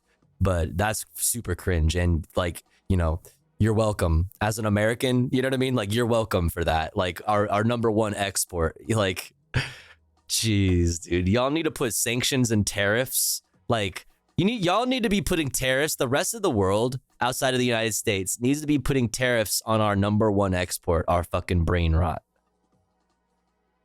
Volcano methinks. Yeah, easy. We gave you brain rot. Yeah, be thankful, dude. For years, that, like, I can't, that's crazy. The Coast Guard taking shooting warning shots at a fucking, literally a dinghy with like way too many people on it. Like, that thing is not meant to have that many people on it. And you're fucking shooting at them like they're like, what are they gonna do, man?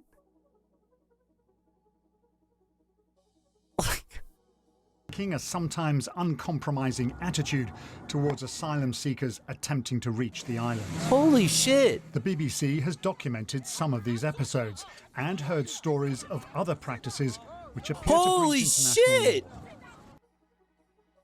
Dog, wait! Hold the fuck on, dude. Why wouldn't you just arrest them? Wait, holy shit, dude. Just board them. Just stop their dinghy and arrest them. Why are you you're actively trying to hurt them. You're shooting at them. Oh my God. Dude, literally they saw the cops on the fucking border patrol on our southern border, right? And all, even worse, in Texas, they saw like, members of police departments across the United States come together, and stand up against illegal immigrants crossing the border in specifically Texas. Like, oh man, this is what I'm talking about. More and more people are going to need to leave their fucking countries because there's no water, it's flooded, or they're, seeking political persecution, or they're fleeing political persecution, or just poverty generally, or like, you name it, you have it. Like, this is going to be a thing. More conflicts, more climate catastrophes, and less access to vital resources. Less access to vital resources means conflict. More conflict, like on top of climate catastrophe, means more people fucking fleeing to places in the global north to flee shit like that.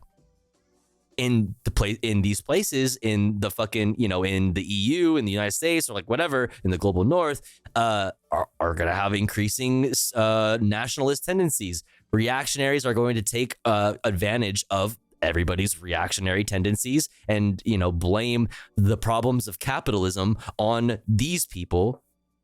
And then what you get is Coast Guards, not seeing these as human beings who need help, but as fucking, things that it's okay to just shoot at and drive into, or whatever this was. And heard stories of other practices which appear to breach international law. Look at that, dude. Like, bro, a lot of the times these dinghies, these earth trucks, these boats, they're like sea trucks. These boats don't even need your Coast Guard to shoot holes in them or drive past them really close to them at high speeds and make them capsize with your wake. A lot of times you don't even need to do that. These boats are in such poor condition and so cheap and so overflowing with human beings and children and families that they sink on their fucking own when they're trying to get to the EU and shit. How many stories have we seen of people fucking dying? Whole boats is like 60, 80 people. Like, that's crazy, bro. Because once they're arrested, they have to be brought to the station in Greece. And the rule is once you're in the country, you can claim asylum. Worst case scenario, it takes them 6 to 9 months to be processed and rejected. The wet feds would rather have corpses on their hands. I mean, it's less paperwork. Yeah, that's real. Would rather have corpses on their hands than bring prisoners ashore where they're allowed to claim asylum status. Yeah, that makes sense. I'm not excusing it, but they don't want to arrest them because they're responsible for them then? Okay, yeah, so similarly what viewers saying. Yeah. Oh, my goodness gracious. That is just so fucked. Hello? Play? And now, video of one such episode. On the island of Lesbos, a group of migrants, including women and children, are taken back to the shore and escorted by masked men to a waiting Coast Guard ship. The boat heads out to sea, out of Greek waters. The migrants are put into a tiny life raft and set adrift. No fucking way. To die. To die. Just taken out into international waters and just put into a fucking life raft?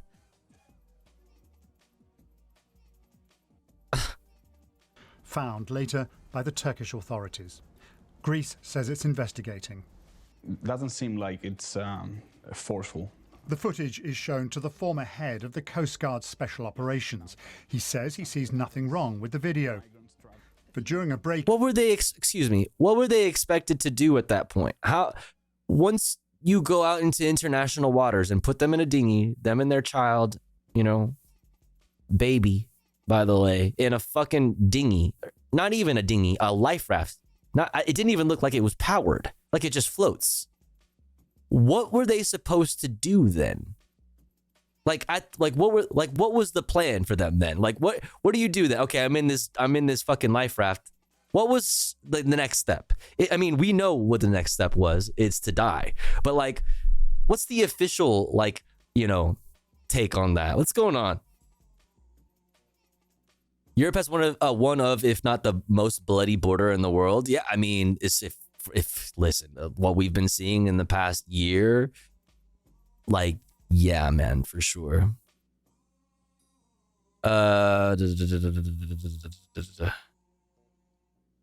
Free floater, disgusting jail Greece. Frontex/Fortress Europe is genuinely the most disgusting project. I was doing some reading on this and they threw a guy into the water with his hands zip tied. I would not be sad if bad things happen to those Coast Guards. That's fucking insane, dude. That's just murder. He takes a different line. That's just murder. I don't know why they did it in broad daylight. Because that's how dehumanization works. Like, you don't feel like you're doing anything wrong, right? Like, why would I wait till nighttime and like I'm doing something that's morally bad, What? Look at this dude, international crime. What the fuck, bro? Or really, you got this guy on a hot mic saying everything he said when he thought he was on the record? Like, that's crazy. Shocking allegations. Ibrahim says he was shot at after coming ashore on the island of Samos. We literally just saw that. Sea with 2 companions and thrown overboard. The 2 others. Like, you fire warning shots at other nations' militaries when they are in your waters.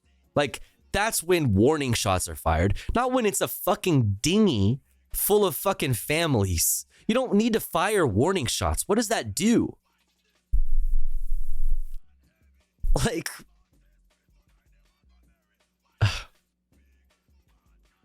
round. Emporté le Camerounais et quand je lève la tête, je vois ils ont balancé le Camerounais dans l'eau. les voyants disaient sauvez-moi. Sauvez-moi, je veux pas mourir.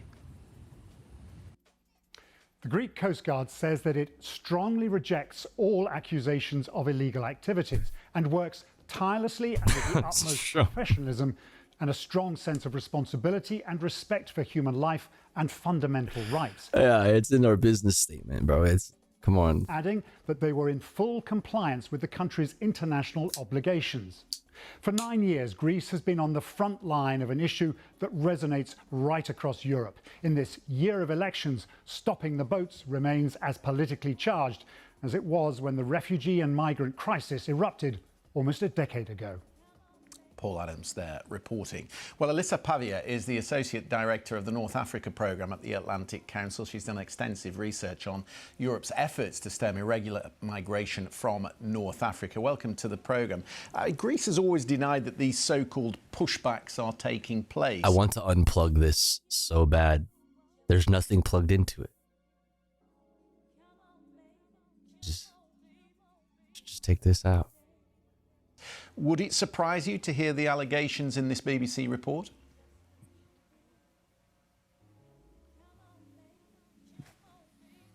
I think you've cut off there. I'm not sure if I'm still... Oh, this is awkward. Alyssa, can you hear me now? Oh, hi. Yes, I can hear you. Sorry. Apologies. What was Let the me last repeat part of your question? Yeah, let me I repeat couldn't hear it. Let me repeat the question for you. Greece has always denied that the pushbacks that we're reporting on were taking place. Does it surprise you, the findings of this report? Well, the report is not in itself so surprising. What's surprising, at least, is perhaps how vehemently Greece is trying to contradict any sort of wrongdoing that has taken place. There were videos and there were, multiple accounts of the way the Greek Coast Guard intercepted and then led to, the shipwreck that happened. And so what Greece... That's like literally that's just a floating basket. Like, oh my God. They said, all right, later. Godspeed. Greece has decided to do is to try to go after the smugglers, or what they define to be as the smugglers. So a number of Egyptian migrants that were trying to reach Greece, but very recently in March 2024, in fact, a local Greek court ruled that it does not have the jurisdiction to try anyone without outside of its borders. And so at this point, Greece will have to really look into what the next steps are in terms of finding suitable solutions for the victims.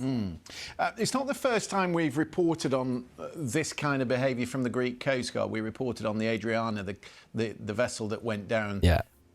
In which 600 women, men, children lost their lives. The Greek government at the time said it had never treated the situation as a rescue for the Greek authorities. Never treated the situation as a rescue. So then what did you treat it as then? Was it an attack? Like, brother. It was a standard law enforcement. Yeah, law enforcement operation. It was a fucking illegal climate refugee sting. Operation. Is that perhaps where this is going badly wrong? Yeah. Is that okay? Yes. Is this maybe where where things take a turn for the worst? Like, is this type of behavior maybe representative of a greater problem in our society today? Like, bro, you're literally from fucking Britland. You're from Turf Island, yeah? Like, what's going on with Rishi Sunak? Like, what's going on with Rishi Sunak? What's going on with migrant deportations?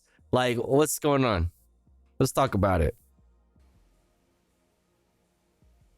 There is definitely a difficult balancing act that needs to be drawn when dealing with the arrival of what are known to be as irregular migrants. And so on one hand, they can be seen by some, especially in the wake of the more recent, terrorist attacks, as potentially threatening to Europe. And so therefore, some of the migrants that arrive could be seen as a potential security threat, and therefore dealt by the authorities in such a way. But there is also ample evidence that shows that the vast majority, if not all, migrants that do reach Europe then do not have any links to any sort of security threat on European soil. In fact, many of the terrorists that have been tried in the past were present on European soil far before, for many years.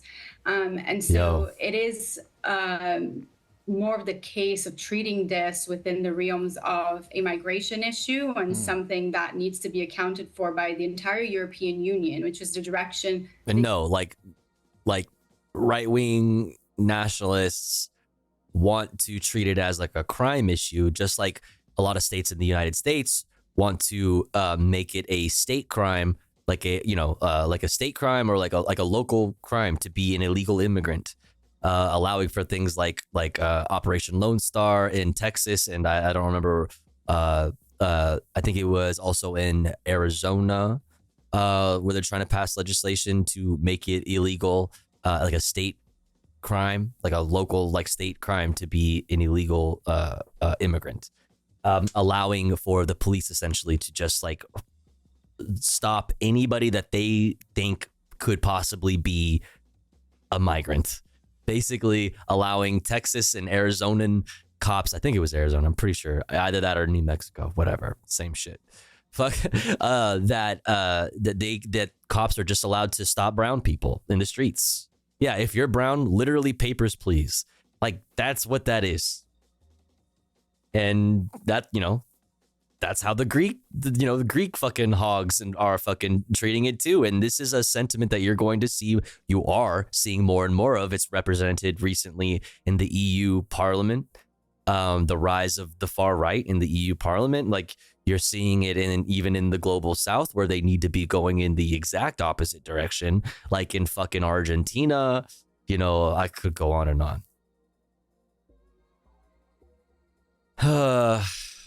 Fuck, bro. EU is trying to go with its new asylum and migration pact.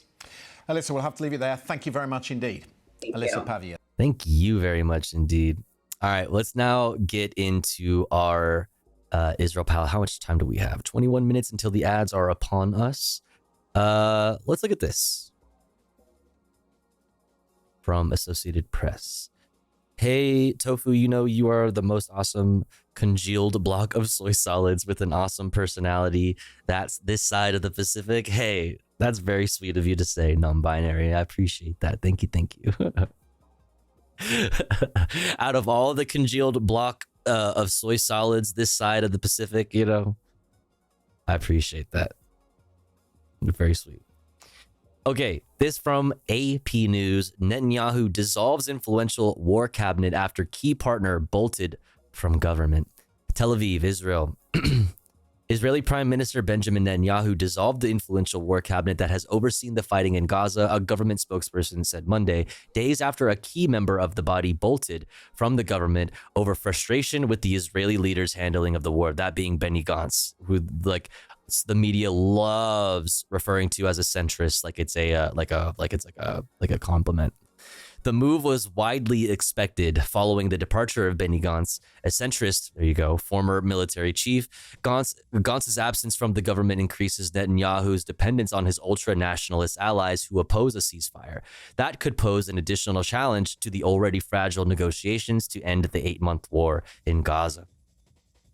Government officials said Netanyahu would hold smaller forums for sensitive war issues, including with his security cabinet, which includes far-right governing partners who oppose ceasefire deals and have voiced support for reoccupying Gaza.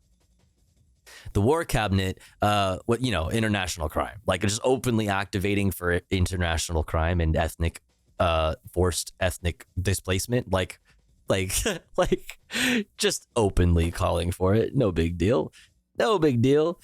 The fact those laws in the U.S. have not been deemed illegal is crazy. They are basically stop and frisk. They are literally stop and frisk, Girk. Yeah, you are exactly correct. They are literally stop and frisk. And the problem is, this is a sentiment, this far right, perspective is gaining prominence in very specific and important ways. Like, well, we all know a main one, a big one, being the fucking Supreme Court. I mean, and this also, like, much more frequently, but much less talked about, happens on the local level all the fucking time, constantly. Yeah. Yep. The war cabinet was formed in the early days of the war when Gantz, then an opposition party leader and Netanyahu rival, joined the coalition in a show of unity following the October 7th attack on southern Israel by Hamas. He demanded that a small decision-making body steer the war in a bid to sideline far-right members of Netanyahu's government. It was made up of 3 members, Gantz, Netanyahu, and Defense Minister Yoav Gallant. The move to scrap the war cabinet comes as Israel faces more pivotal decisions. Israel and Hamas are weighing the latest proposal for a ceasefire in exchange for the release of hostages taken by Hamas during its attack. Israeli troops are still bogged down in the Gaza Strip, fighting in the southern city of Rafah and against pockets of Hamas resurgence elsewhere, in addition to a dramatic escalation last week on the northern border with Lebanon, where we even saw, like, dude, I was away. I couldn't even talk. I wasn't even here to be able to talk about the fucking, what's it called? The trebuchets while it was in the fucking news. Bro, trebuchets, dude, being used at the fucking northern border to burn Lebanese land, like, is so crazy, man. Oh, bro, what the fuck? AP correspondent Charles de Ledesma reports on the volatile situation along the Lebanon-Israel border. After launching hundreds of rockets and drones towards Israel in some of the most intense barrages in the conflict, Hezbollah sharply reduced the number of projectiles firing toward northern Israel on Sunday and Monday. The lull continued even after Israeli military officials said they killed a key operative in Hezbollah's rocket and missile department, Mohammed Ayub, in a drone attack on Monday morning. The Israeli military said it tracked just 2 missiles fired Monday from Lebanon, and they did not enter Israeli territory, which is usually the case, just generally, right? Because we're talking about Iron Dome, David Sling, and another like a defensive missile system I'm blanking on the name of. Like, literally 3 different defensive systems. Like, it's extremely rare for any of these rockets to ever get past those 3 defense systems and actually touch the ground in Israel. It's extremely rare. Tofu, did you see the IOF took over a mosque at Rafah and turned it to a makeshift? Yeah, I did see that. Oh, I did see that, dude. I did. Just like, the dehumanization is so crazy. Oh, yeah, I did see that. Yeah, man. Just the fact that there's so much that we learn about, like, the IDF and, like, what they're doing, how they operate, like, is given to us directly by the IDF. Like, they literally post their fucking, their war crimes on Maine. Like, they post their fucking, they wear their hearts on their sleeve. Let's just say, it's crazy, man. It's crazy. Like, we know about that because they just be posting, like, the lull could be due to the Muslim feast of Eid al-Adha that began Sunday morning, as well as a visit from Amos Hochstein, a senior advisor to U.S. President Joe Brandon. Hochstein is in Israel to discuss the volatile situation along the Lebanon-Israel border. He is scheduled to be in Beirut on Tuesday. The U.S. has been trying to ease tensions along the frontier and... Frontier? Is that kind of like a weird choice of words there? You mean border. Am I crazy? Am I tripping? That feels weird, right? Frontier to me, at least in my dumbass mind, it denotes further exploration, like the frontier is like to the extent of our like travels, like we've only traveled so far, but like the frontier expands. No? Am I crazy? Frontier is for expanding, right? Like it's giving greater Israel. Like what are we talking about here? Manifest Destiny type beat. The finance minister also apparently took $35 million in aid for Gaza and gave it to the victims of terrorism instead. The finance minister? I didn't hear. Do you have something on that? I'd be interested to check that.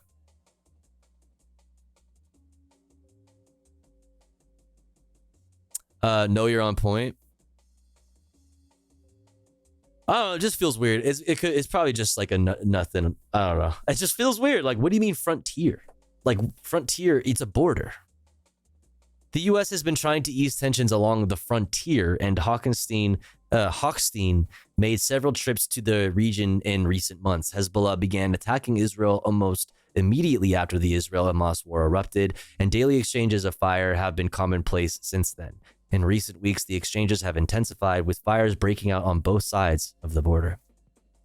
Netanyahu has played a balancing act throughout the war, weighing pressure from Israel's top ally, the U.S., and growing global opposition to the fighting, as well as from his government partners, chief among them, Finance Minister. Oh, Bezalel, Bezalel Smotrich. Look at that. Coincidence? Coinkydink? And National Security Minister Itamar Ben-Gvir. Both have threatened to topple the government should Israel move ahead on a ceasefire deal. The latest proposal is part of the Brandon administration's most concentrated push to help wind down the war. For now, progress on a deal appears to be stalled. By whom?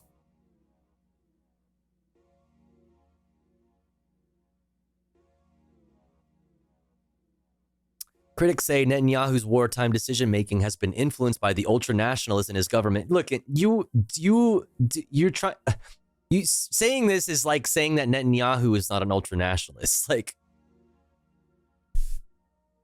he has like these far-right crazies in his ear. Like, motherfucker, those far-right crazies got there because of Bibi. Critics say Netanyahu's wartime decision-making has been influenced by the ultra-nationalists in his government and by his desire to remain in power. I definitely believe that is a huge part of it, for sure. He's got himself kind of in a weird pickle politically.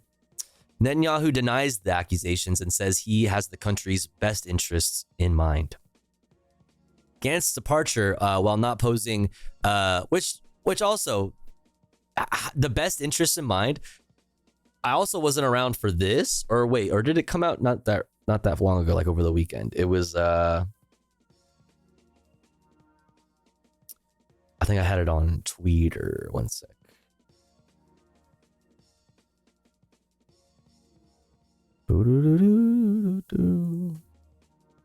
Bookmarks. Scroll.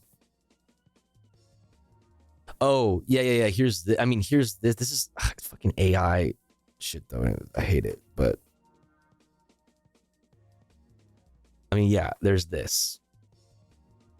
I think I had something else on it, but English dub of an Israeli news report about a document the IDF distributed internally on September 19th, 2023, titled Detailed End-to-End Raid Training. It described the impending October 7th attack in close detail, down to the number of hostages and how Hamas planned to handle them.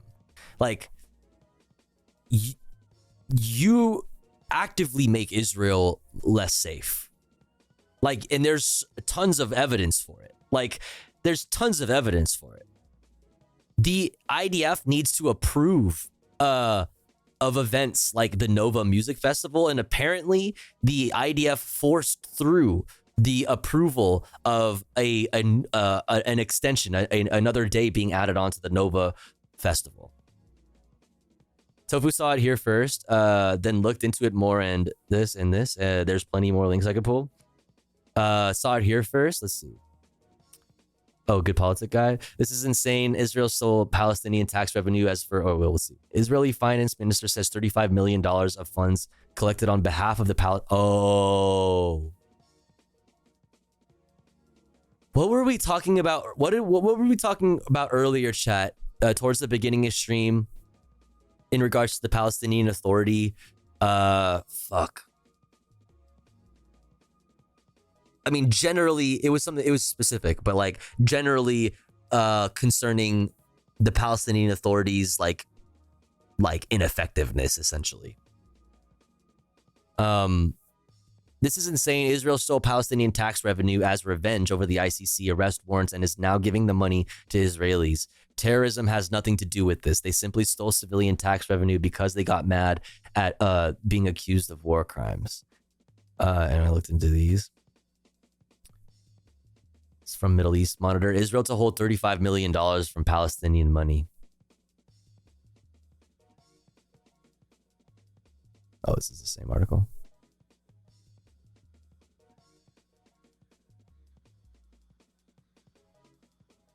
Israel's far-right finance minister Bezalel Smotrich decided to Tuesday to deduct some $35 million from the Palestinian tax revenues, and Anadolu agency reports. In a statement, Smotrich said that the withheld money would be transferred to Israeli families whose members were killed in Palestinian attacks. Last week, the Shin Bet Domestic Security Agency warned that the Israeli government policies against the Palestinian Authority in the occupied West Bank may lead to its collapse.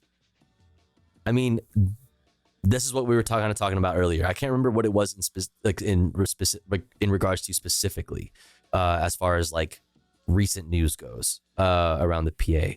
But the ineffectiveness of the PA is by design. It's to ensure that the possibility of a two-state solution never happens.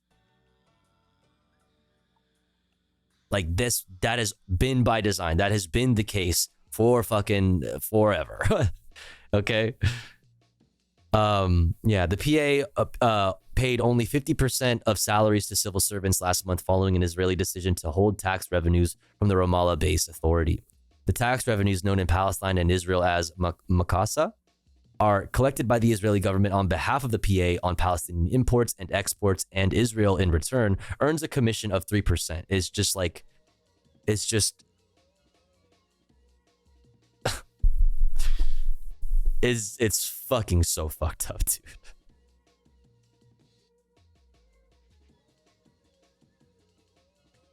I read 50% as 50 cents. Yeah, they put a space here. I don't know why. What's up, Fellini? Good morning. The revenues are estimated to total around $220 million every month and represent the main source of income for the PA. Sick. Dope. Yeah, so like if you needed like any further evidence like that, you know, the Israeli government doesn't want a two-state solution, like they keep telling you straight up that they do not want a two-state solution, even though United States just keeps gaslighting, you know, United States press, you know, State Department spokespeople keep gaslighting you into thinking that they actually do.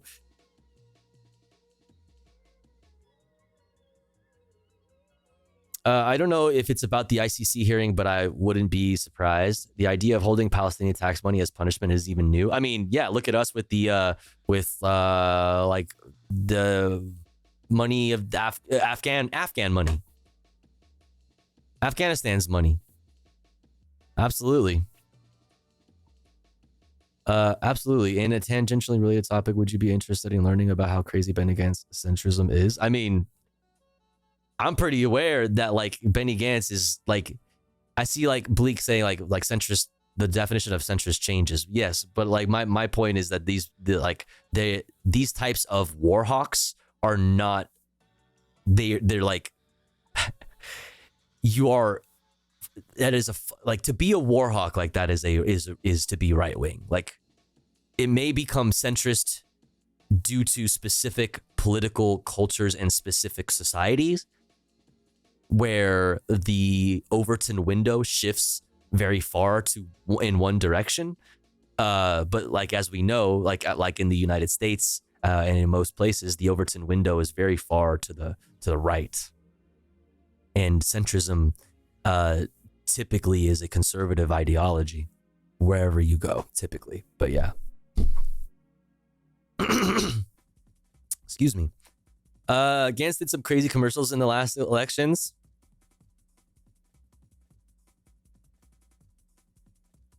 Oh man. If you've been here a lot, if you've been around in this community for a while, you've been around when we've watched good politic guy videos. He's really good. He's starting to finally get like traction and start to finally blow up. Like, he's always been pretty big on Twitter, but like his YouTube videos are starting to get more traffic, which is dope and good. I think he's really awesome. I think he's good as fuck. So go follow. But like, as an example of like, yeah, like I pulled this up to show an example, like, Netanyahu does not make Israel safer. You know.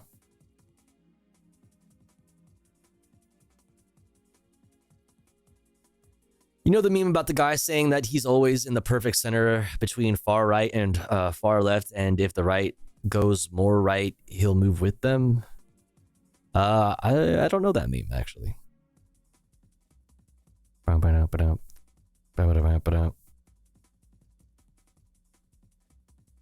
right, let's continue on. It's already 3:45.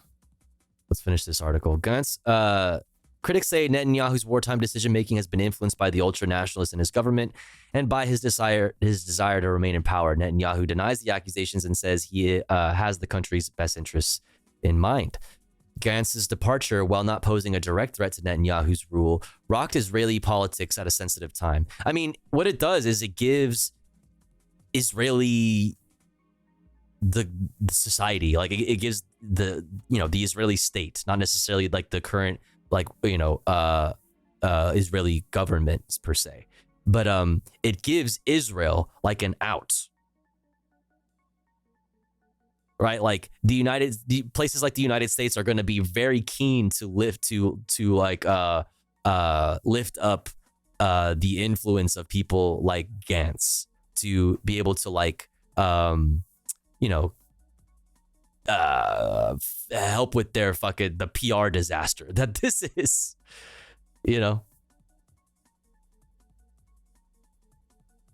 The popular former military chief was seen as a statesman who boosted Israel's credibility with its international partners at a time when Israel finds itself at its most isolated. Gantz is now an opposition leader in parliament. Gantz's decision also prompted another resignation. Former army chief and fellow party member Gadi Eisenkot left the war cabinet, where he had observer status. Netanyahu's government is Israel's most religious and nationalist ever. In Israel's fractious parliamentary system, Netanyahu relies on a group of small parties to help keep his government afloat. Without the support of Gantz's party, Netanyahu is expected to be more beholden to far-right allies, which, doesn't really help with the main issue at hand, to be honest, right? Like you're pushing him further into that corner, that far-right corner, he's gonna become more rabid, and much less fucking predictable as he gets pushed further and further into that far right corner, right? And then the most fucking reactionary crazies in his fucking year, like actual terrorists, like Ben Gvir, like literally, like actual terrorists, like convicted. It's like,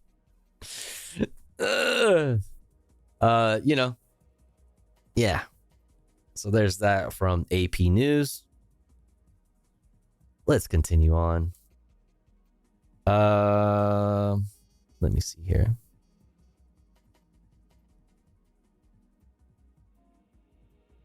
All right, let's look at this story. This shit is such a funny fucking headline.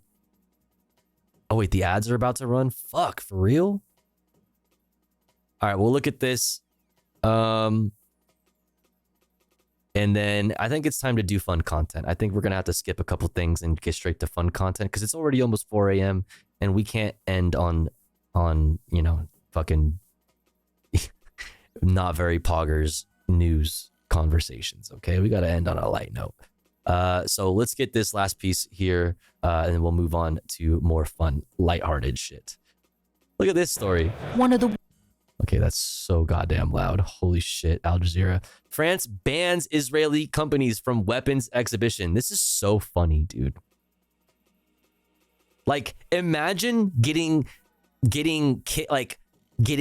uninvited to the War Crimes Convention. It's literally War Crimes Con. And you're not invited because you're that problematic. Bro, the military industrial complex community like canceled you. Like, oh, holy shit, man. From a weapons expo. That's what I'm saying. It's like, this is the place where it's like, ethics be damned, bro. We're here to make money. What do you mean? Like, all of this shit is used to kill poor people, like, across the fucking world. Like, what do you mean? Y'all have a problem with the war criminals in Israel? How many other war criminals are present here? Like, what is happening? It's so funny to me. And what's even funnier and cuter, it's really cute, actually, really, if you think about it, you know, and kind of wholesome, like besties behavior, best friends for life behavior. The United States is gonna not show up either, because they're mad that their best friend isn't invited. You know, like if our best friend Israel can't pull up to the War Crimes Con, then we're not coming to the War Crimes Con, and we're the #1 war criminals. We are literally the war criminals, and we're not gonna pull up if you won't allow our best friends Israel to come to the War Crimes Con. This is so crazy. It's so funny. World's biggest arm fairs, Eurosatory in Villepinte near Paris. Companies from more than 100. Okay, when she said the name of the place in Paris, it sounded like she said something, like they reversed the audio. Like she said that backwards. Fairs, Eurosatory in Villepinte near Paris. Did that not sound like... Hold the fuck on.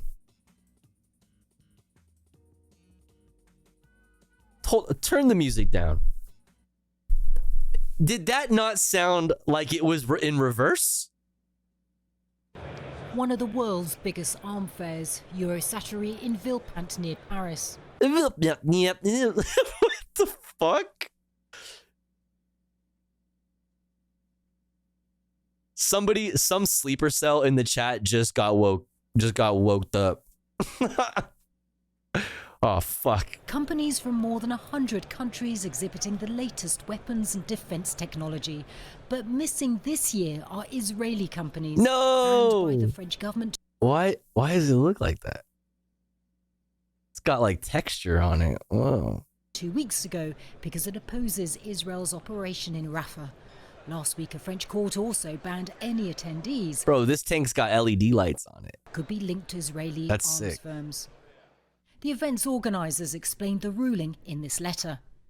We hereby inform you that Coget's events had been subject of a court decision dated June 14, 2024, requiring to prohibit employees or representatives of Israeli companies at the Eurosatory trade show and to prevent the promotion of their activities and any commercial intermediation. The ruling's a victory for these anti-war campaigners, some of whom had brought the case to court. Victory we obtained in the tribunal is a great victory for the movement because it sets a precedent for others in the world and in France to make companies accountable for the arms trade with Israel. None of the exhibitors that we spoke to wanted to discuss the ban. Rocket-san. Sorry. The event's organisers declined to speak to us on camera about the issue, but a spokesperson said that they would appeal the court decision. 74 Israeli companies were scheduled to take part in the fair. Fucking wicked, dude. Look at this guy. Some say the French government's decision is discriminatory. Oh, they got the Turkish tanks in there. Say their weapons are essential to ensure Israel's safety. Activists say they're being used against Palestinian civilians. Natasha Butler, Al Jazeera, Paris. That's crazy, dude. Cancel culture has officially gone too far, chat. Fuck it. I'm saying it. Cancel culture has gone too far. The Israeli military industrial complex is a victim. Israeli defense manufacturers are the victim here, chat. Don't get it twisted. That's called intersectional. That's called intersectionality, motherfucker.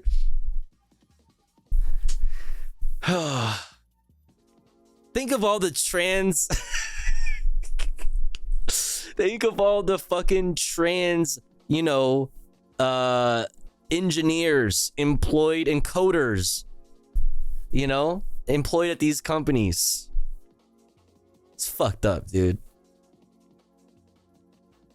This is fucked up, bro. Think of all the fucking gays, you know, that be working at the fucking Israeli fucking weapons manufacturers. That's fucked up. These motherfucking woke people ruining the world. Yeah. Never thought I'd see the day I'd give France a big W. I mean, listen, I talk as an American, I'm legally obligated, you know, to talk shit about France any chance that I get. As an American, it's just part of my culture. Okay? It's literally downloaded into my brain when you're born in California or in America. However, France gets some W's, dude. Like France gets some W's. Like if you want to talk about like mobilizing and being in the streets for causes you care about and like organizing, like motherfucking France knows how to fucking, you know, do that. I'll just go ahead and say that. They allow cishet genocide, but not the woke pinkwash one. So sad. I lived in France for 4 months. I can't lie. I love France.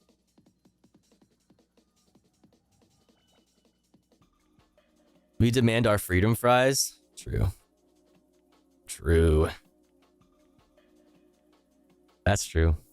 All right. Damn, it's already 4 a.m. What the fuck? Okay, yeah, we already talked about the entire bloodlines thing. Yeah, I think we're good to move on after this, okay?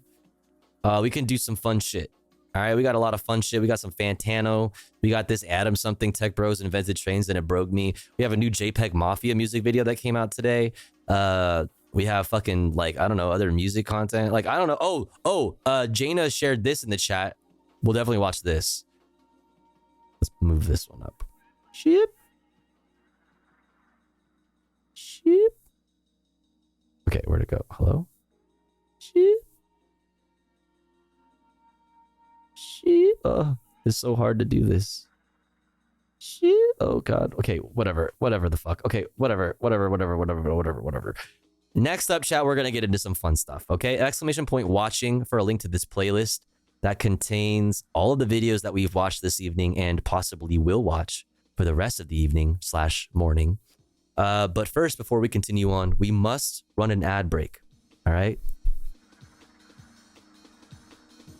But don't you worry, because here at the Tofu Ghost broadcast, when I run ads, I run them while I'm away from the stream. That way, even if you're unsubscribed, you don't miss out on any of the content. But if you would like to support the stream, support me, the streamer, and get access to cool Tofu Ghost emotes and an ad-free viewing experience, you just gotta subscribe for $5 or for free with the Twitch Prime. Or let's say you're already subscribed and you're feeling generous and you have the means to, you can either upgrade your sub to tier 2 or tier 3 to get access to exclusive emotes, or you can gift a sub to one of our unsubbed friends in the chat like Bluish or Sadistic Dove or Polite Jamie or Zarian or Not Enough Gum or Amhowl. We have a few people in the chat that are unsubbed. If you are one of those unsubbed people, say hi in the chat. Maybe somebody will notice you and feel generous enough to shoot you a gifty. You can also throw some bits or some dono my way. All of these things go towards helping me continue the stream full time. This is my main source of income, so it also goes towards my bills. If you enjoy the content, consider supporting. I'll be back in 3 minutes. BRB.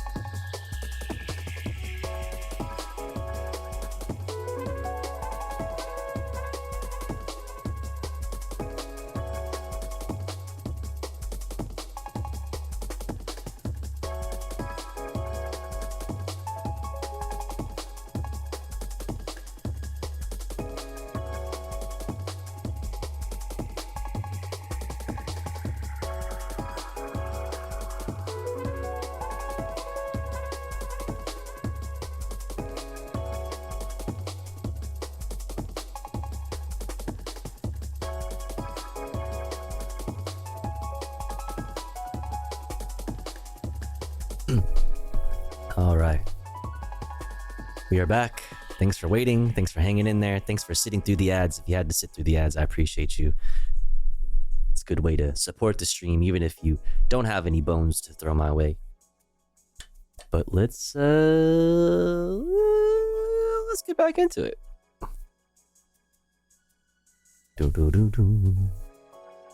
I also forgot that we have a new urban rescue ranch to watch as well, so we'll watch that first.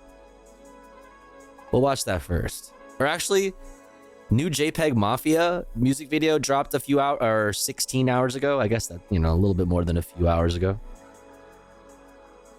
JPEG Mafia, Don't Rely on Other Men. Let's try it out.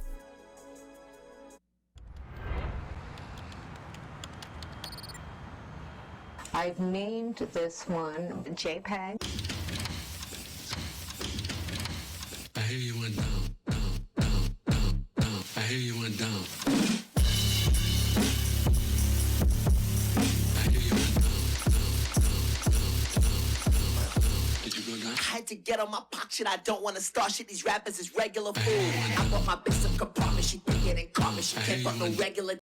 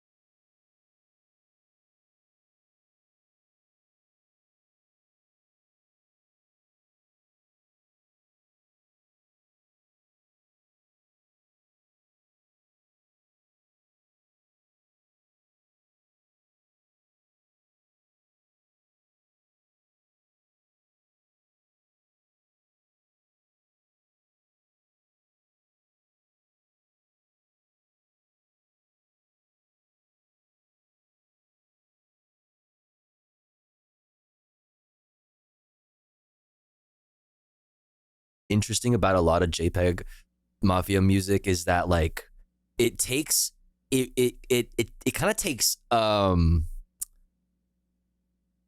I say it? Like, because if I'm the way I'm about to say it, like kind of sounds bad, but I don't mean it in a bad way. A lot of art, I was gonna say it kind of takes effort to listen to consume, but art isn't always easy to consume, and art shouldn't always be easy to consume. Sometimes art is like like strange, and you kind of need to like take a second glance at it. You need to like check it out a couple more times. Like you need to watch a movie twice before you catch everything. You know what I mean? Sometimes 2 or 3 times later, you're still seeing things, noticing new things in a movie that you didn't notice the first time you watch it. It's like, because that's kind of the nature of like avant-garde, art, whatever, no matter the medium. And that's what I really love about JPEG Mafia, is that like it's really hard to, like, it's never predictable. It's never something that I'm like, okay, this is the part where like JPEG Mafia like always does this kind of thing, after the bridge, his choruses or his hooks always sound like this, or like it's all over the fucking place. Yeah. I get it. It's the same as Burial. The first time you hear it, you don't get it, but one day it just clicks. Yeah. Me, every time I watch Yu-Gi-Oh, let's fucking go, dude. Wait, for real? Like, is that like worth? That's tight. Like, revisiting like Yu-Gi-Oh. Do you like? Is there like Easter egg? No. Okay.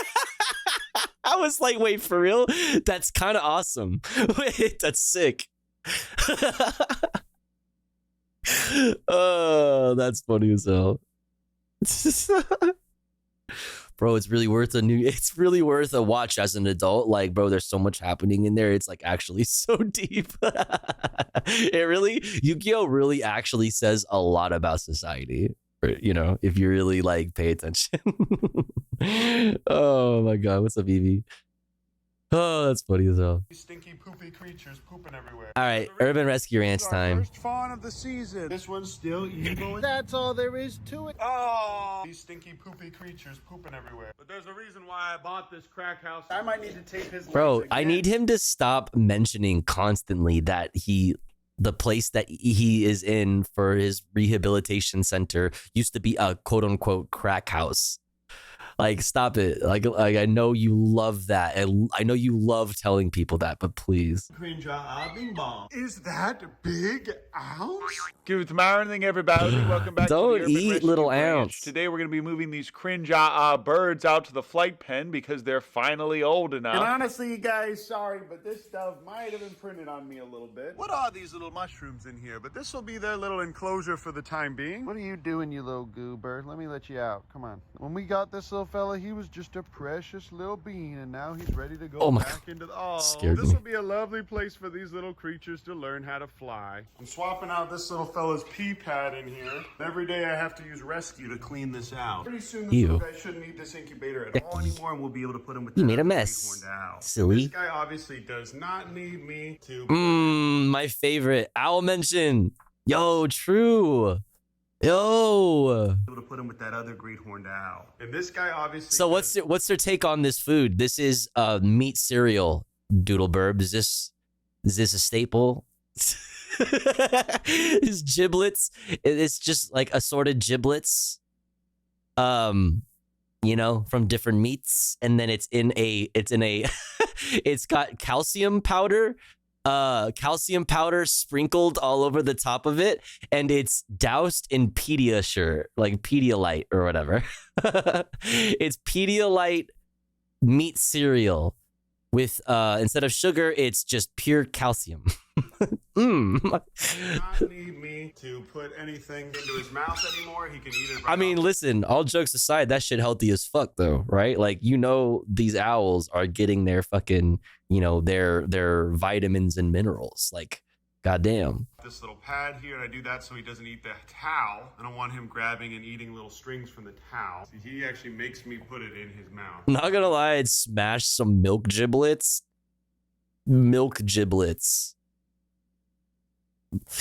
I hate that. Milk giblets. Otherwise, he will not eat it. But it is a joy every day. Little creatures. As you guys can see, I've been letting these mats get real nasty. That's mostly from the calcium. A little bit of it's from their poop, but I have to keep these pads. What is this thing that they do? This like what is this These guys do not have good traction, especially this one who's recovering from splayed legs. I might need to tape his legs again just to make sure before we release him. So the first baby beaver that came in is finally It's a mosh pit. Real. Guys, take a look at this. Guys are still peeing and pooping a lot, and now they're officially eating a little bit of cat food mixed in with their milk. And this guy is spicy, and I think will always hate me. Exactly what we want. He'll even bite me if I put my finger in there. But all right, everybody, I just cleaned their towels out again. Just use The the drink Fox thing. Valley milk replacer in here with a shaker ball. I shake it up real good. That poor bird got snatched by the Rhea the other week. The poor bird that got snatched by the Rhea the other week.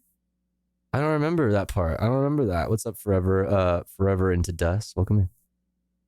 Warm water. And after this, I'll mix in a tiny bit of that wet cat food because we are slowly starting to wean these guys. That's it, at least for now. Oh my god, they're so fucking cute, dude. It like that wet cat food because we are slowly starting to wean these guys. That's it. Look at them. Look at them.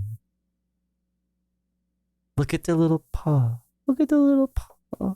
Oh. At least for now, I'm gonna go ahead and take this and put this in the fridge. This one's still eating very spicy. That one's angry all the time, but this one here is just chilling. Just a little. I'm too eepy to be angry, which is literally me. To be literally just like me. I'm way too eepy to be angry all the time. You know. Even though I bring them fresh milk multiple times a Nom, day. nom, nom, All right, nom. everybody, I'm taking these guys out to their outdoor enclosure. This is About to their go first feed Mama time Kitten and her seeing 5 the kiddos. outdoors Oh. for a while. They're officially weaned and able to eat this food on their own. And we have a pigeon over there that can show them how to eat, and then we'll go ahead and release them. This little creature has been doing okay, but he could be doing better. This is Austin Wildlife Rescue. I've showed you guys this before. But there it is, you guys. They have the best setup that I've seen, at least anywhere in a huge radius around here. And that just puts it into perspective on how much resources and time and money and effort go into these little animals. We sure do be getting a lot of these cringe creatures. They team up with the Audubon Society to be able to do this. I'm here at the Starbucks in Temple. This is our first fawn of the season. Hog. This little guy is going to be... I'm here at the Starbucks in Waco, Texas, doing a Bambi handoff. You know what I mean? Just a casual fucking Bambi handoff. It's nothing crazy. Into our pen. He was just born, it looks like. Look at this perfect. Oh my god! It's literally Bambi, and I'm gonna die. I would die for Bambi. I would die for this animal. I would do anything for this animal. What the fuck? Look at this. Pen. He was just born. Look at this angel. Look at this. What the fuck? How are you so cute? How do you do that? What is this pose too? Like, oh, I'm so innocent and cute. What is the little spots? Perfect little creature. Oh my god. 2.55 kilograms. Now we know how much to try and feed him. He's probably dehydrated, so his first feeding will be Pedialyte. There he is, you guys. He's taking. I want to check Rescue Ranch's freezer. Oh no, I'm scared.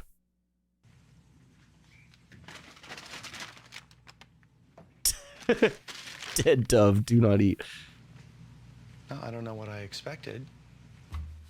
What's going on? This is exactly where the two of you were when I left this morning. Is nobody gonna even try to get a job? I have a job, Michael. Yeah? It's called supporting my husband.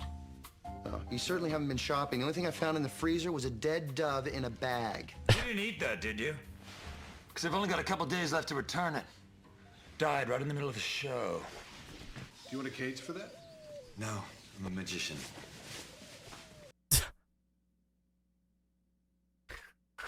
Okay. The bottle like a little champion. Boo Boo's first bottle. All right, everybody. All of my creatures are in here in a line. These guys are weaning like. Look how cute. There's so much cuteness, dude, in this room right now. If I was there, I would start crying. I would my ass would just start crying. 4 hours. Oh my god, it's so cute. Why? That boy just annihilated his little ball. Or Boo Boo, but Why are you putting your hand like that? Why? Is Boo Boo kind of, you know, is he kind of, you know what I mean, like. Boo Boo, but better. That boy just annihilated his. He's kind of.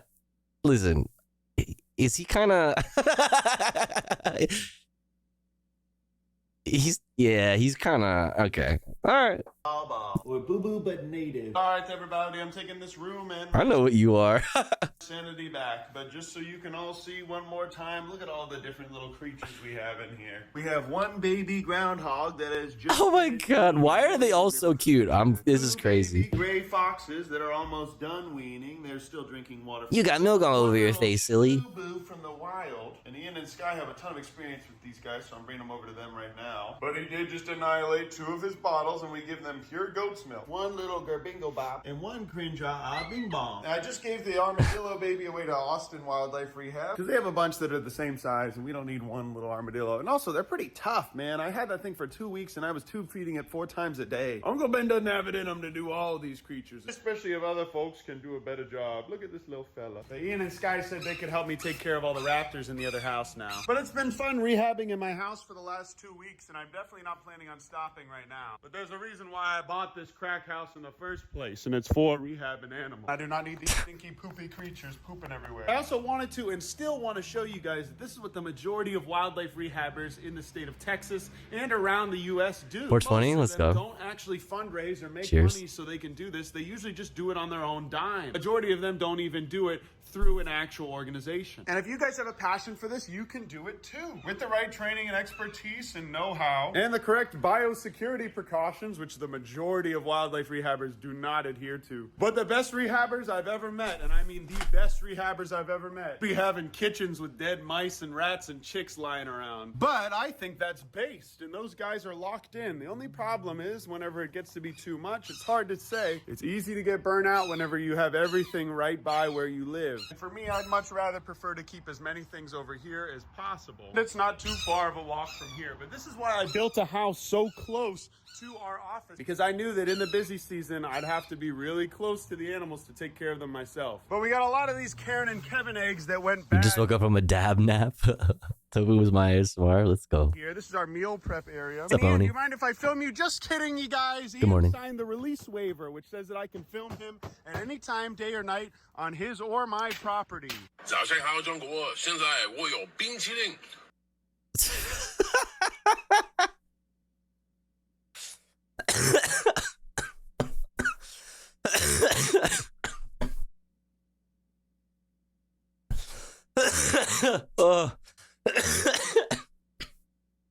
Being chilling. Like this video for plus 500 social credit? Fucking don't say less. Plus 500? That's a deal. Exclamation point watching in the chat for a free plus 500 social credit. Let's fucking go. 我很喜欢冰淇淋。 Oh, but that's going to be really great. Good stuff for these little animals. You definitely need to wash your hands after that one. Bro, gross. Yeah, I was. Oh my god, I would throw up all over myself. All these enclosures to see which possums are big enough and old enough to be released. Some of them. Bro, animal food smells so bad. Like dog food and cat food and shit, like all animal food, like it's grade F fucking shit. It's ass. Like it's for animals because it's fucking ass. When you smell it and it smells bad, that's because it's ass. Like, you know what I'm saying? Like, bro, it's unfit. Like that shit is not good. That shit is not good. Dry food makes a good last minute snack. Delicious.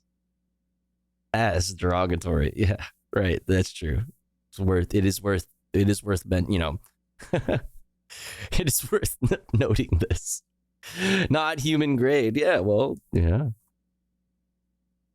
Have been escaping anyways, so we definitely had some soft releases here on the property. I'm going to take this cringe boy and put him in the other enclosure. And one day he will be big enough to eat this wild boo-boo. Oh my Look at god. this, you guys, he just coughed up an owl pellet. I'm going to introduce these two together. The game wardens and a local school have been asking me for this. Oh yeah, that's right. You like dissect them. I'm pretty sure I don't think it was an owl.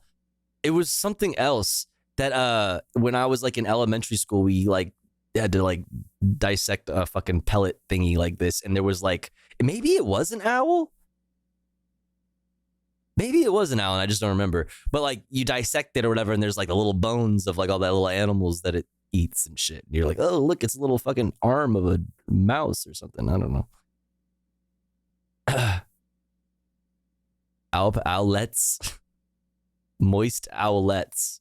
If you found a small skeleton in it, then yeah, it was an owl pellet. Okay, yeah, it must have been. Yeah, if it would have been an owl. It's what owls don't process. Okay, yeah. Sometimes it would be a Pokemon. That's true. That's true.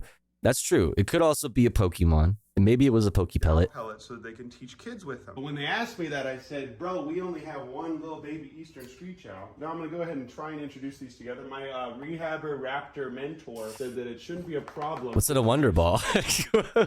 What's in a Wonder Ball? Ah, what's in the Wonder Ball?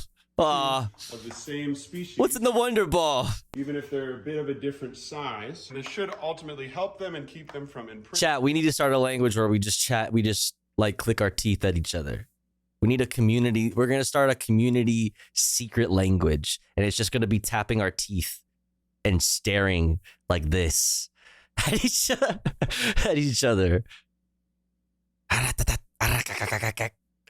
On me. And if we start to see them being cringe or something like that, we can just go ahead and separate them and put I already do that. Who, That's what's up. Remember, was a little axis deer, which is a non-native ungulate here in Texas. And this is a white-tailed deer. This is actually the first white-tailed deer that we've ever rehabbed here at the Urban Rescue Ranch. The first of very many this summer, I assume, because we're the only rehabbers in between. Spreading our arms to make us look bigger. Yeah. She is welcome in, Jensling. And you can use a paper towel or whatever, or wet washcloth, but I think this is just a much better method, right? Yeah, just using your hands and getting your hands dirty. Look how clean this place is. Look at this, you guys. We're finally an actual little wildlife rehab with all these. Look at these little shelves that Nathan Matei from Matei Farms made. How about you guys all go over to the Nathan Matei Farms YouTube channel and thank him for. This is like a real part of fucking having to raise these animals, man. Doing gross shit like that. I'm sorry to say, but Tovu, but steering what is steering contest? Oh, staring contest. I was like, steering contest.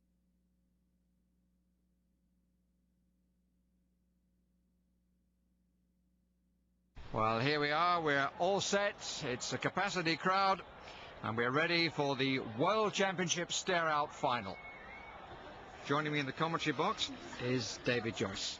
Hello, David. Hello, John. As you see, I have depicted you as the soy Wojak, and I have depicted myself as the Giga Chad.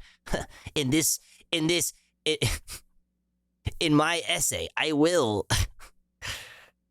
Hello, everyone. Got a bet on Campagnola yet? Well, I wouldn't go that far. Well, let's have a look at both these finalists. First, Alessandro Campagnola. Okay, is this in 3P? How many Ps? You got 240 of them? All right. 14th, and it has to be said a surprise finalist. Not tipped by many to go all the way, but a great run of form brought him to this stage, and no fluke. Some big names have fallen to him, most notably the number 6 seed India's Anand Nanak in a classic semi-final. And his opponent, what the fuck is this? This is from 17 years ago? Look at those statistics. 6 times world champion. Hugely impressive. And he's only 32, but he's already among the all-time greats of this. Yes, some people are very surprised to find out he's only in his early 30s. But the concentration required at this level has obviously taken its toll to some extent, John. He really does. Eat, drink, and breathe. Staring. Fuck yeah, dude. Well, that's the first idiot of the day. No blinking, so it remains all square. Let's go to the stair cam to see what Campagnola has to deal with. The stair cam. Oh, look at that. It's a fearsome sight. Just look at the level of concentration in those eyes. Yes. I'm sure there's a part of the Italian now saying, I've had enough of this. But of course he can't afford to think like that now. I certainly wouldn't like to be in his place, David. What can Campagnola do to combat this attack? Oh, well, John, he'll be digging very deep at the moment, calling on all his resources to combat this onslaught from Spassky. But having said that, he's holding up very well. Sorry to interrupt you, John. Yeah. think Campagnola's starting to sweat. Oh, yes, there yes. it is. The pressure's starting to get to Campagnola after 9 minutes. David, just as you were saying how well Campagnola was holding up. Yeah, Spassky's definitely gaining the initiative there, and it will be important for Alessandro to maintain his concentration. He'll know he's behind. Oh my god, this emote is so good. Chat, if you guys don't know the lore behind this emote, that's literally the inside of Mari's eyeballs. That's like a picture of Mari's, like from like that's what Mari's eyes look like on the inside.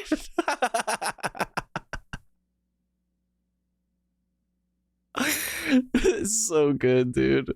It's so cursed. He's a gutsy campaigner, and he's certainly, I would think, will have something left.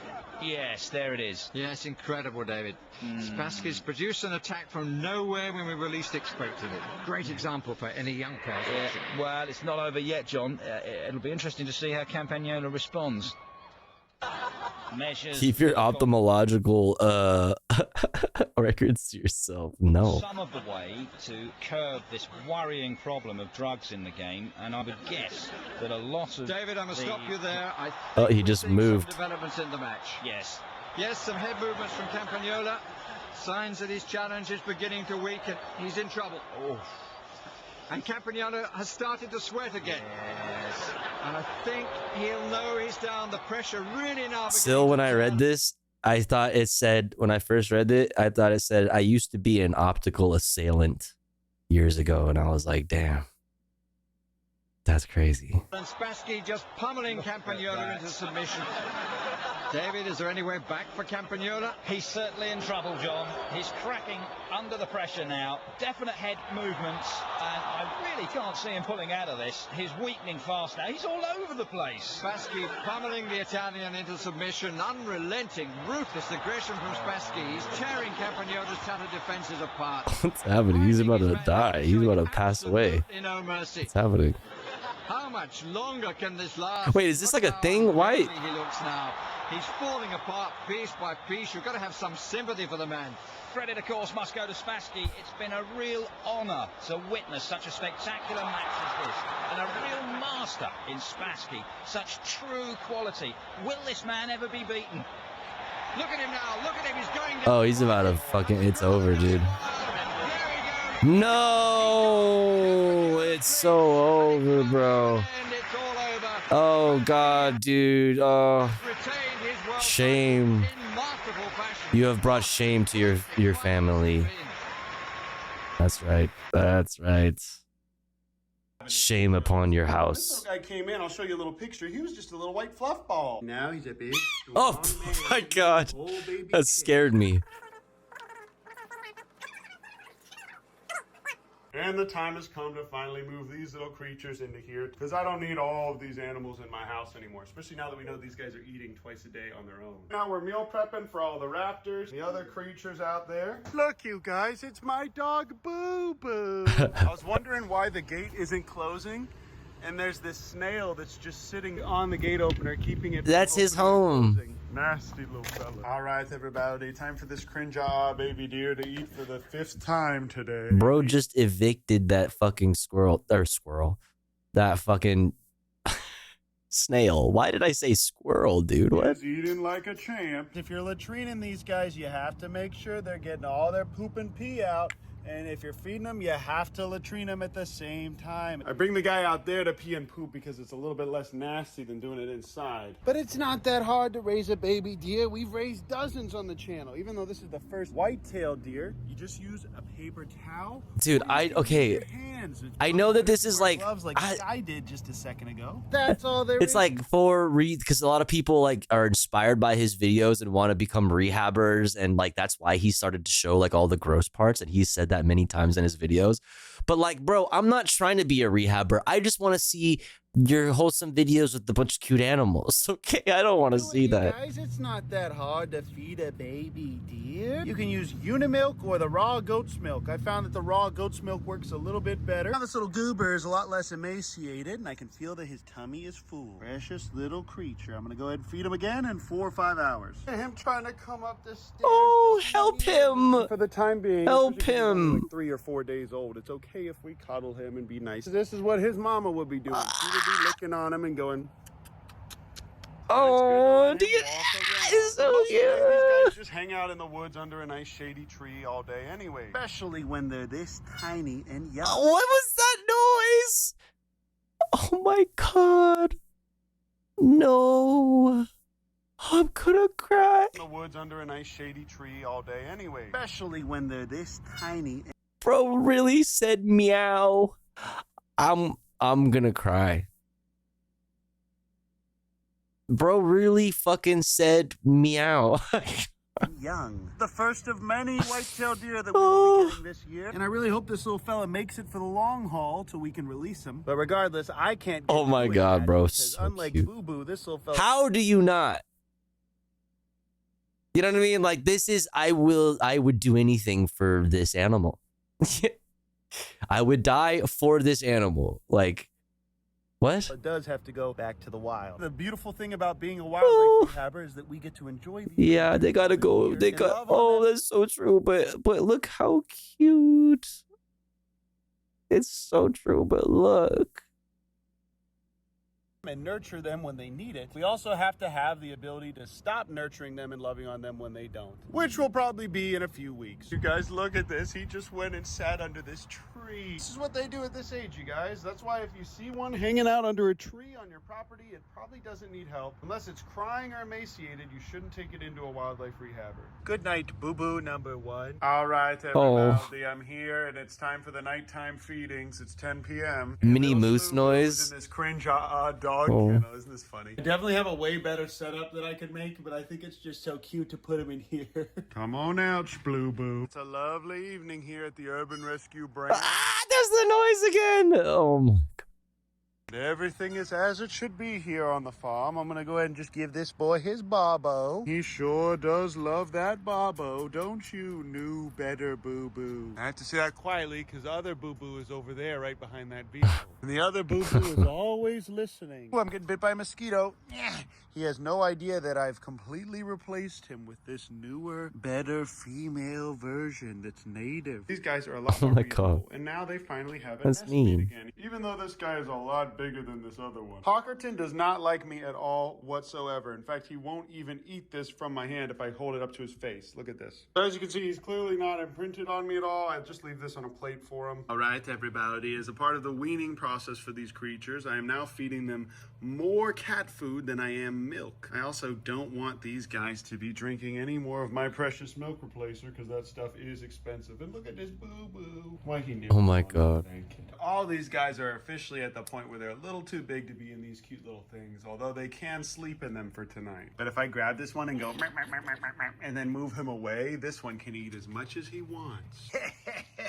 It's like the 7 foxes we had last year. All we need to do is just scream and bang pots and pans until they're scared of us. But we don't need to do that till they're old. And we also got these 2 little That's so sad.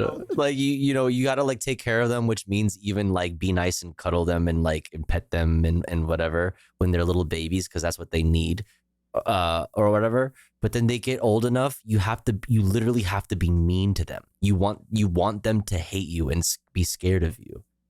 So it's like, it's so sad. You know what I mean? Like, you gotta be nice and then you gotta be mean. Like, oh no. So if you want to know what dork ass shit I was talking about, what? Everyone loves the mini moose. Oh, I thought you literally meant like a mini moose, like a moose but mini. I was like, yeah. What is this? Oh, it's Invader Zim. It was literally that noise. It was literally the same. Yes. Well said, Mini Moose. It was literally nailed it. Literally the exact same noise. Mini moose. What the heck? Well said, Mini Moose. That was literally the same noise.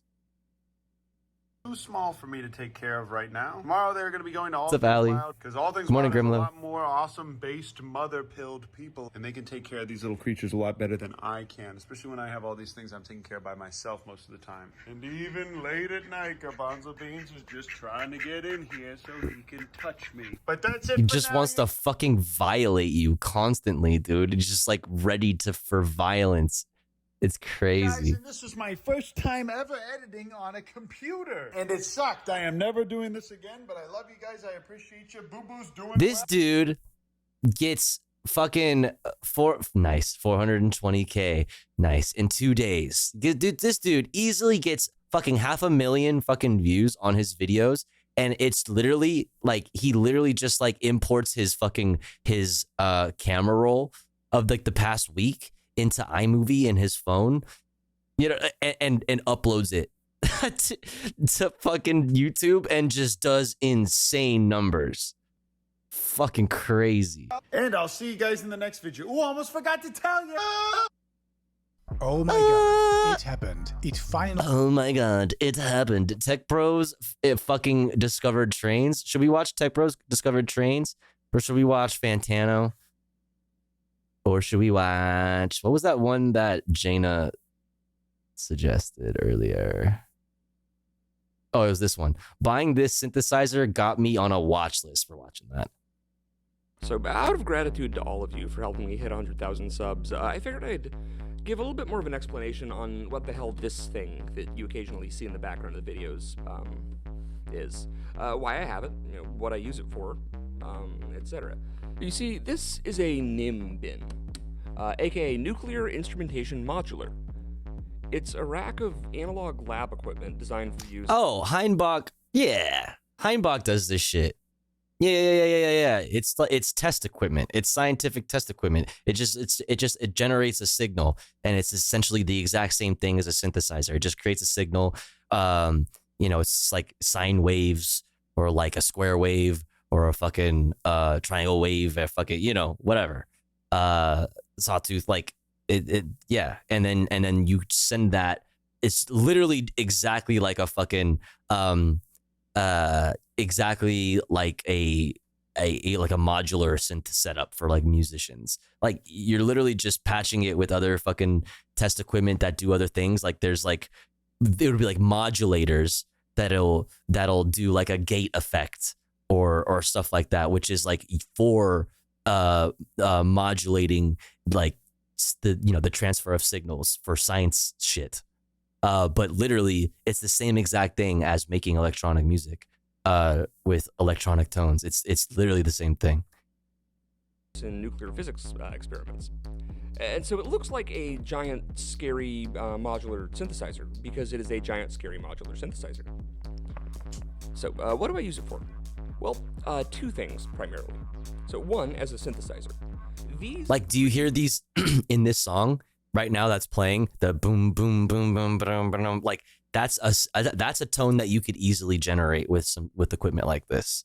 And then you can sample a cool tone and then, you know, play it or arrange it however you want, whether it's like in Ableton, you know, like in the box or like in a sampler or fucking whatever. A lot of, I think the trick is getting the old test equipment like this to respond to MIDI, because MIDI was like a later creation. Was it here I saw the disk drive music machine? Probably. That sounds like some shit that what's his name, that wacky British dude would do. Old Look Mum No Computer. Yeah, I think that was a Look Mum No Computer video. BNC modules, like the light blue ones, are pulse generators, aka oscillators. The little skinny BNC module is in LFO. You can patch these together as sort of like a giant crazy drone synth.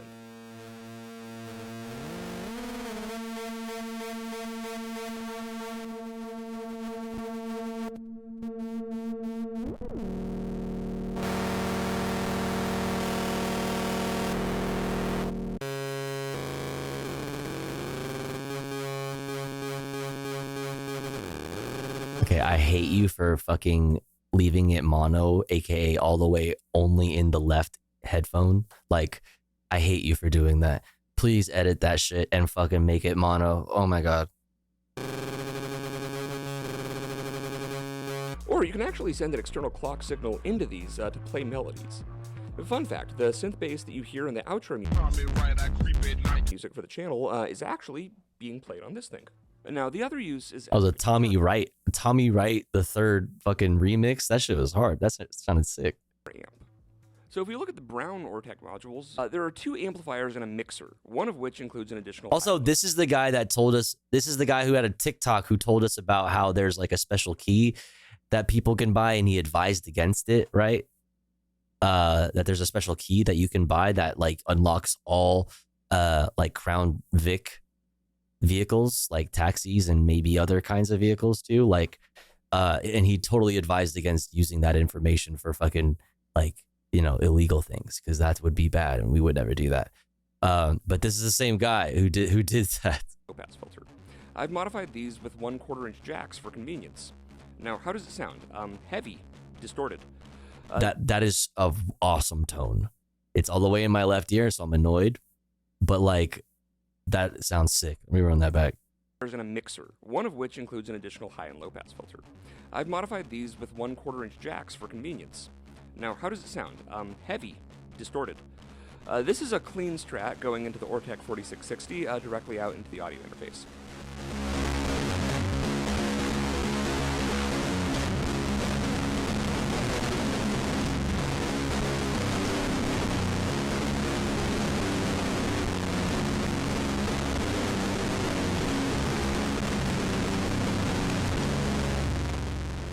Now, for an FAQ section, just because, you know, a lot of people have asked these same questions, I got this from govdeals.net.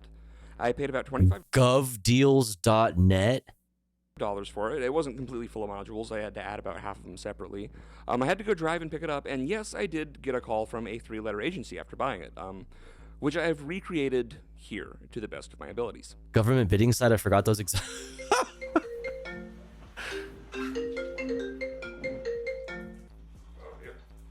Hello, I'm looking for Flesh Simulator. I have that same fucking, that's my camera. Yeah, this is he. Alright, unusual name. Very economic. Hi, my name is Economical. From 3-letter acronym. Did you by any chance bid on a govdeals.net auction for some sort of nuclear thing? I'm looking it up right here. Yeah, was I not supposed to do that? What's that with this? Well, you won the auction. We're just calling to get some answers to a couple questions. What do you mean I won it?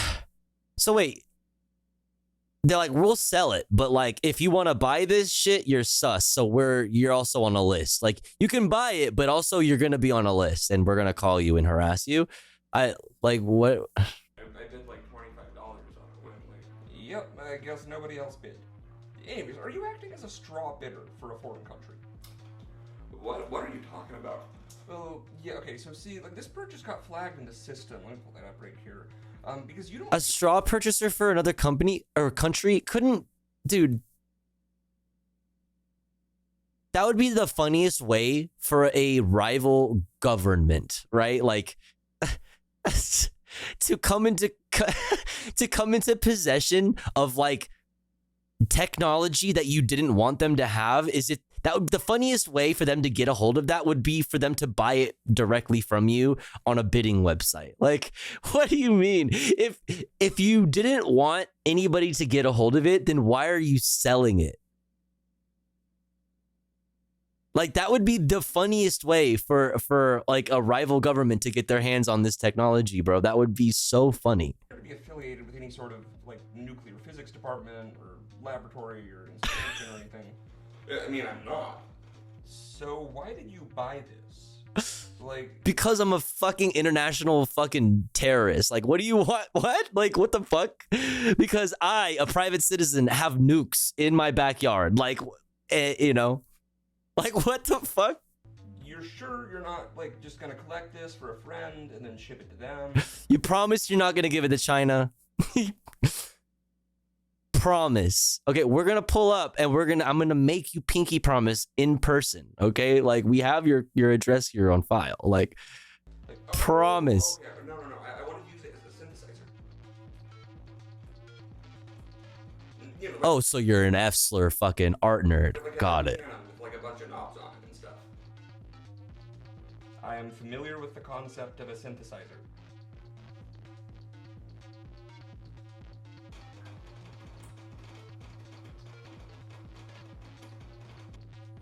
Alright, What is happening? Really stupid use of this piece of equipment, but you know, we don't care if you do that with that. Basically just You're sure you don't want to sell it for lots of money to China? as long as you're not shipping it to Iran. No. Or Iran. I bought it to play with myself.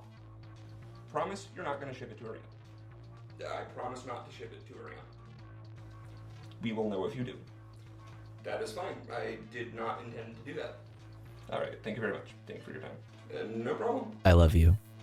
Bye-bye. Ложная тревога. Он не знает о проекте Homunculus. Хватит шагать документы. Tommy right, I creep at night. Tommy right, I creep at night. Tommy right on the breeze, we get fucking. That's hard. Wait, that's hard. That's a sick fucking remix. Tommy right, I creep at night. Banger. Banger. All right, now music stuff. What the fuck? Fantano's, you know, listen, Fantano new video about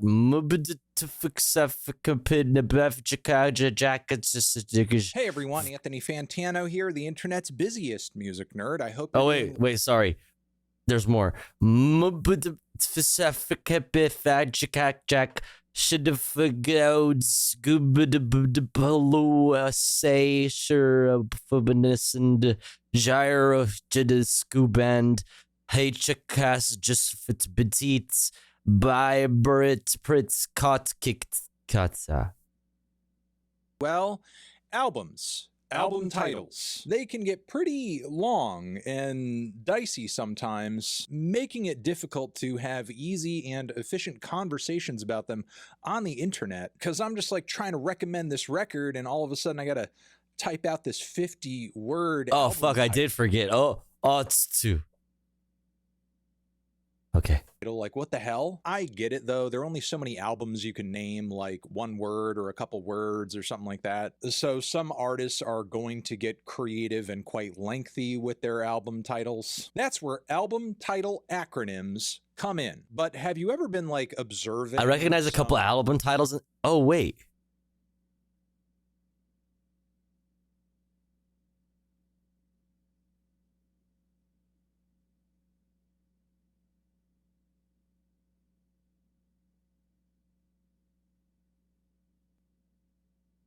Okay, this part sounds.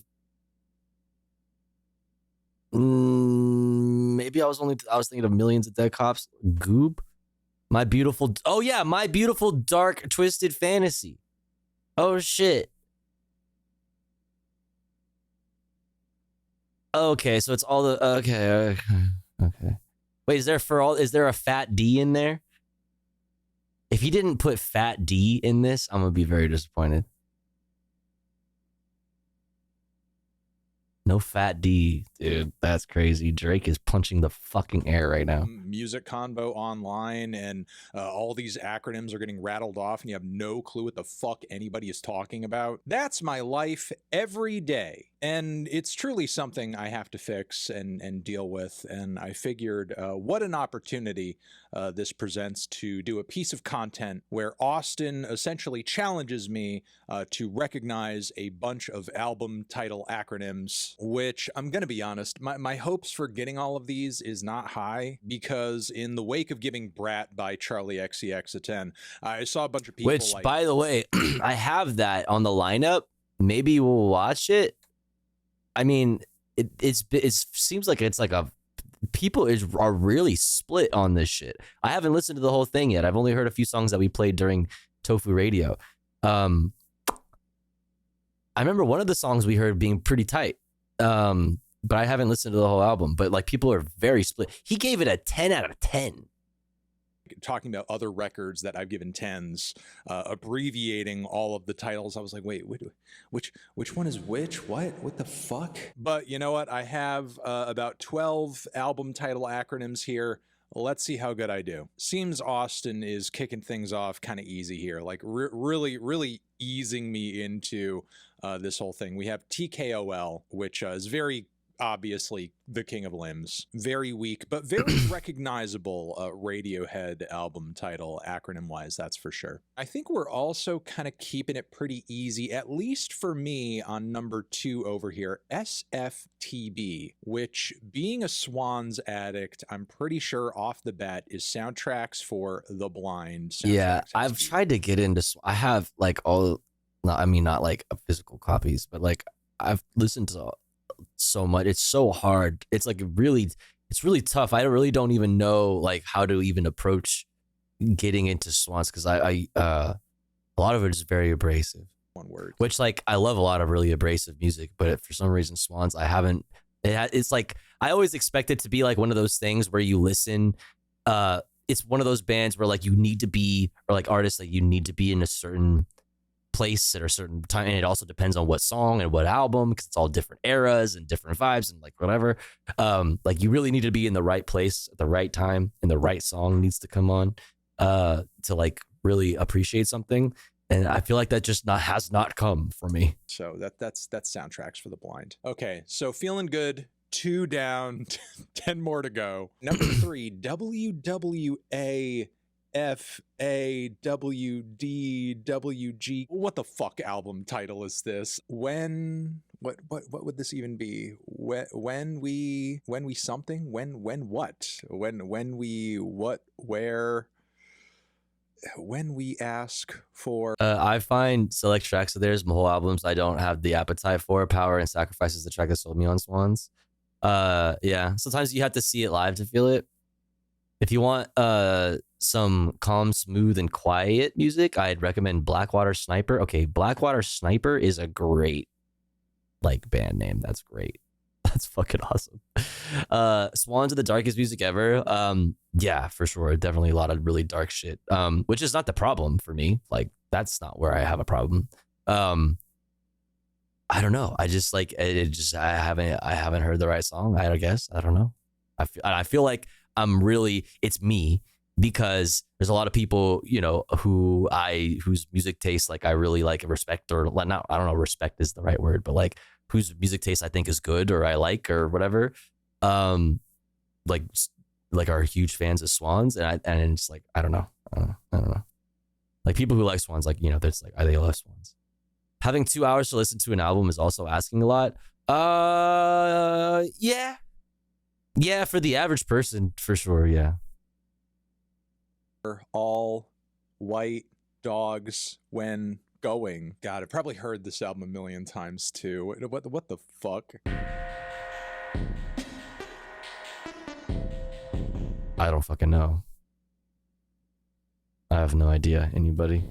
Okay, I don't know this one. I don't know it. Yeah, I don't know this one. When we fall asleep, where do we go? Wait, that's Billie Eilish. Wait, Sing to the Beat got it. Yeah, that's Billie Eilish, right? When we fall asleep, where do we go? I'm pretty sure that's a Billie Eilish record, no? When we fall, almost just typed out the F slur, which is pretty tight. When we fall asleep, where do we go? Yeah, Billie Eilish. Austin's just going to tell you guys what it is. I feel like a dumbass. Okay, moving on to number 4. My hopes are still not high for TEAATB. TEAATB? Tiatb? What the hell is Tiatba? Tiatba.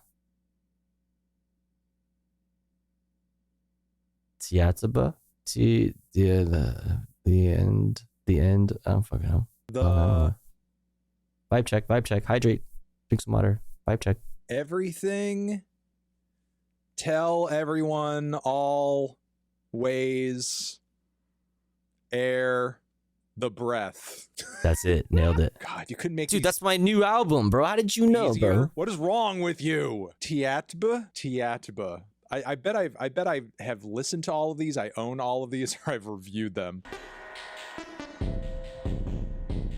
Wait, does he have access to the internet? He's not allowed to have access to the internet. This whole video is going to be me struggling. Oh, man. Okay. I give up. I give up. I give up. I give up. Number 5. Fuck! CLALAR. Wait, what was it?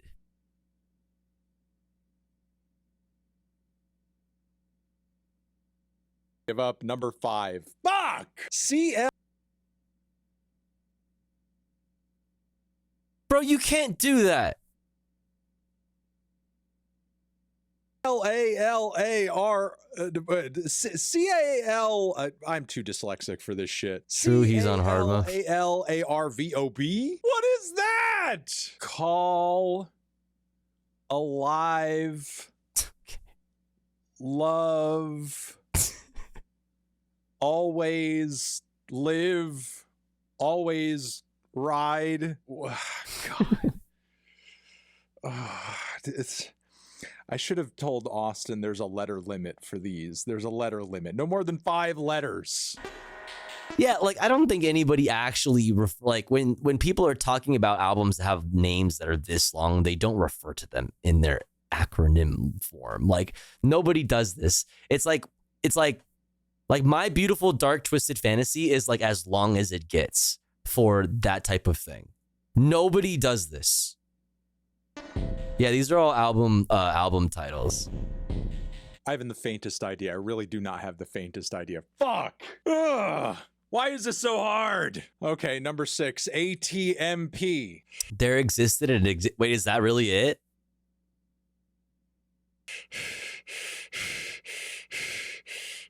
Couldn't you have done In the Court of the Crimson King or something? Something easy like that? All the... Just trying to think of like classic albums or something that might be titled that. Okay, I'm giving up on number 6 too. I'm sorry. I'm just frustrated. I'm overwhelmed. I don't know what to do. Okay, number 7. I know. It's Yoshimi. Battles the Pink Robots. Got that one. Number 7 is in the bag. I know some Flaming Lips. Number 8 is a record I have also given a 10. That is Sinner Get Ready.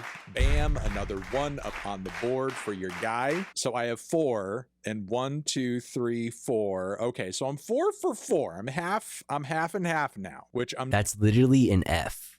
Not feeling too bad about. But number 9, IDMTHY, which I should know this one. I've seen this one used a lot. I've seen this one typed out numerous times on social media in like comments. I've seen it around. Come on, you can do it. IDMTHY.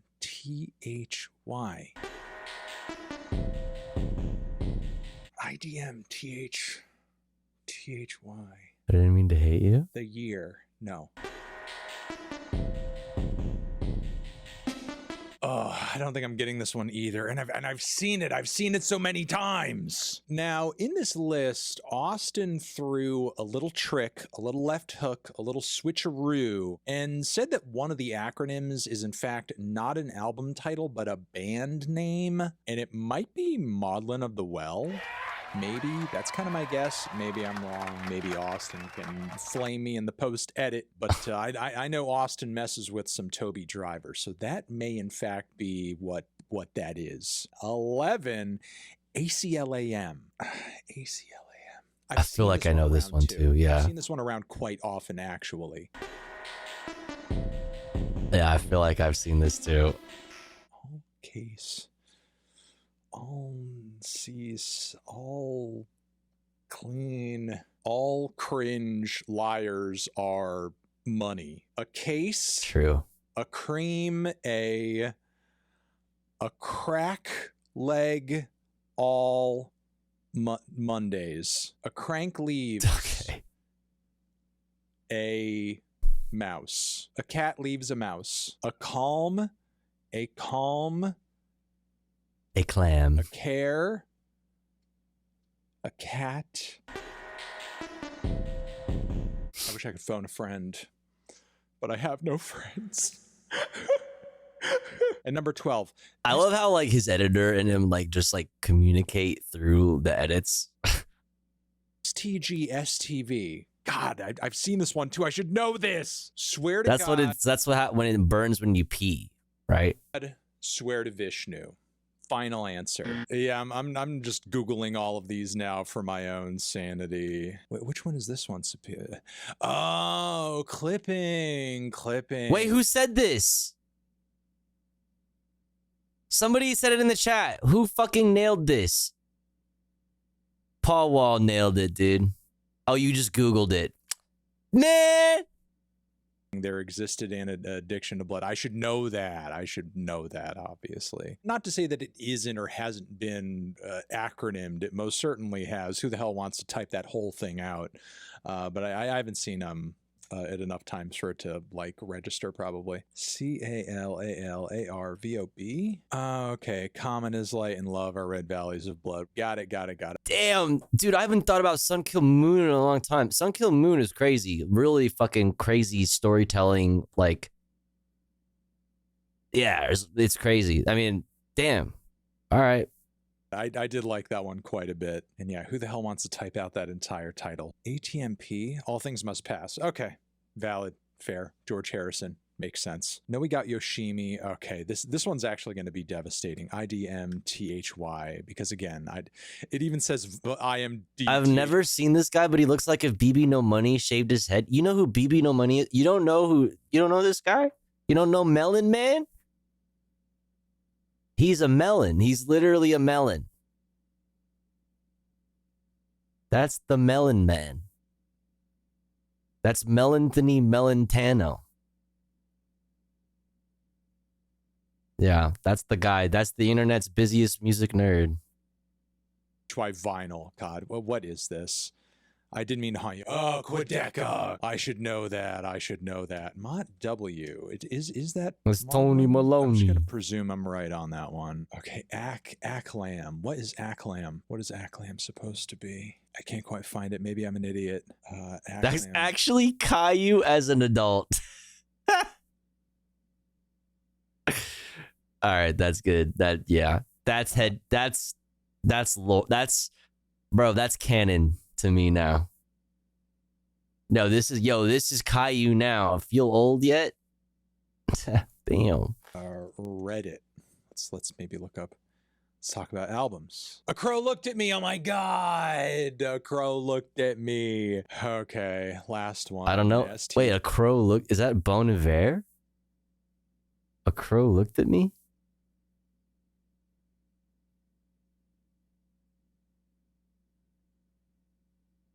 Oh, Mount Erie.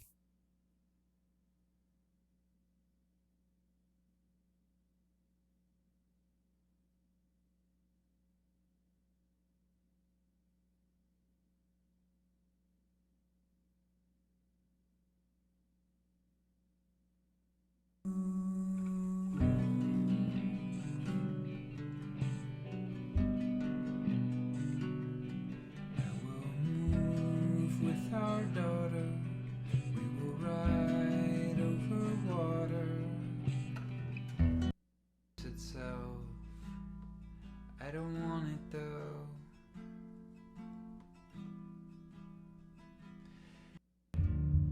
And the bedroom door. Okay, shit, I'm interested. Sounds up my alley. Adding that to my fucking need to listen to, need to watch later. Okay. Mount Erie, Crow. Okay. GSTV. Spirit, they've gone. Spirit, they vanished. And Co. I thought Austin might throw an Anco one in there, but not any of the obvious ones. Though the Glow Part 2 is better? To any Anco fan, that one is probably friggin' goddamn obvious. Okay, well, as it turns out, I'm pretty crappy at album title acronyms. I think he's being too hard on himself. He did very well considering he only got the one hint. We go. That's wholesome. That's me being terrible at that. If you guys like seeing me struggle and be in pain, let me know in the comments, and maybe we can do another, and I'll totally suck at that too. Mwah. Over here next to my head is another video you can check out. Hit that up or the link to subscribe to the channel. Anthony Fantano, album titles of Forever. 1, 2, 3. Ah!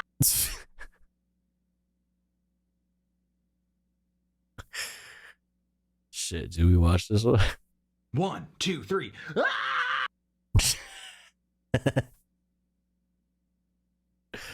What do we think? Oh, fuck. Wait, there was no music. Oh, wait, I was just playing music. Oh, hold on.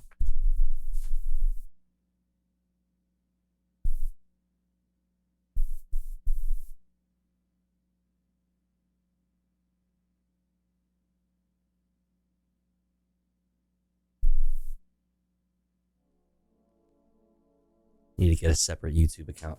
Yeah, for that. Or I have my other YouTube account for that. It's annoying. You can't like, you have to pay for like a family account in order to like listen to music related content or watch music related videos on YouTube. You can only do it like one account or like one machine at a time. It's fucking annoying. Fucking annoying. Crow Magnetron, good morning. Time to wake and bake? I'll join you. You have to pay for a family? You're my family. Oh.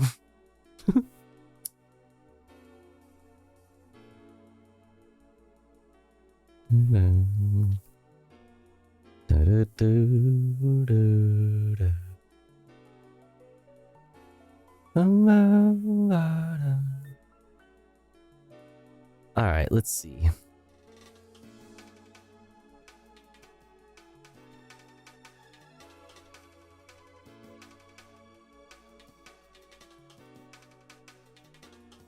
Let me see.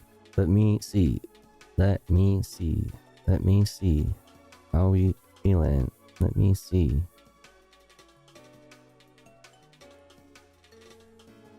All right, chat, listen. It's been a good stream. I think I should call it here. It's already 5 a.m.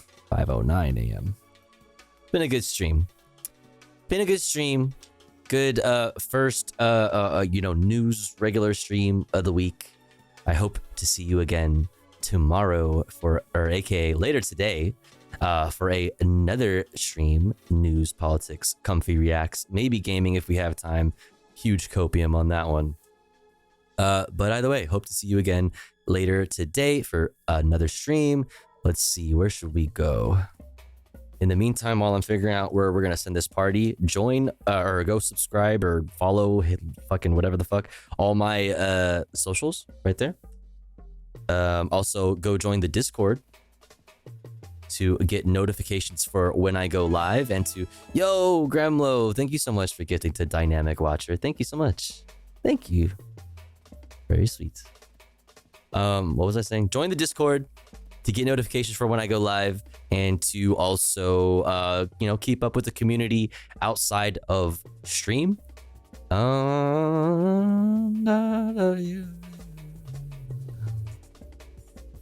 the fuck is live? Gremlo's live. Let's go say hi to Gremlo. Gremlo. Go spam. Go fucking spam the fuck out of his chat.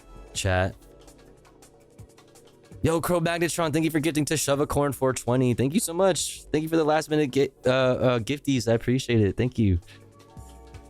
Yo, we're gonna go fucking hate raid. we're gonna spam so much in chat. Oh my god, it's gonna be crazy.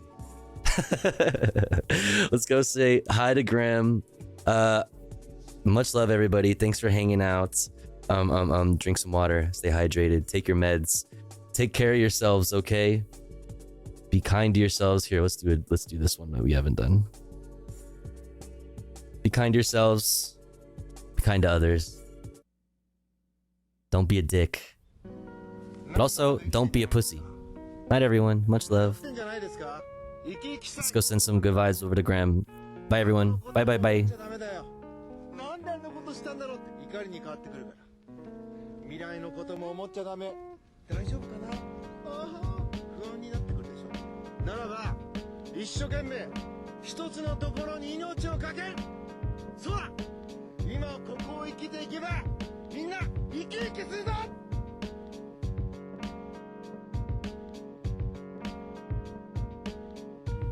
諦めんなよ。